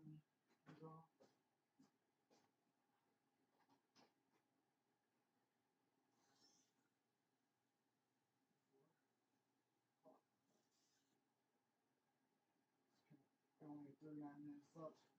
That'll be plenty of time to go there. Get back. Can't believe I get back before the study session. So, while the study session's on, might as well turn on something else. Now I'm going to do what I was going to do yesterday, or last night, I mean, only I'm going to do it better. I'm actually going to do it. I'm not going to use the same video because that had, Hello World. I mean, Hero Wars on it. So I'll use a different video, but Brent, Cliffhall. That's it.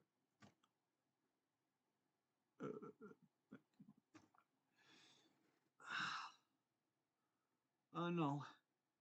Fought the fifth. There. I'm gonna check this out. That is JavaScript in the browser. I didn't know that was around.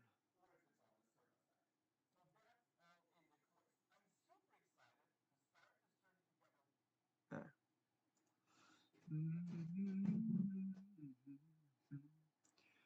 Okay, videos. What do I play? Well, turn the desktop audio on, first of all. First of all, that's covering it up. Let's see.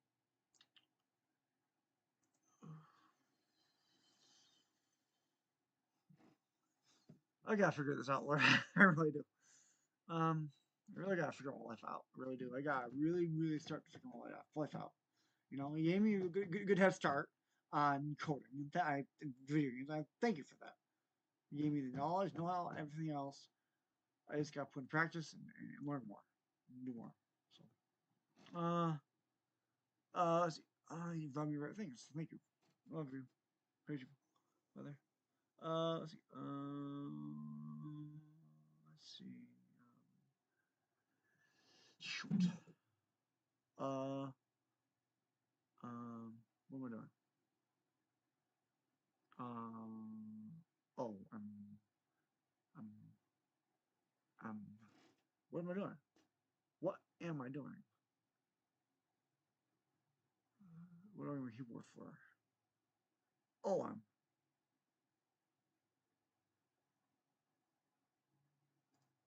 there. Oh, turn just about it. I remember now. Yeah. I remember now. There. Now, one headphones out, and one headphones out, and what was having? I don't want to play. Better hurry up, find his video because he's out there waiting for me.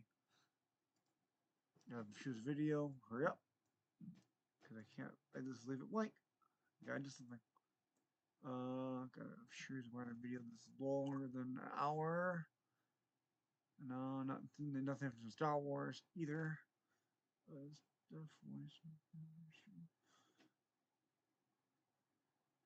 I'll do this one. How long is that video? Doesn't say. I'm gonna hurry up. Gotta get out there. He'll be out here in less than 10 minutes. I mean, he's already out there. We gotta hurry up and go. He's not gonna leave me. Hey guys, it's Brent. This still doesn't see how long it is. You can't see me, but you can't see my face, but this is what I'm doing. How long this is. I'm gonna make sure that I'm live. What? Hold on a second. Oh, 11 hours. 11 hours. Wow, this is gonna be an interesting one. I might be watching this all day. Anyway, I'll definitely pause and finish watching later. Later. I'm already gonna head on. Yes!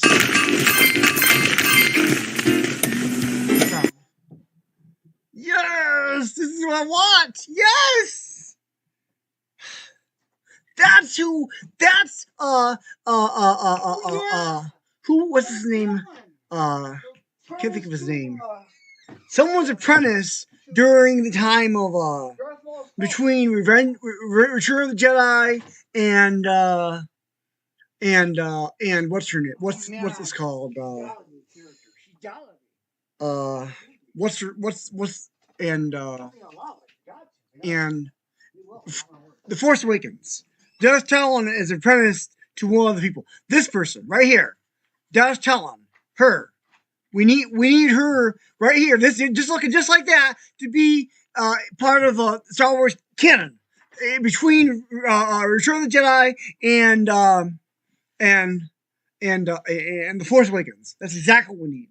We need her. The way I described it on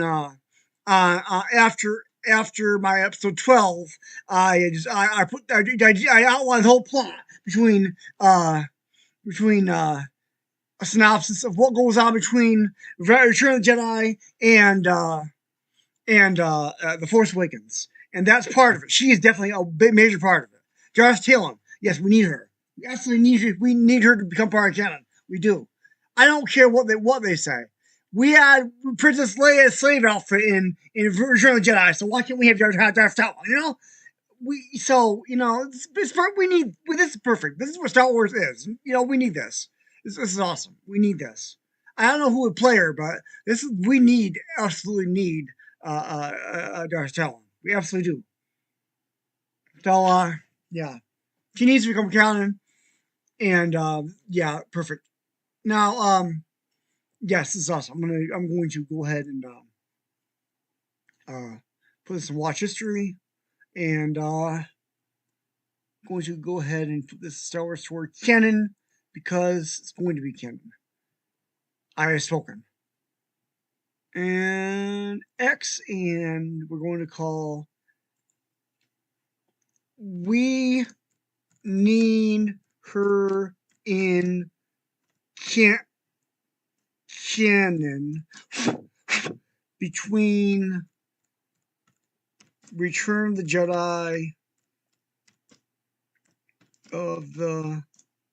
Jedi and The Force Awakens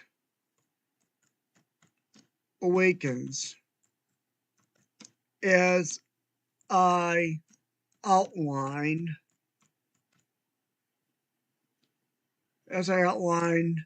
on my Mara Luke Forever Boards net website beneath my episode 12 script.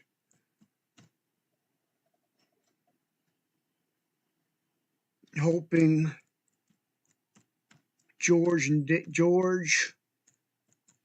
Lucas and Dave Filoni would see it.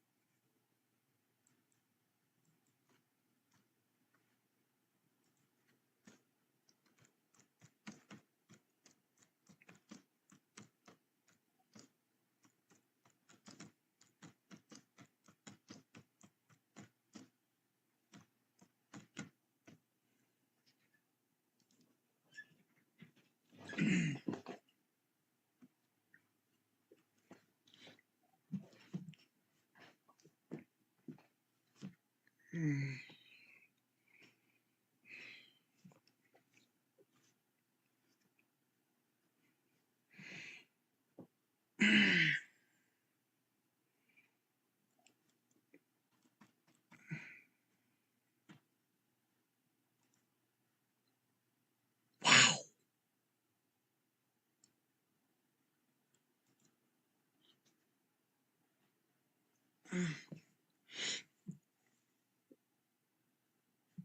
Woo! Go Twi'leks! I love Twi'leks. They're awesome.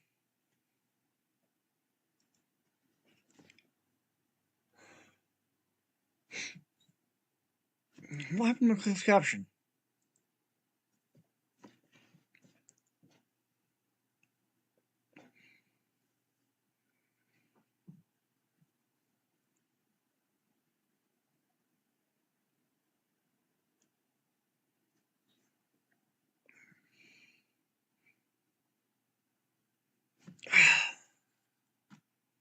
I gotta monopolize, capitalize my time.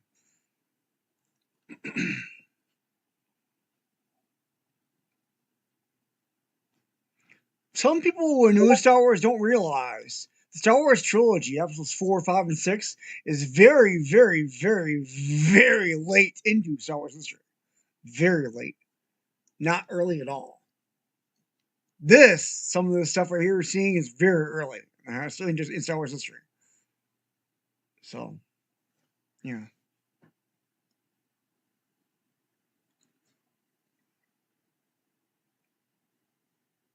Interesting.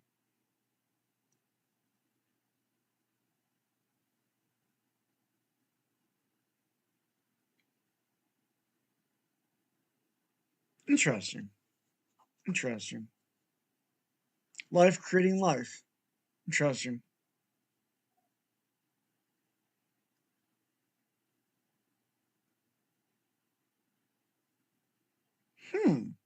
Interesting. You know, Palpatine could do that. Palpatine could create life from midichlorians. Interesting. All right. All right. I think I did all that. Make sure the rating's right. I did. Anything else I need to change? Got notes. Complete.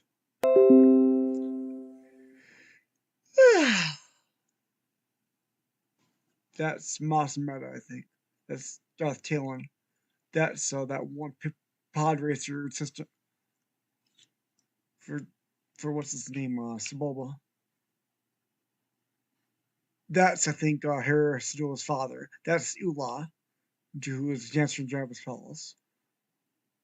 That's the person in Boba Fett.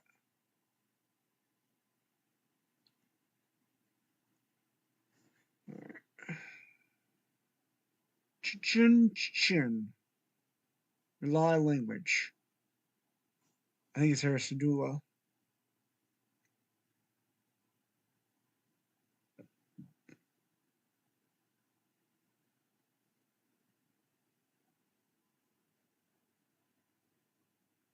Wow.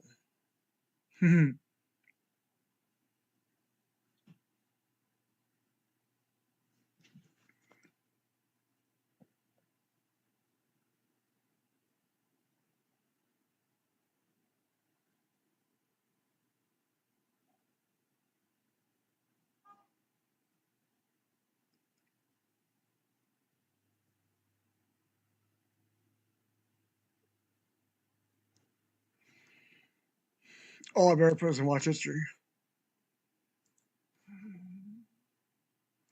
And Star Wars 1.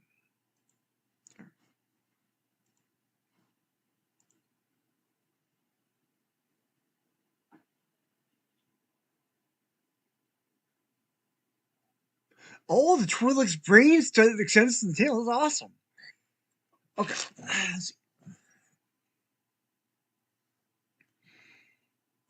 Newborns have no luck. Okay.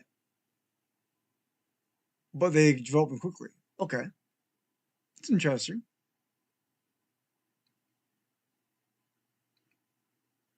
Ow.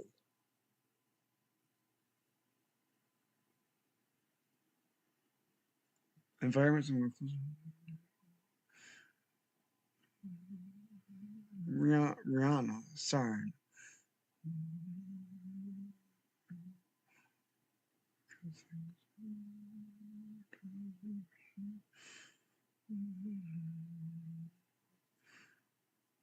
Balance.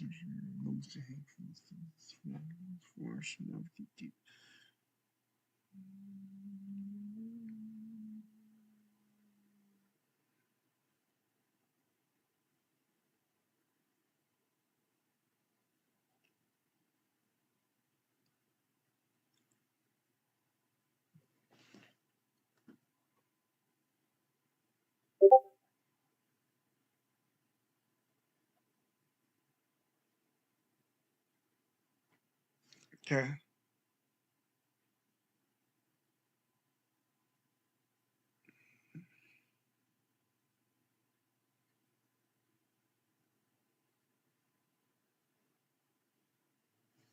Free time. Oh, that's going free time. Not messing with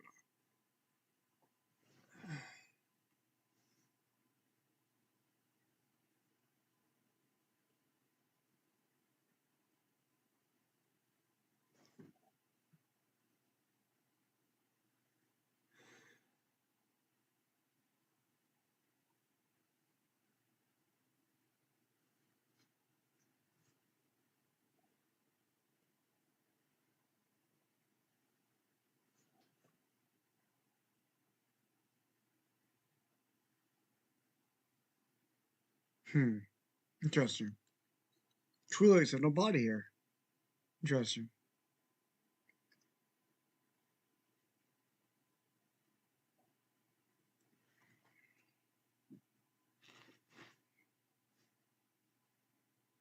Okay, they have armpit here and chest hair. Okay.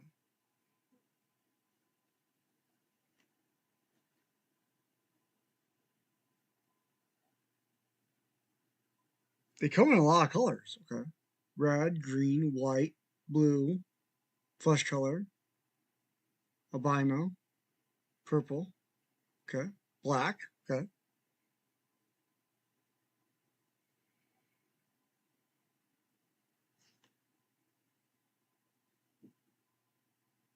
Rudians. Red. Listen. Hmm.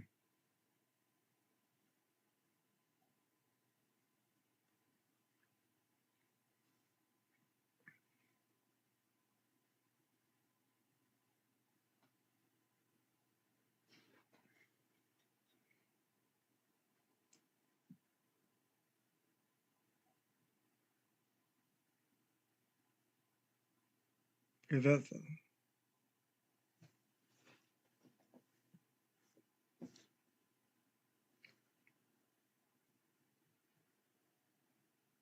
They're carnivores. They have multiple stomachs.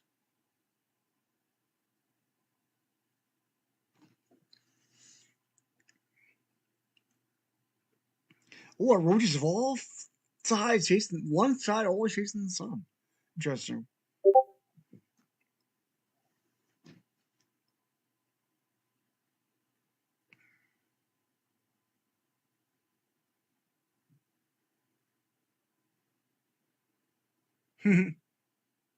Wow.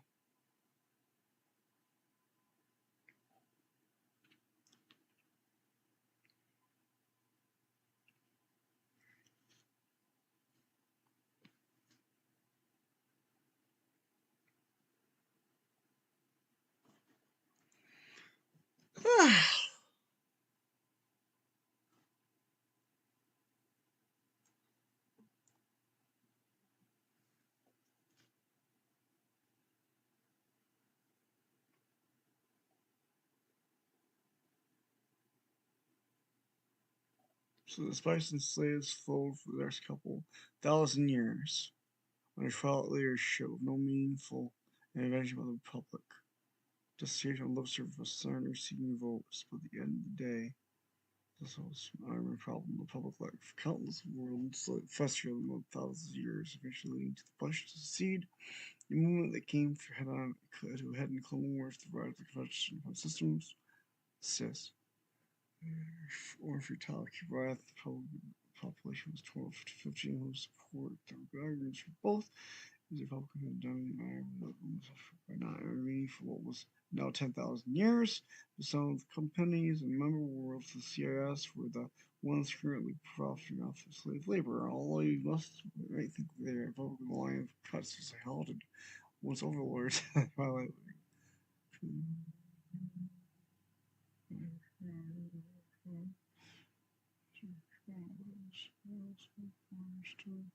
Serving the huts. So really the choice was decided from just control.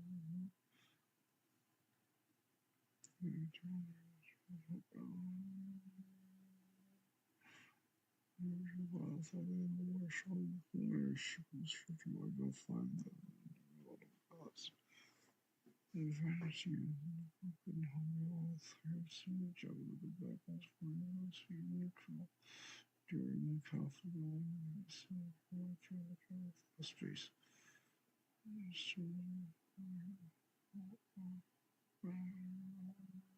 Serious.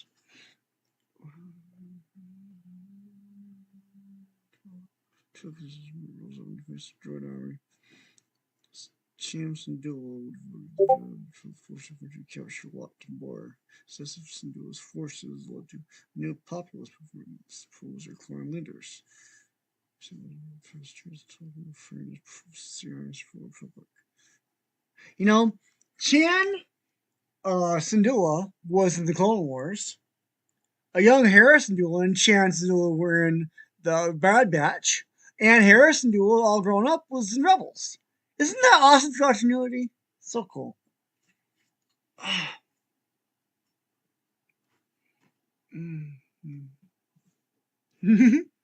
remember him.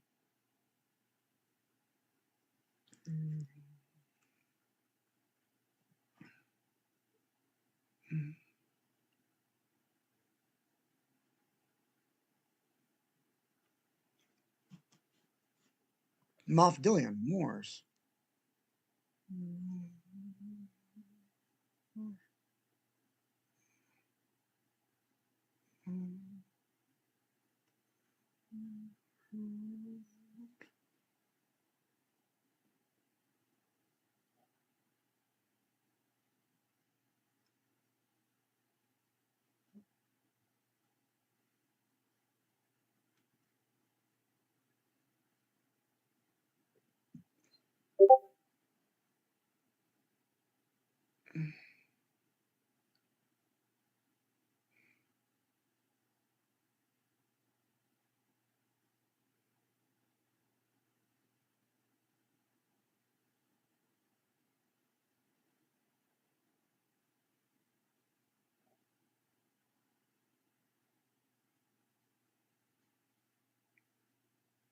So her father Champ survived the Bad Batch? I thought he died in the Bad Batch. Was it her mother? Is it her mother who died? Oh, wow, I had no idea.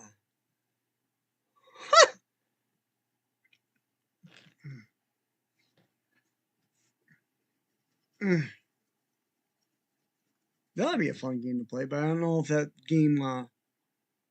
I don't know if that game is a mind eraser or not.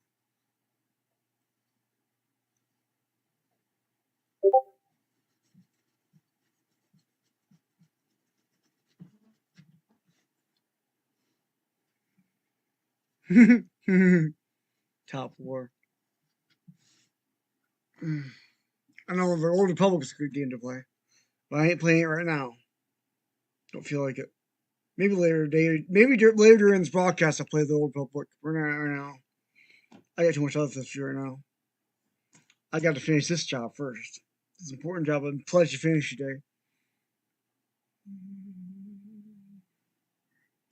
Dun dun dun dun dun. This is probably already done.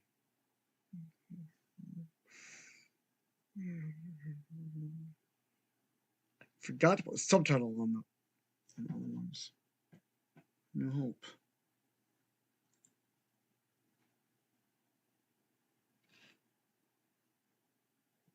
Did that one. Did that one.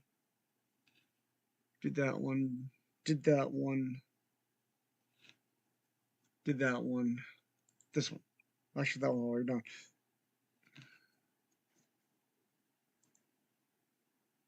Oops, edit.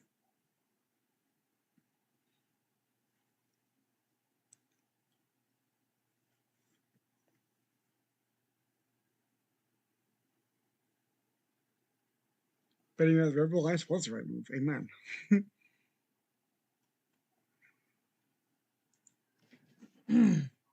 Gotta be consistent.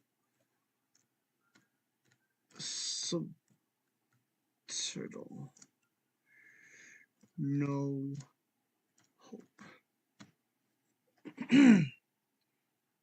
Save changes. That one's done. Okay, I got all the way to up to A New Hope done. Praise God. All right. No, the Fan Mastering version is done yet. So one that's not done up to New Hope. Fan Mass is not done yet. Well, it is done, but someone who has the original still hasn't posted the rest of the original yet. I'm sure someone could. Someone must have the original. I lost it. I actually threw it away. Well, I shouldn't have thrown it away. I throwing off all things Star Wars to one of my Jedi purges. But someone, and if anyone has the original Fan Mastering version, please post the rest of it. I would appreciate it. That was done. That one's done. That one's not done. Clone Wars Humor version is just getting started. That one, Evangelist Humor version is not done yet. That one we need help on. That one, Hands Off, we need help on. Rouge 1, we need help on.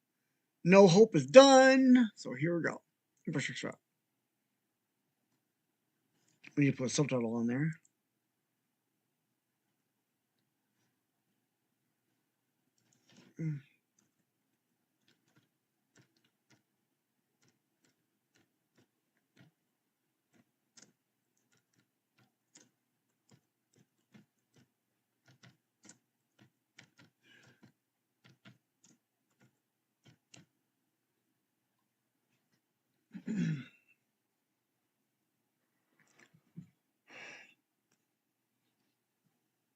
Whoa, it continues the sequel trilogy.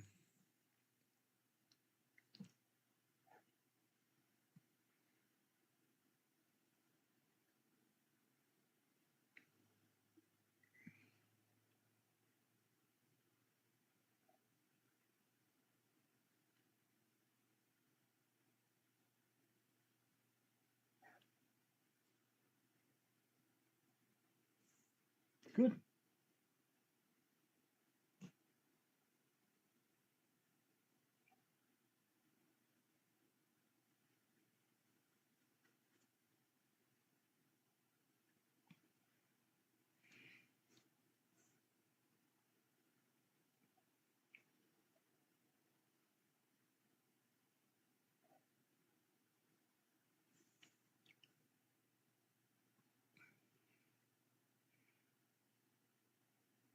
That's awesome. I'm gonna like this video.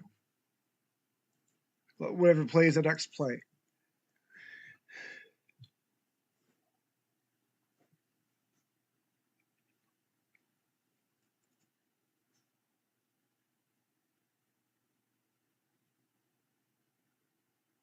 Ha!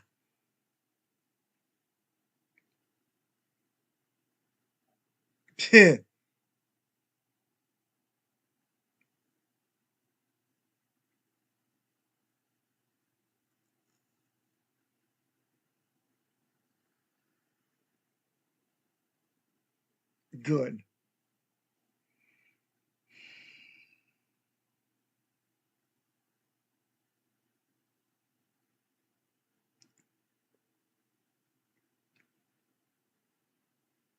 One soul foul. He could induce vomiting in a rancor.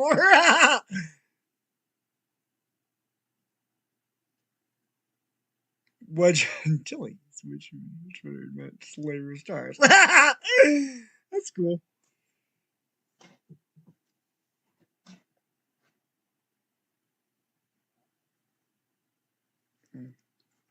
That's enough of that video. I don't want to play the whole thing. Next video.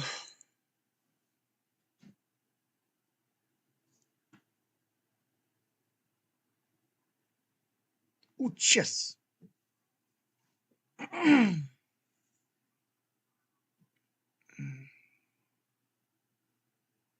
that closed captioning on.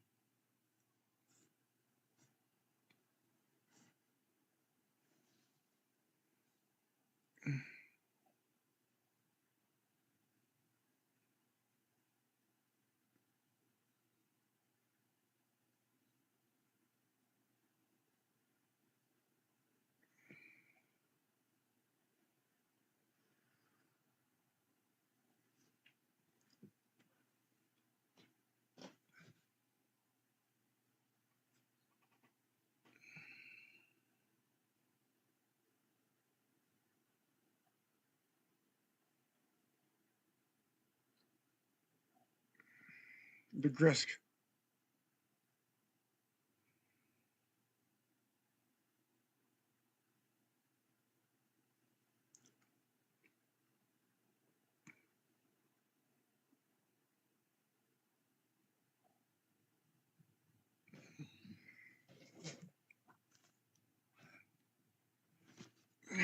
Let's watch history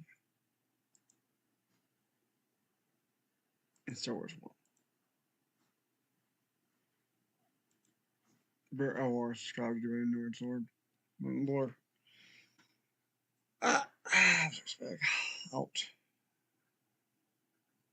Change to P13.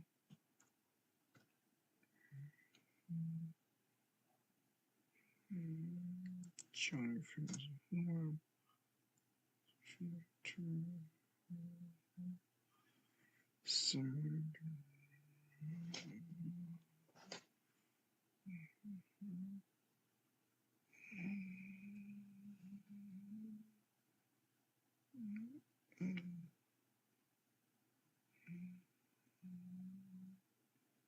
Okay. That one was almost done, except for one detail.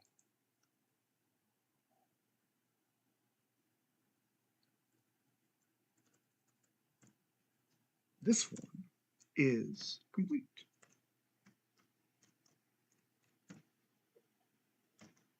And make sure it says spoilers at the top.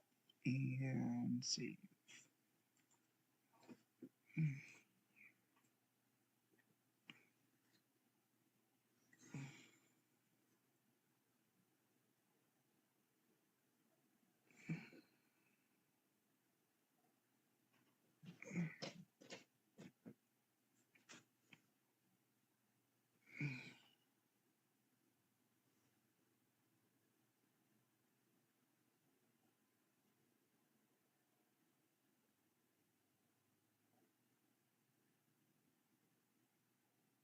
I say anything in Legends that does not conflict with canon ought to be canon! Yeah, definitely! Anything in Legends that does not conflict with canon ought to be made canon! That is absolutely true.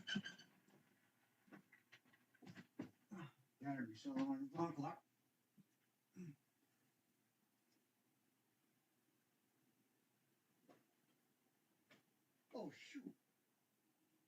Yeah, not good. Nope. Leave the battery out. That battery has to leaking out of the battery. It's not good. Just leave the battery out. I don't need this alarm clock. The battery is shot. It's shot. Forget it. I'll get a new alarm clock. That one's shot. The battery has to leaking out. It was getting the battery contact thing all icky. Let's see if there's anything in here I can eat. I got candy. I don't know if there's any of this I can eat or not. I have to look if there's any Babe Ruth bars in there or anything I can eat at all. Let me look at what I got. Twix, can't eat that. Can't eat M&M's. Oreos? What's this? Puzzle Tic Tacs? Oh, it's a puzzle. Puzzle with food? Puzzle. Puzzle. Yeah. 48 pieces. That's something. That's not. Ring pop made by Mars.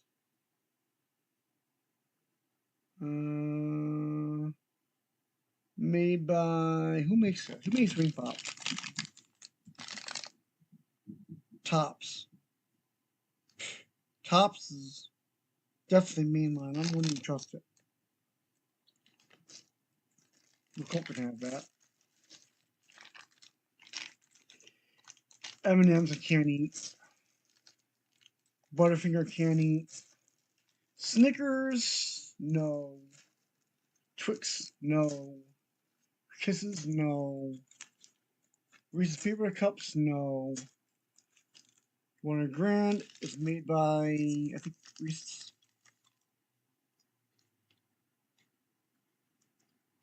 This is made by who? Ferrero? 100 Grand? Ferrero's not named like that. I'll go on anyway.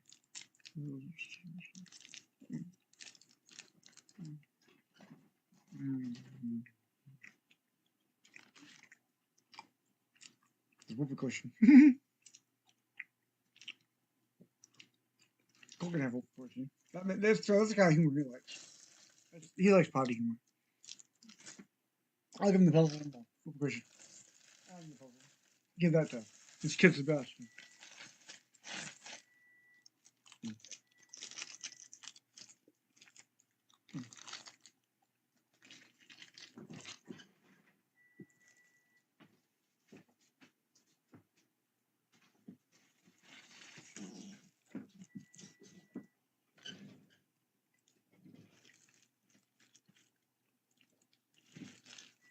I got extra stretch.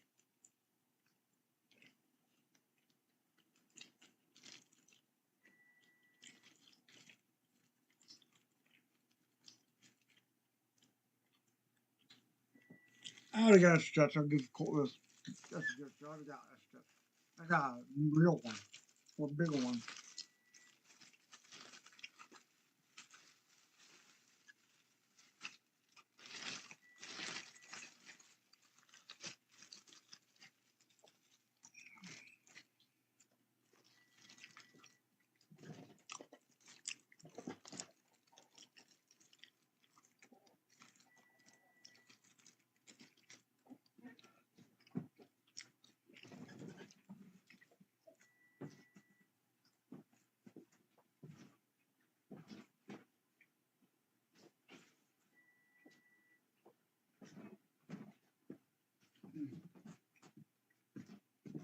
We're good.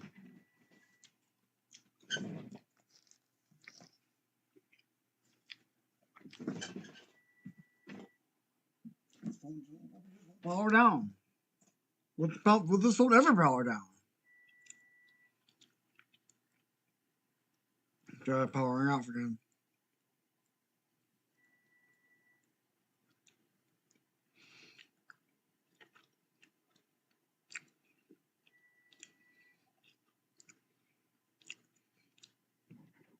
There. It's off. Now I'm just putting rice. Under a desk lamp. For 48 hours.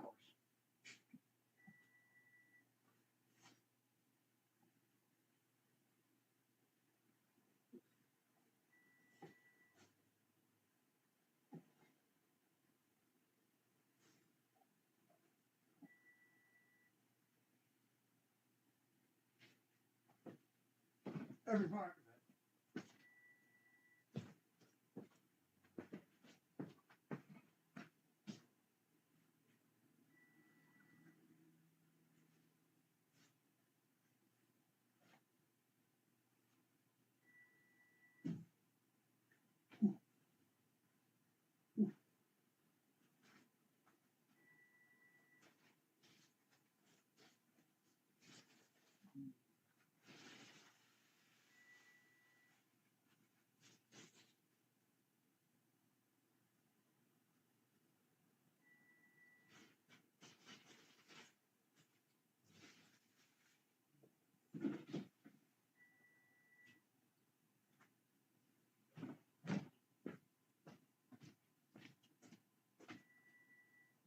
directly on. Okay. The desktop is showing directly on the, what do you call it? Whatever you call it. The rice, which, and it's going to be there for 48 hours, which means it's going to be there from 7 o'clock p.m. today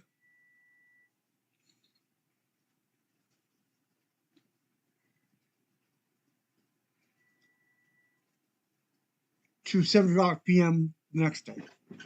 So 7:58 p.m. 2 days from now, the 5th,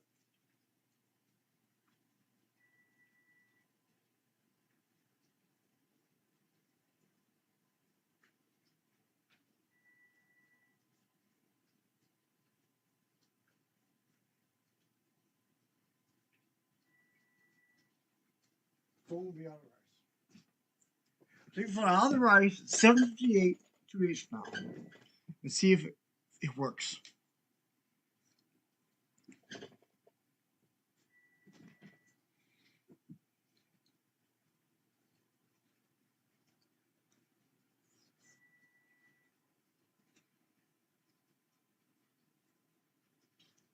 The ruling families.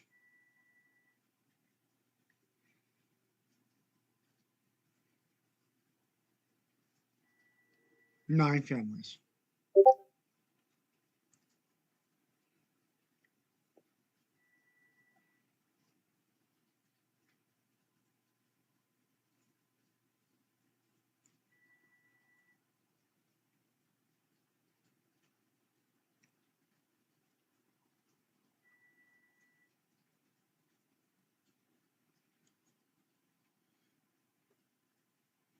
Chef.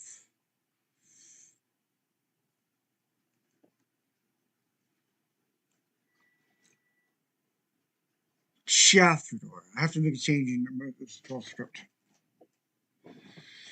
I have to make a change in the script. Chef Fedora. Okay.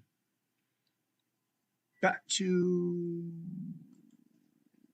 Chef Fedora. I have to make a change. Change.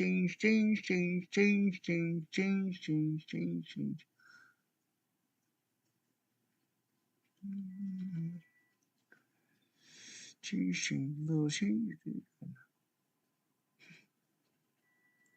Shows. Controllers, general.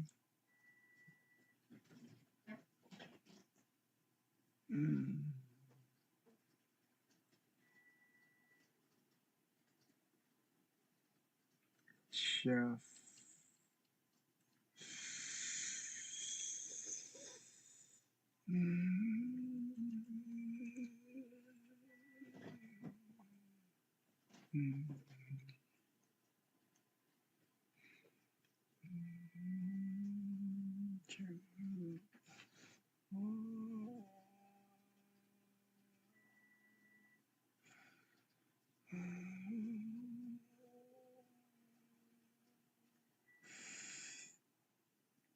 Edit.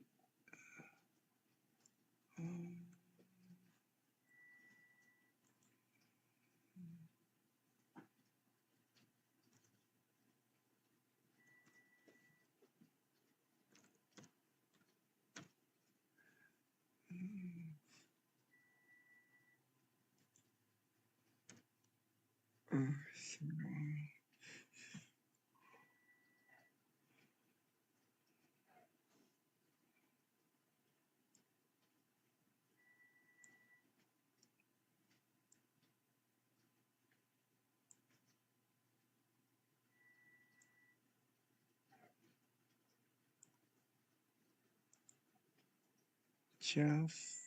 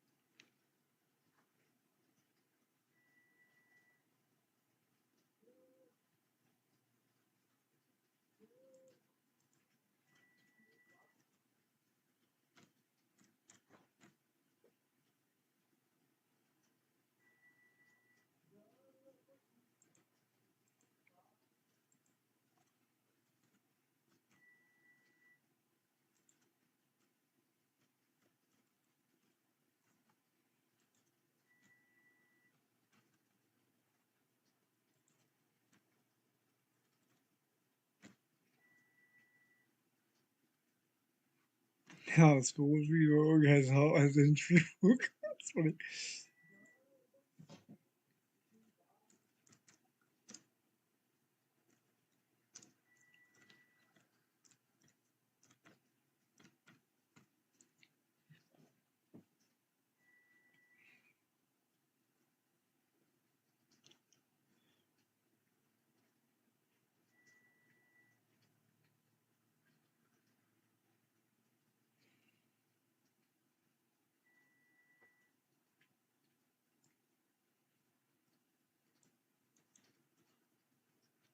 Copy.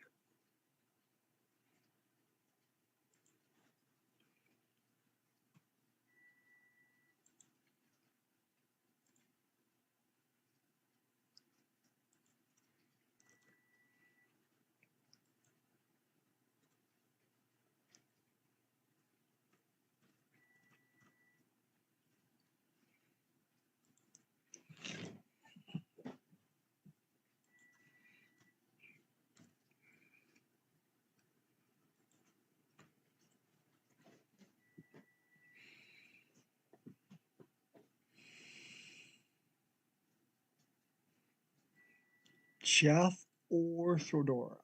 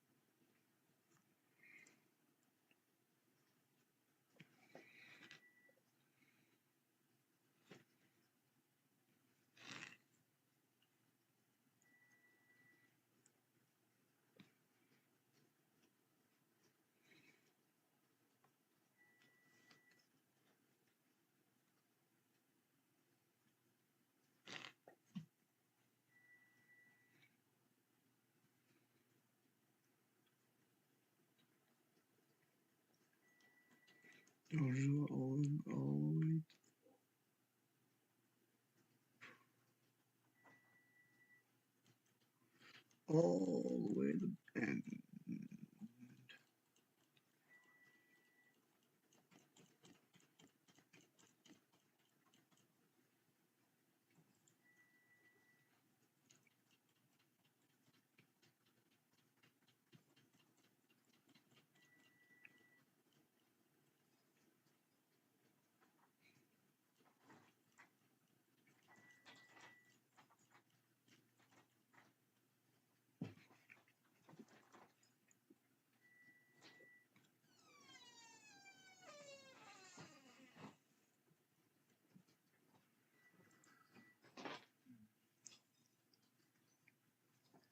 I always do.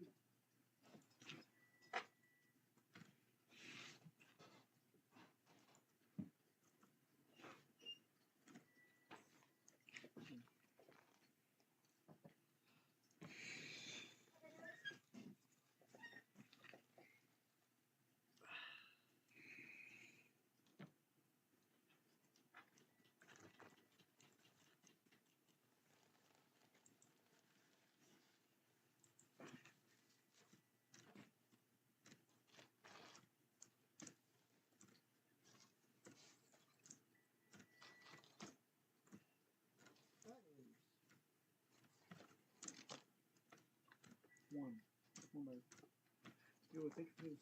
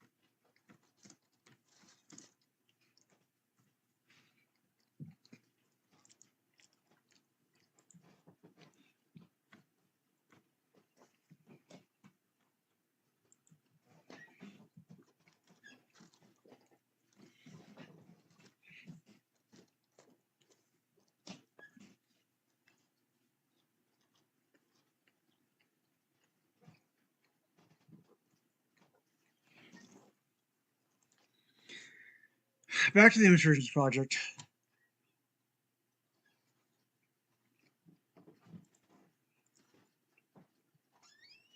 Not that one. That's his planning board.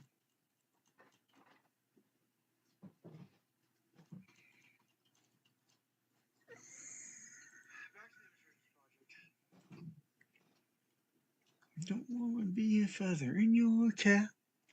Just to want to tell you that I am bad. I ain't bad. I don't want to go on to you like that. See, that one's done, that one's done, that one's done, that one's done, that one's done, and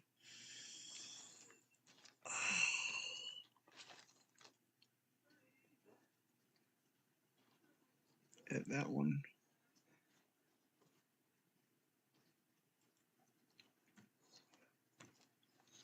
B13. Subtitle.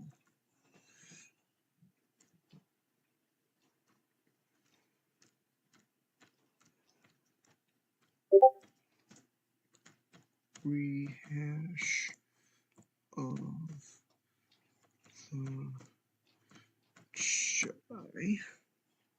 Rehash the Jedi.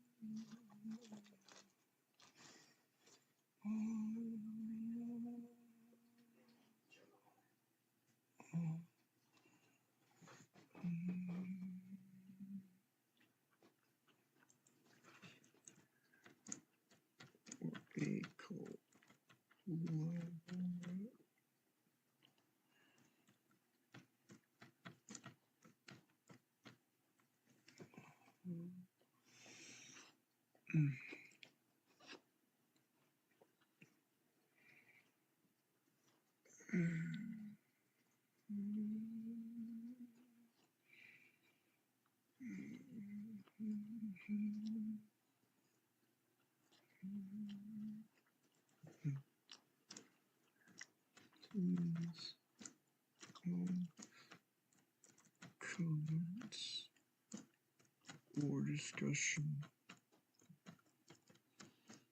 and add to files is posted by someone.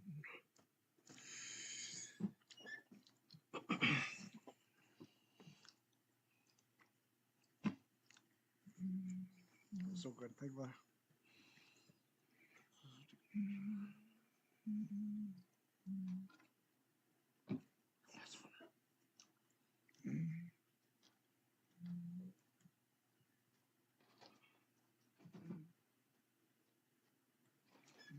Oh.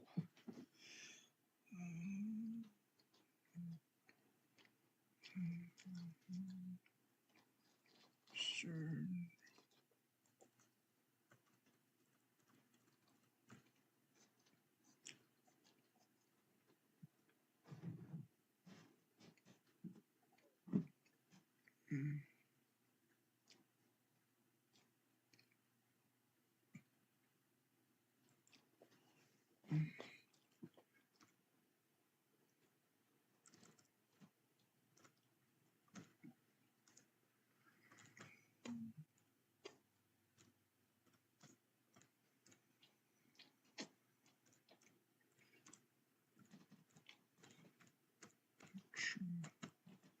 Race adventure.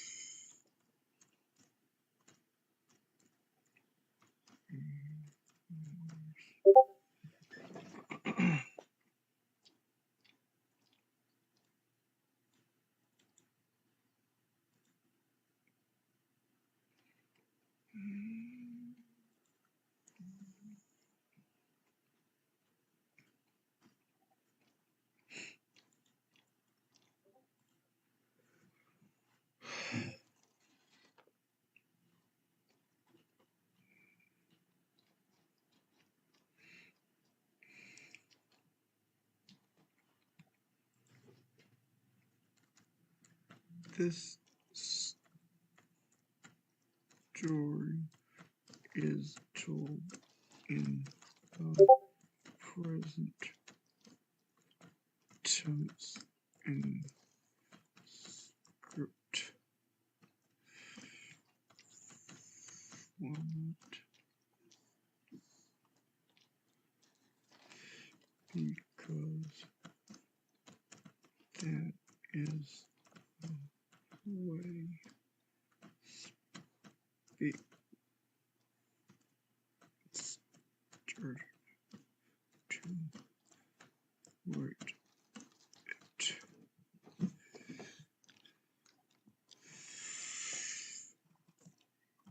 He could never have envisioned what it would later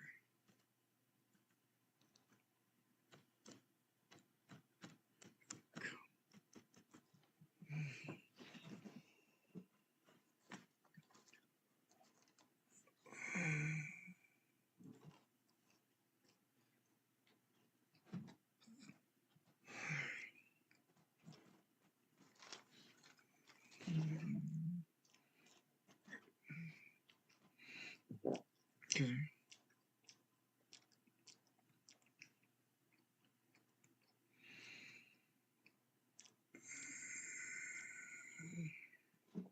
Because I was sleeping during a lot of that.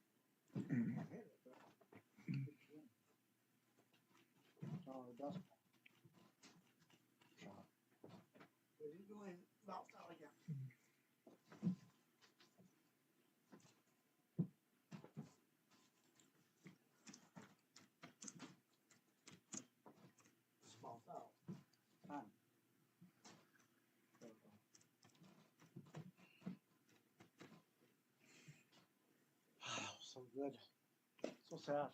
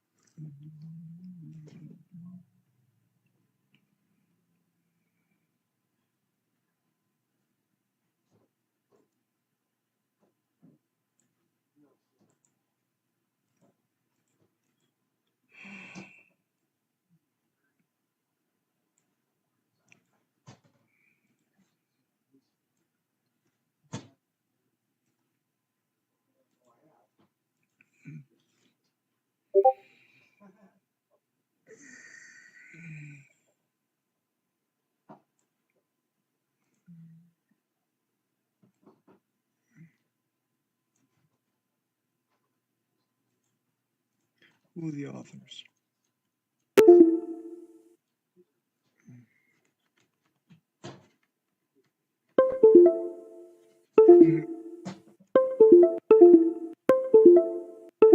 Yeah. Yeah.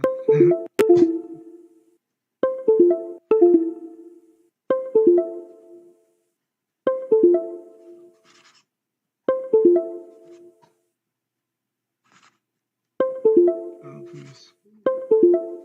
Please, God. Please, God. Please, God, help.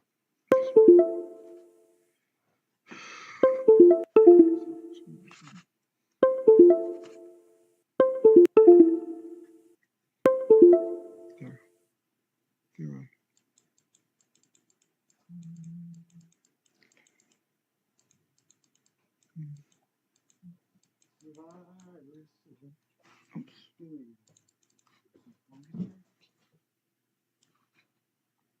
Okay, study's over.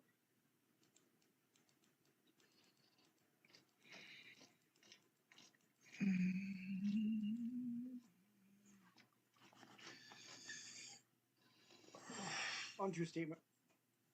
That's bonus material.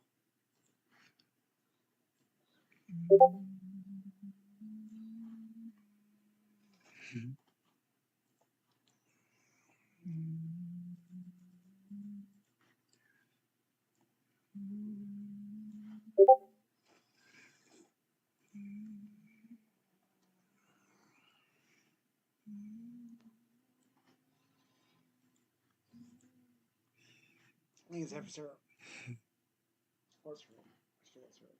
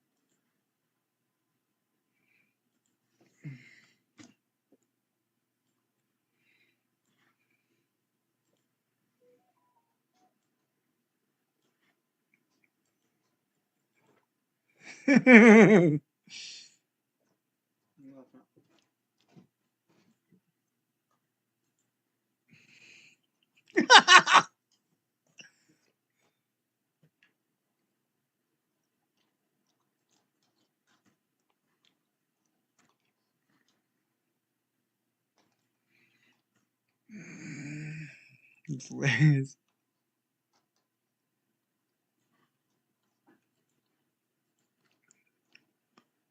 Ah. Scene 2. Scene 3. Gotta do a lot of formatting eventually. These need to be helpful. These need to be formatted. So bad.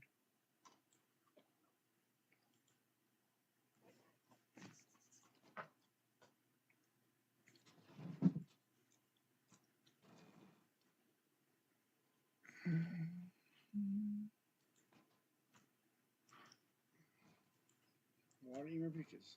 There's less lag today.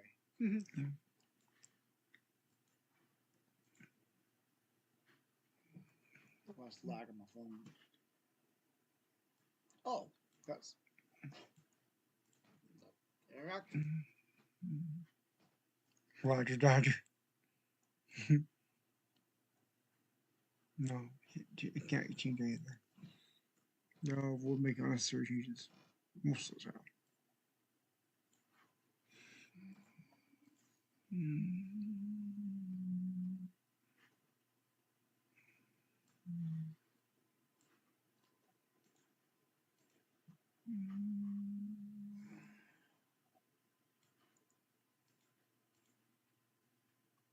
Scene 4. Okay. Well, scene 4. I see a generation rising up with the fire of God. Whole earth shakes. The whole earth shakes. Hosanna, Hosanna, glory in the highest. Hosanna, Hosanna, glory in the highest.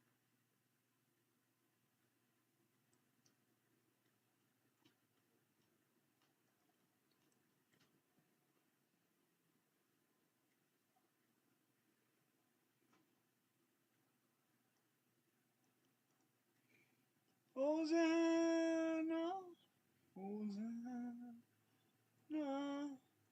glory in the highest. Hosanna, Hosanna, glory in the highest. Hosanna, Hosanna, glory in the highest. Hosanna, Hosanna,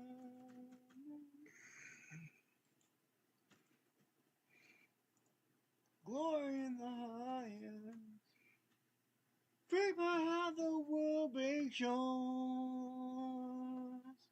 All for your kingdom's cause.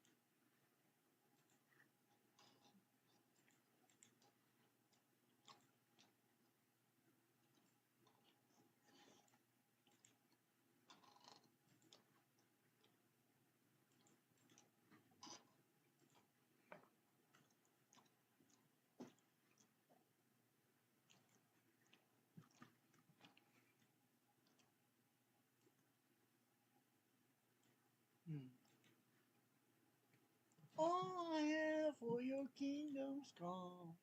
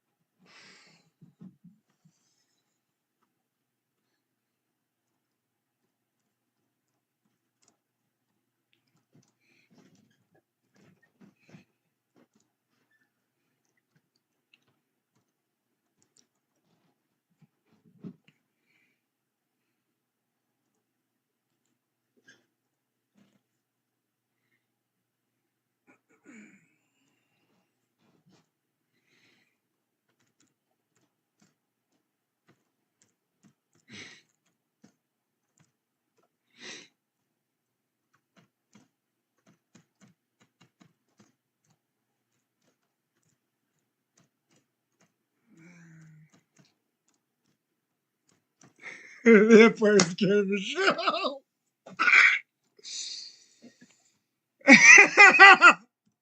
The Empire's scared of the show. Griffin. Mm. Mm.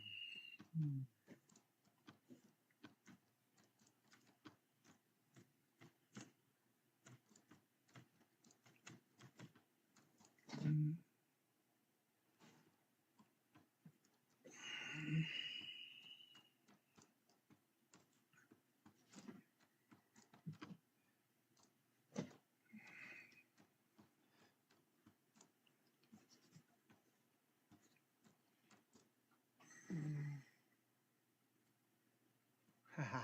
That time you do a little paragraph.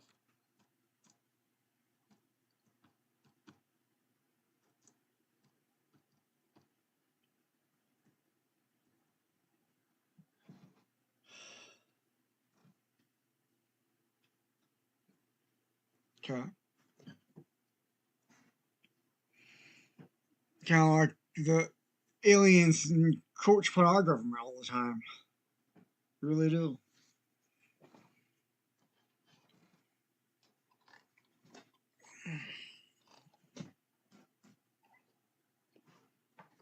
There. Now I got one more thing to do. One more edit to make.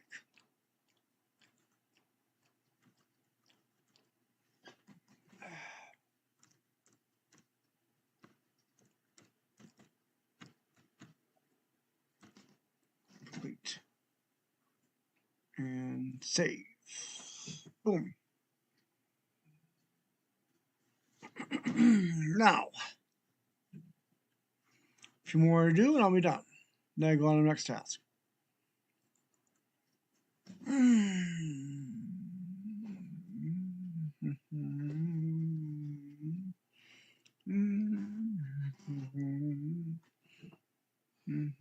Who's Rupert Core? Harvest Bank.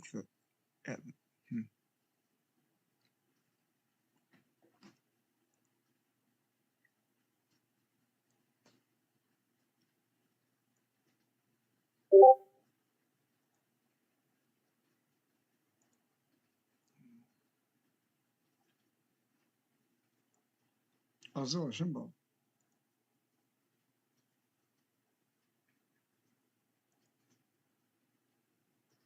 Okay.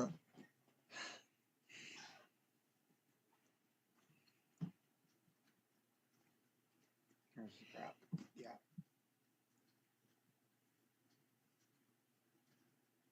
Hmm.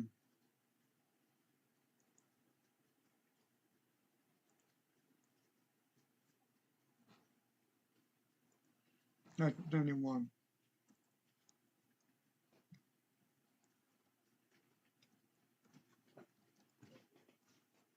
I knew it! I knew it!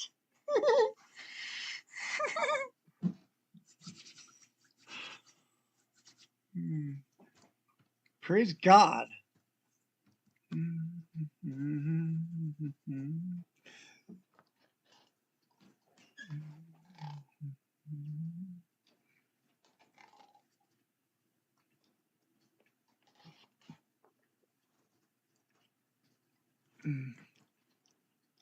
Make sure I'm live.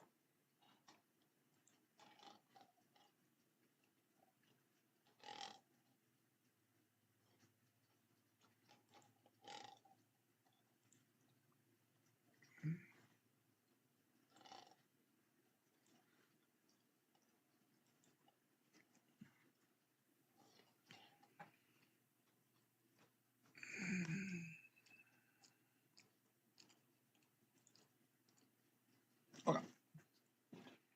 Better share my stuff on Nerd Hollow.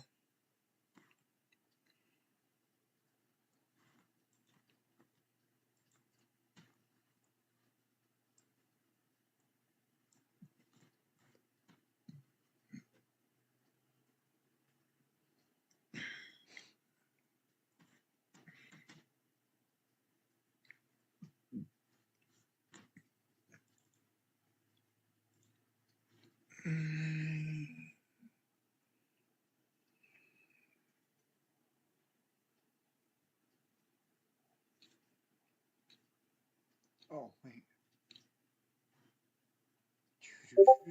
Oh, wait, oh wait, oh wait, yeah, oh, of course.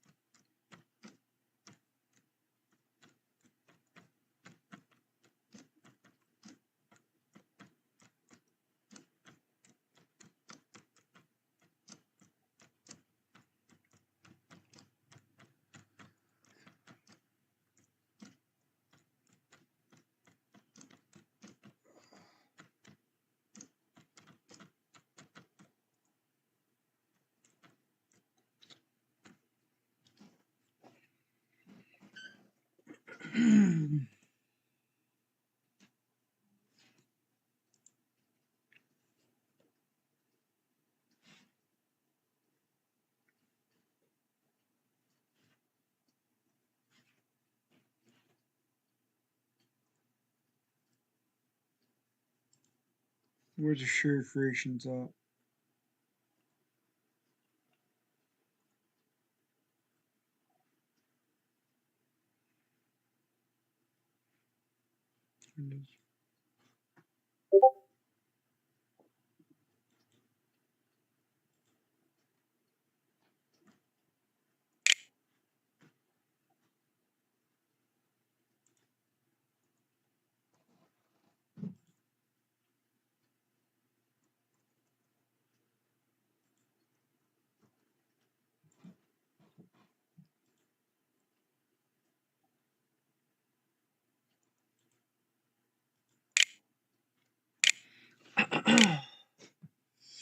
Sheave the wire, sheave the wire,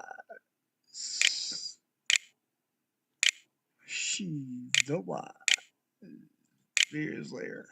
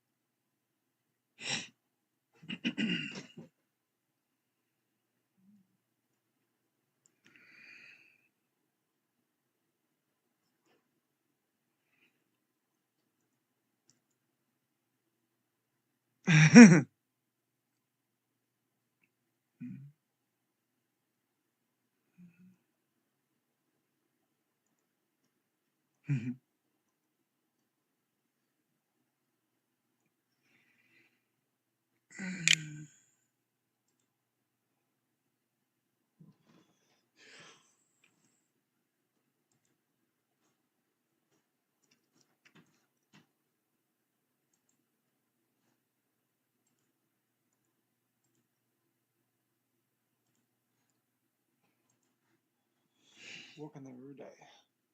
Working there every day.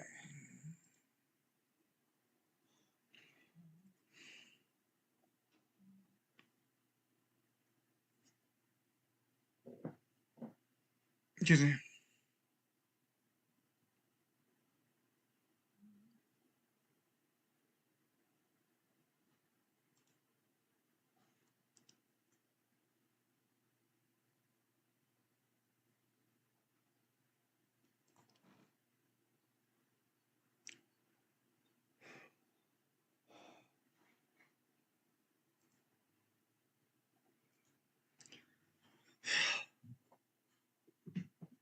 What else can I do?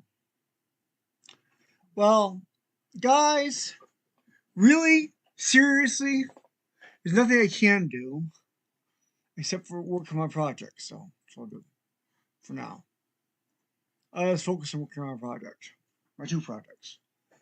So I'll go ahead and see. Next one. So I take care of it.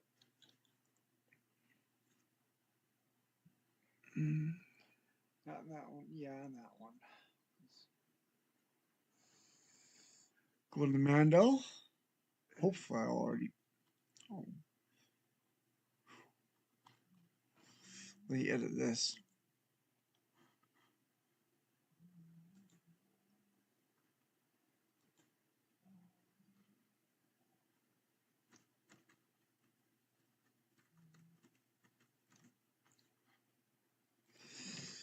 All right. Warning. Oops. That's bold.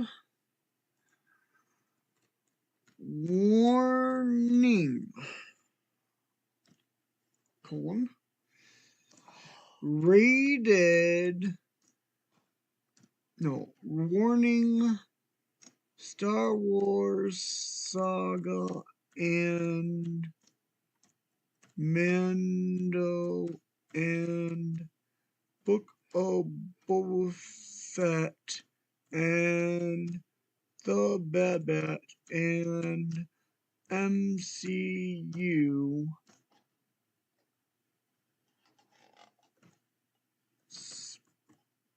spoilers throughout.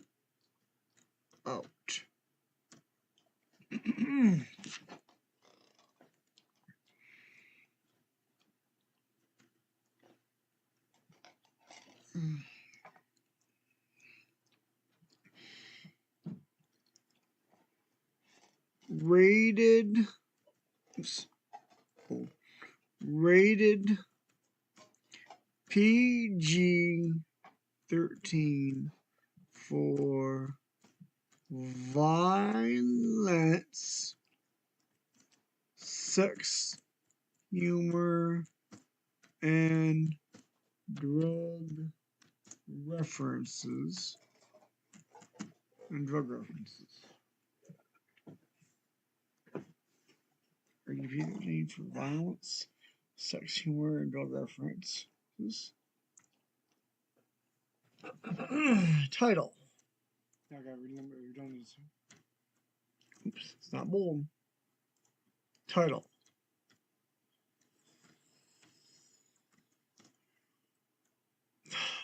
The Mandalorian humorous version. Subtitle. Oops. Subtitle.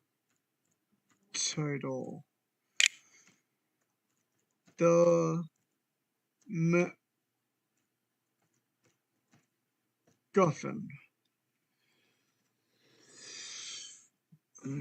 Timeline. Genre.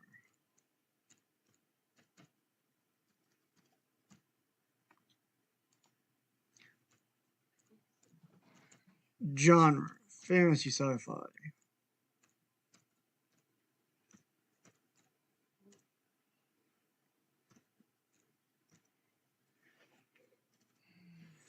Timeline.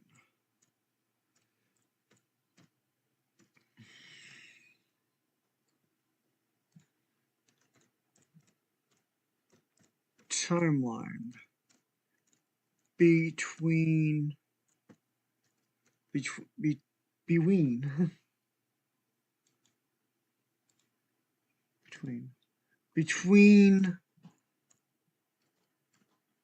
Return of the Jedi and the Book of Boba Fett. Between Return of the Jedi and the Book of Boba Fett. Between Return of the Jedi and the Book of Boba Fett.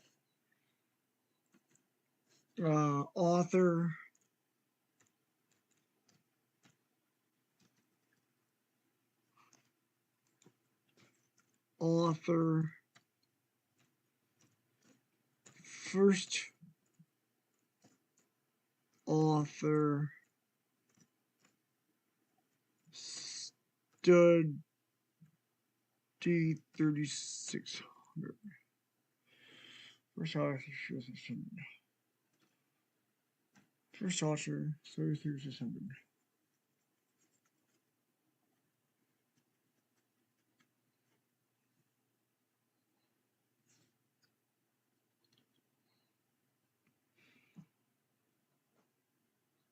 First author.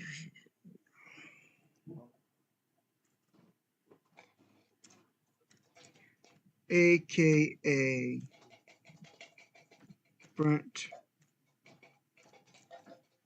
Polo 888 or Anakin Simpson.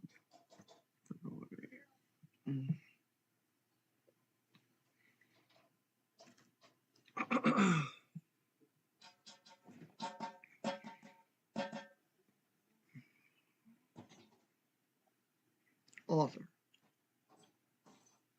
Length.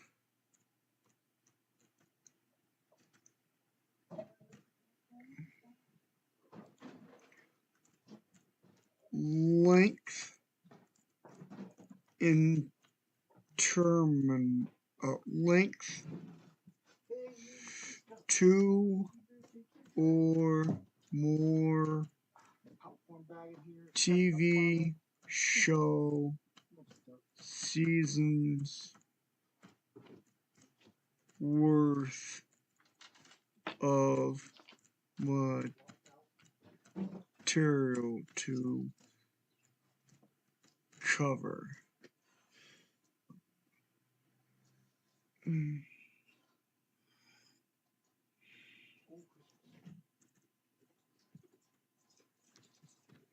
Notes.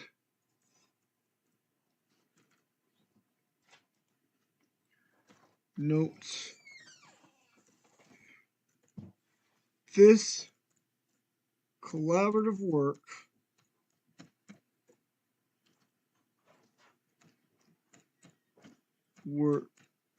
is not based upon a script, but solely from observing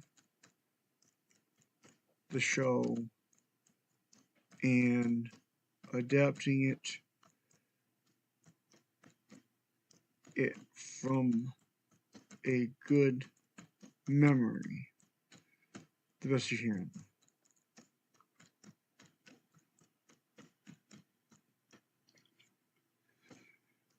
This story is told in the present tense in script format because that is the way Speak started to write it in 1999.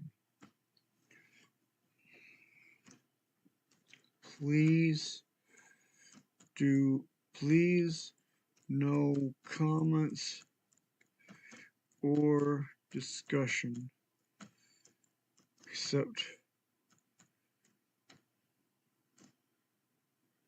not in thread.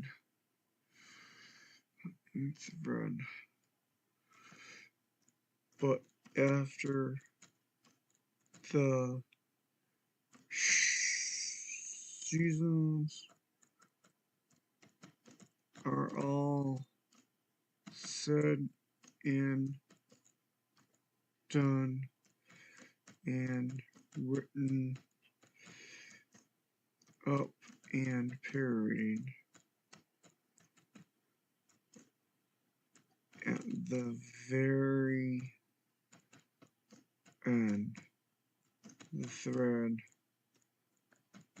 will be open to all comments and discussion.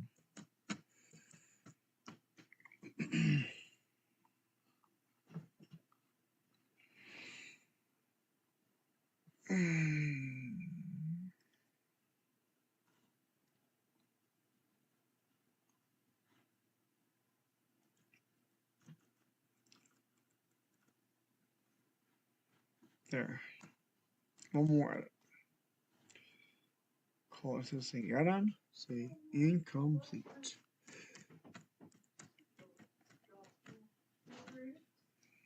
And save.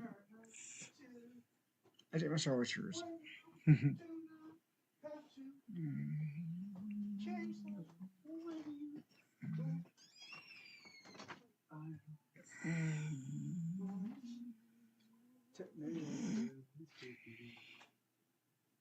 I don't wanna hear the noise when they're gonna hear me.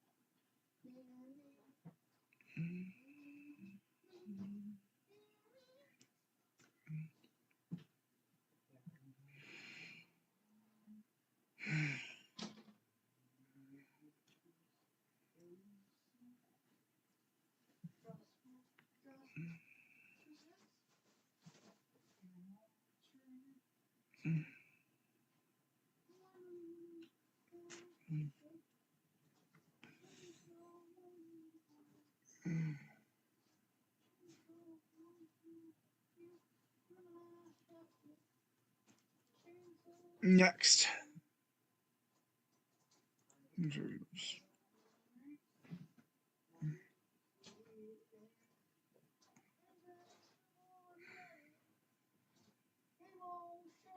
The Force Awakens.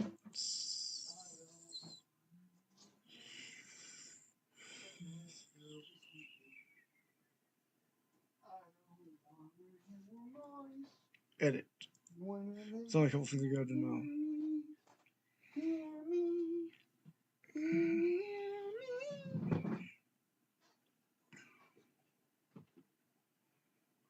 Down on bending.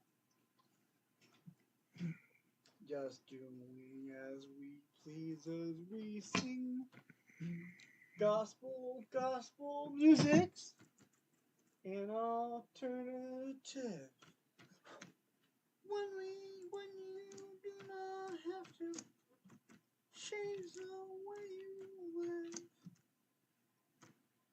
Idle lyrics floating through the air. Invisible netting, emotional snare. I don't wanna hear noise, technically speaking. I don't wanna hear noise. When are they gonna hear me? Hear me? Hear me?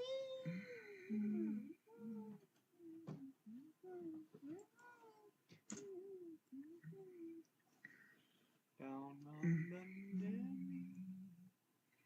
knee, please, fancy.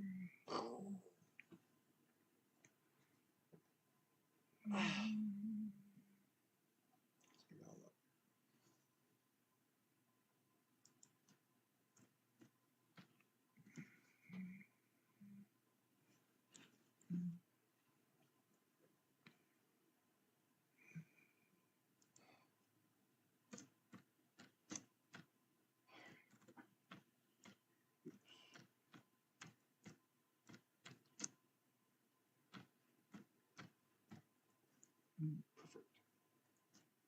Copy. Okay.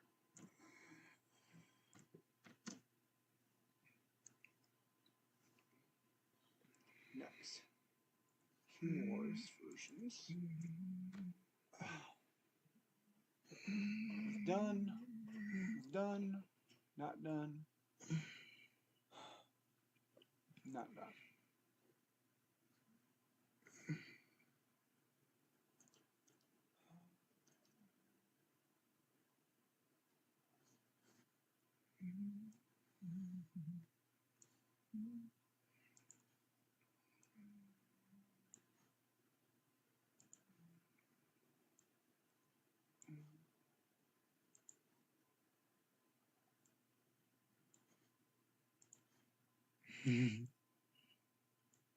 Oh, there's where we put it in.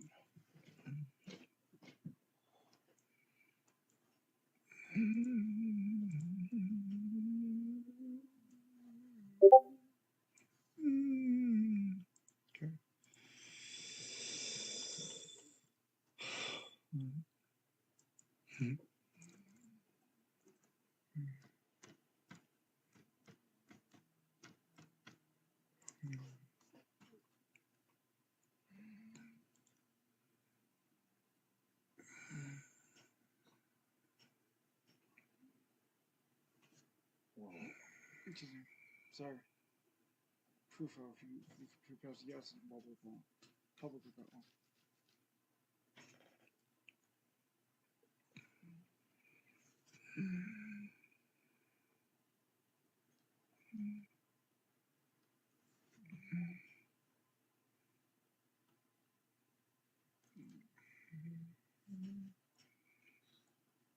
I just look for a little bit of redundancy in here.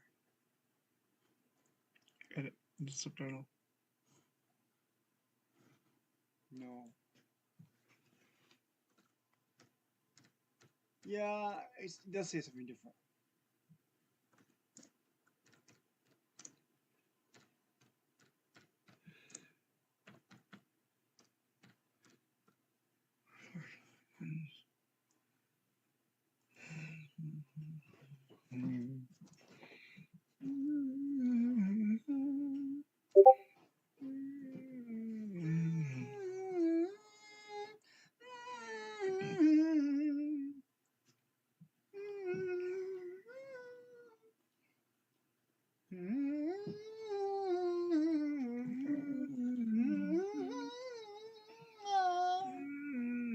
Lord stood with me and strengthened me. The Lord stood with me and strengthened me. Well, shall I? Strong through weakness.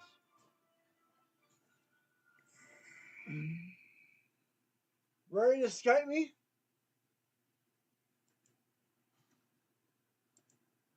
Hello? For speed? Ready to Skype me?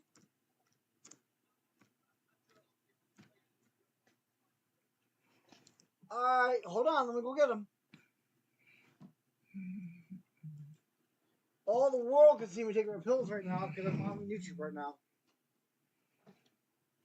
Well, they'll be your witness. What are you on YouTube doing? Making a video. Originally, the first 4 hours of the video was more or less me studying. I studied coding, video game coding mainly. You study some pretty interesting things, all I gotta say. Yesterday, I studied World War II for 4 hours. Why and they're watching you do that? Yeah. I don't quite understand that, but if that's what floats your bubble, float on, brother. Today, I watched a Cold War documentary. What? I watched the complete history of the Cold War today.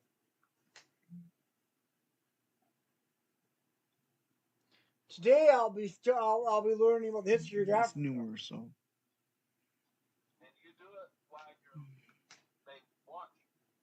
They don't see what I'm. Well, actually, they will be seeing the African history documentaries, but they weren't seeing the World War II ones because those were on my Chromebook. I think my Chromebook back at the library. Well, is it Thursday? Yes, sir. Hey, Wednesday? Yes. No, yesterday I took Wednesday. Yeah, yesterday was Wednesday. Yeah. Don't forget to mark a purple circle on my calendar every day to see my meds.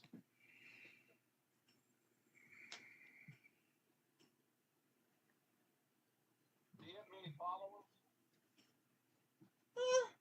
A handful. But people in Africa watch me. That's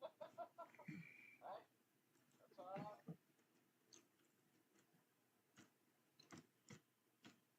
Not popular. Popular. I'm not either.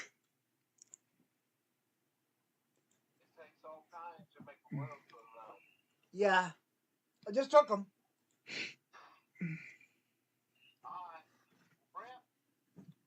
I didn't just cough just now. That wasn't me in the past that coughed. Or sneezed. Yeah.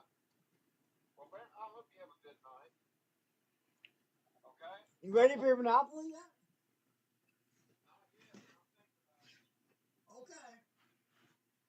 You owe me a game. Yeah. No betting. We don't bet on this game. I'm not a betting man. Do you think you can beat me?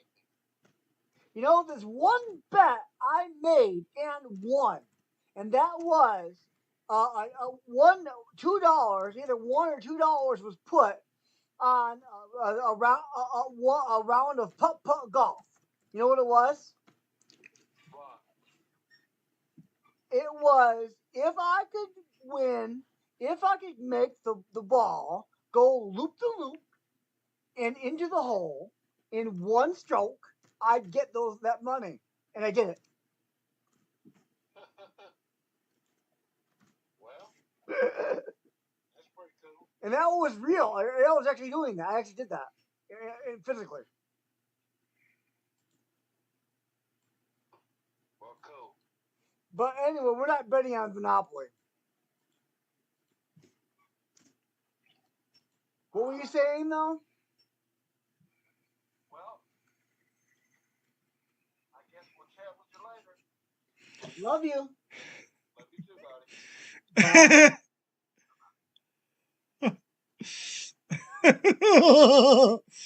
It's hilarious. Thank you for that success, Lord. Because I'm here now.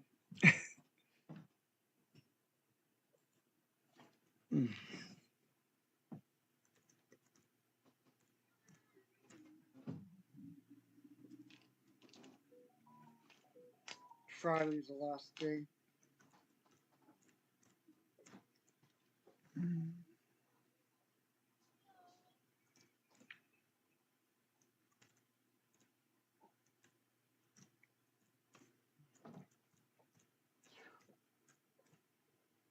I know it's gone way beyond 4 hours, guys, but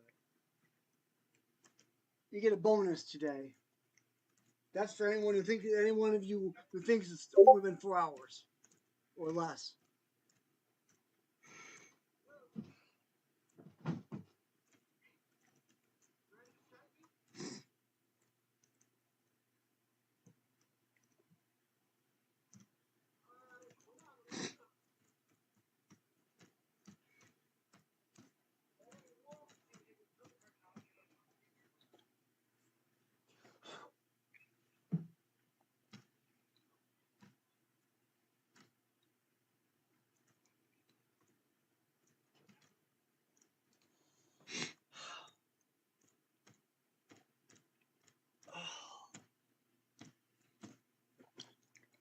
Subtitle.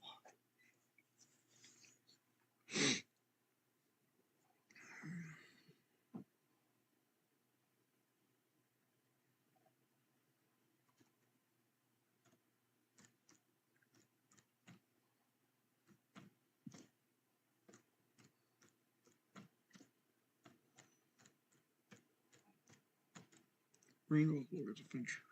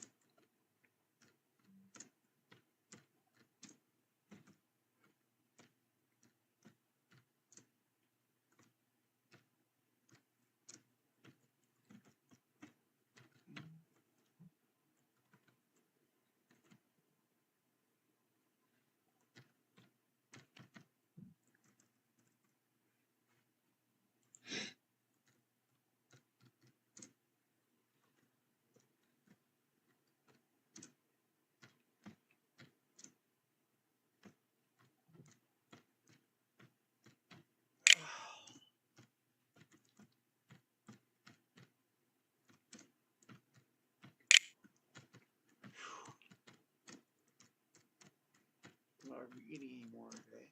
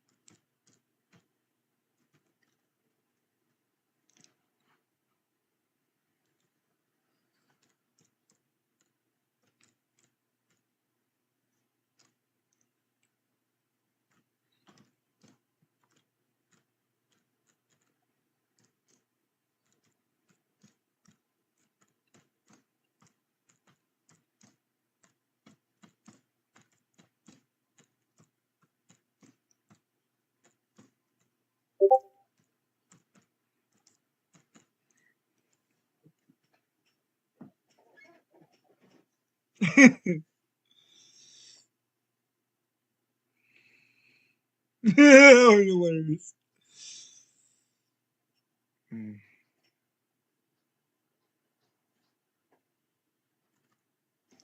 Mm.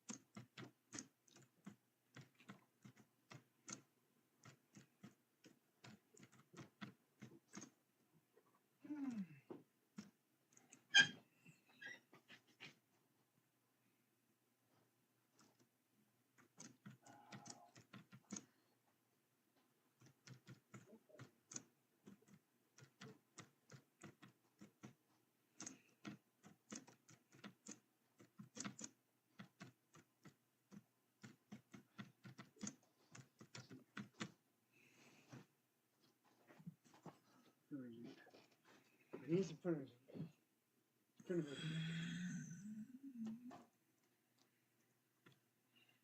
And they won't all fit in here.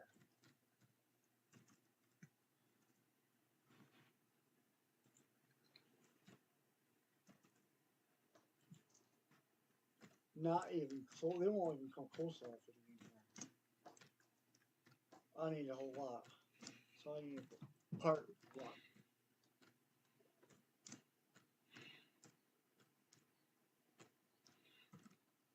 Book one. There.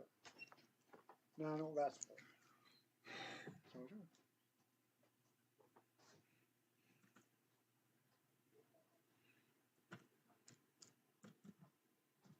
Well, you know, print them out.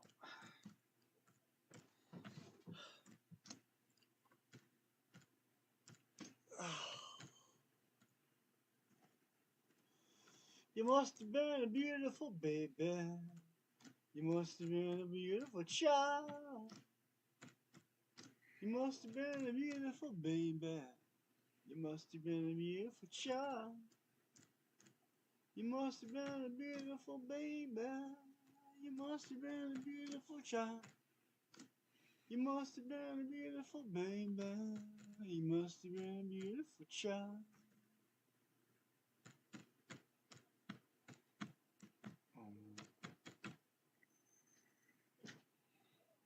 You must have been a beautiful baby. You must have been a beautiful child. You must have been a beautiful baby. You must have been a beautiful child. You must have been a beautiful baby. You must have been a beautiful child.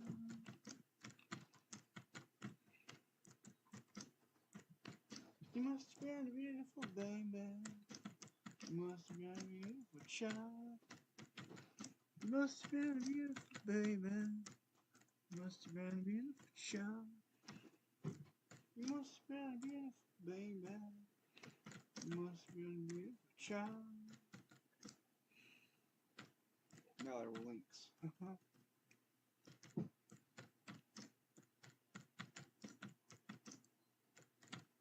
Now there are links. Those are rules of law.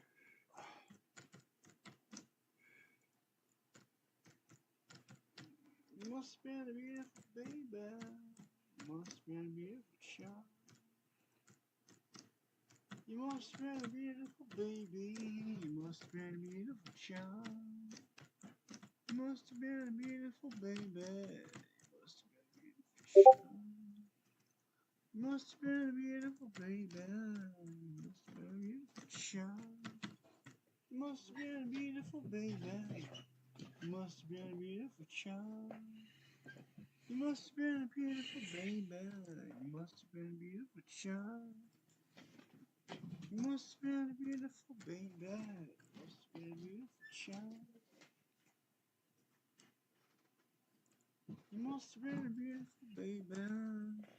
You must have been a beautiful child. You must have been a beautiful baby. You must have been a beautiful child. Oh.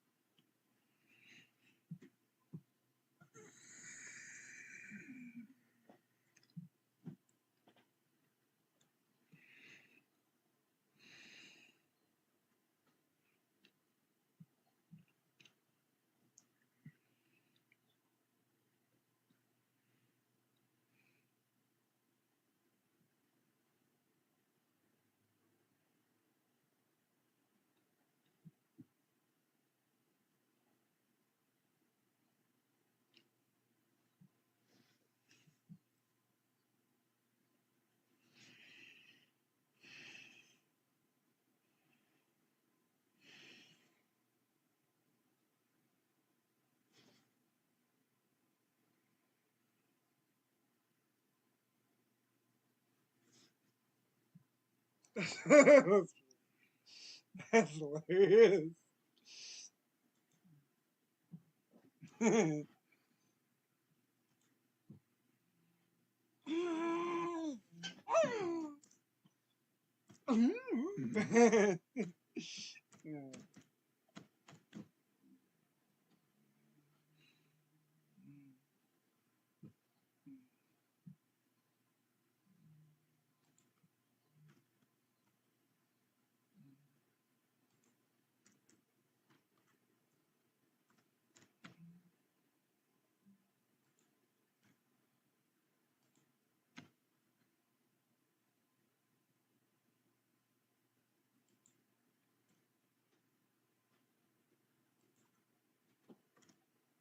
Episode 2. Good.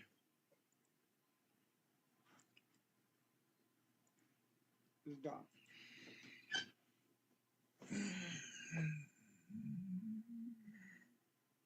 Deliverance is done. Psalm Wars is done.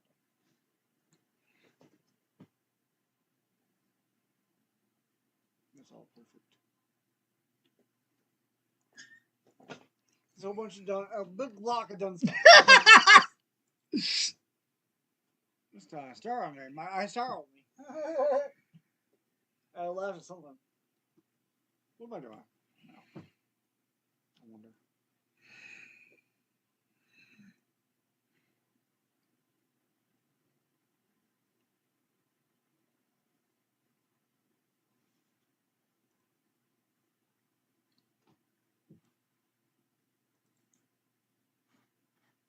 Oops. Wow, they turned second.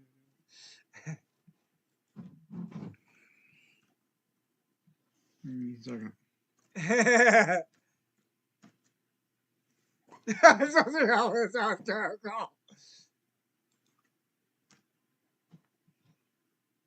Holdover maneuver.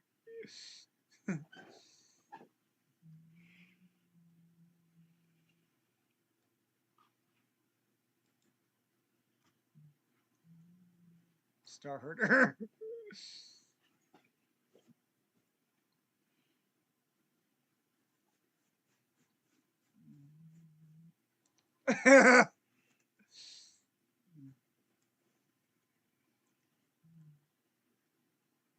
Teacup.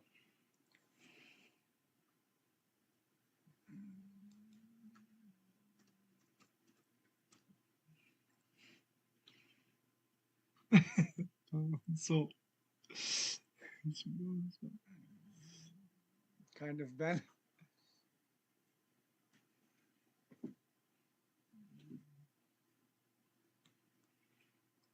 Soul.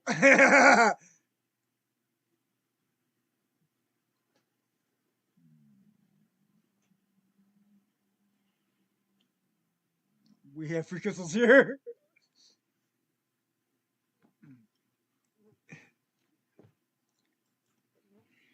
There. All done. Now, time to do my other project. Ooh, my second project of the day before I can play the game I want to play. What game is that? Reminds me. Let me go pick up my few stuff.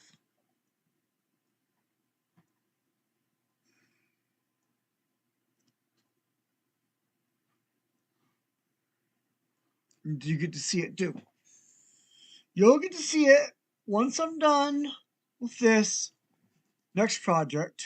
Well, I'm not going to be done with it. I'm going to get a significant amount of it done. Then I'm going to go ahead and play my video game. Not yet, though. I'm all done for Humorous Version project for now. I worked on the Jack Clone Series version earlier today before you saw my stream. Go home. 2 people reviewing the FAQs. Could be bots. Or it could be real people. I don't know.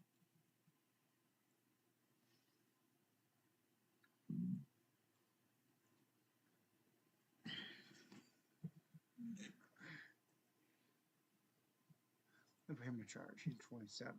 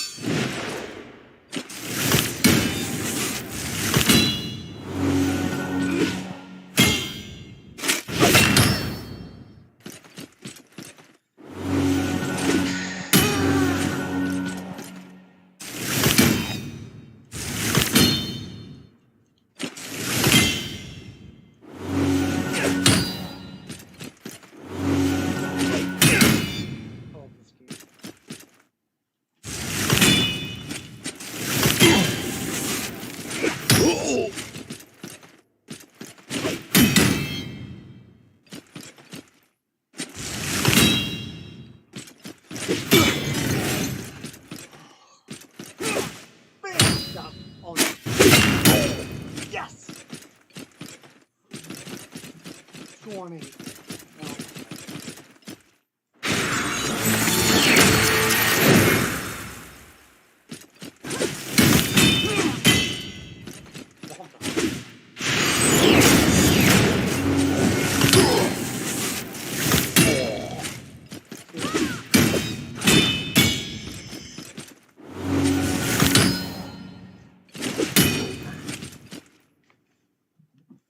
But they got 823 points each.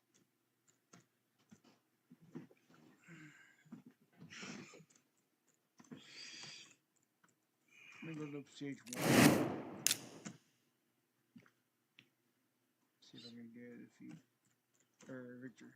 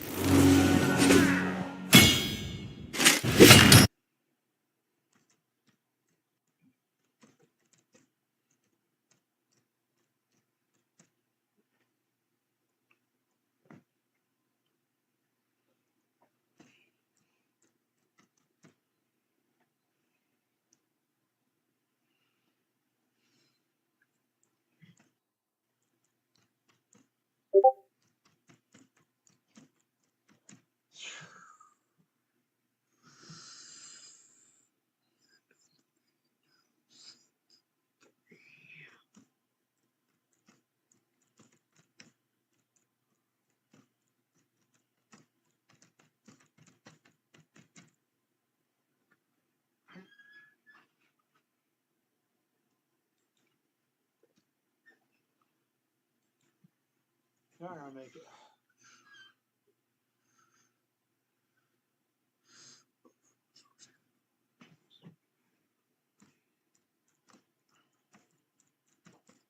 I think I'm down to like lower tier.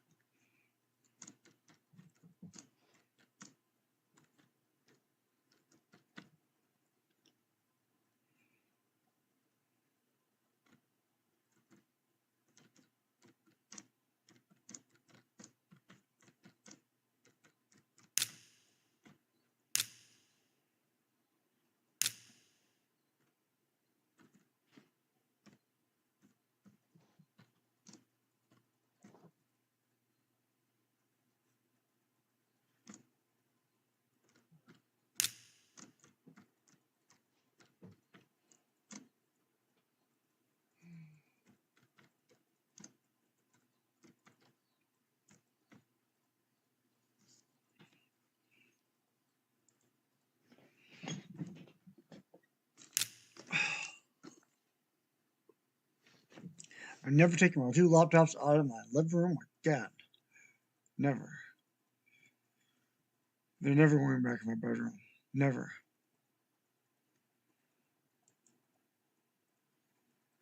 Oops. Edit and reply.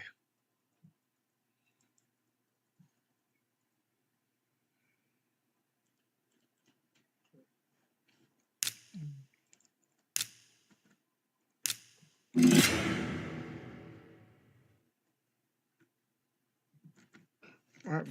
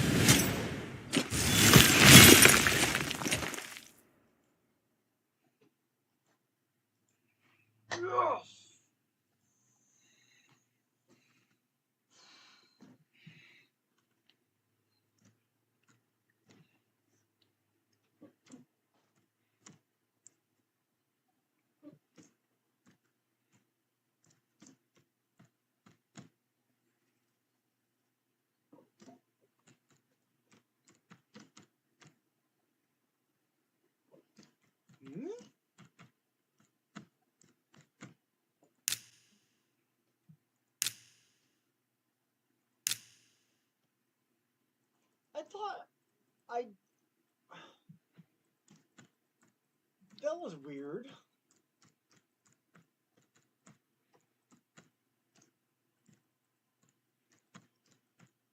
I didn't lose a battle. Apparently it considers a 2-star victory as a loss.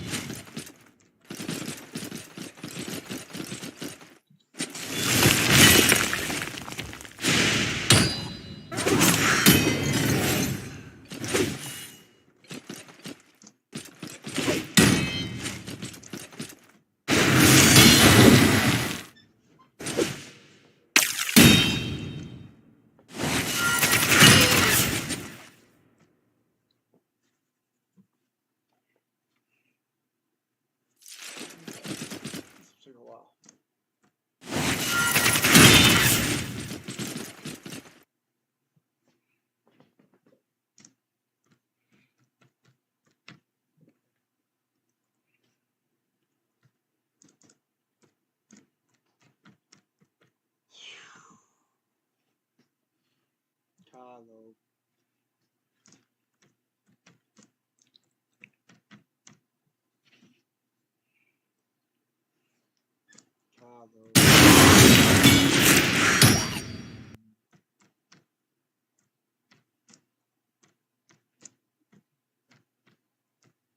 Hello from the dark sun.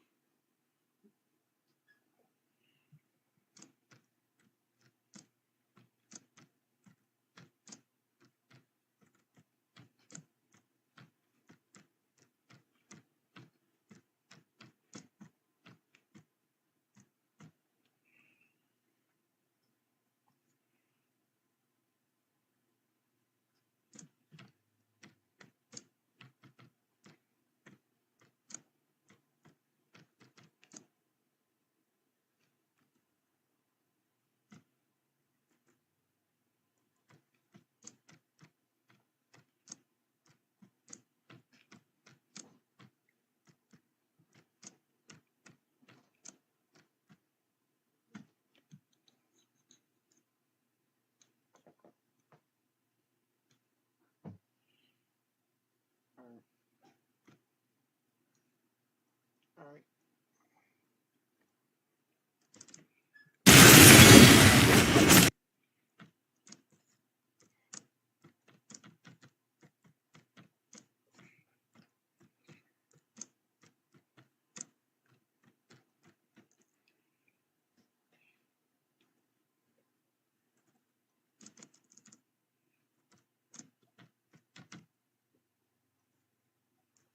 Is that for me? I need one stuff. I'm not sure now.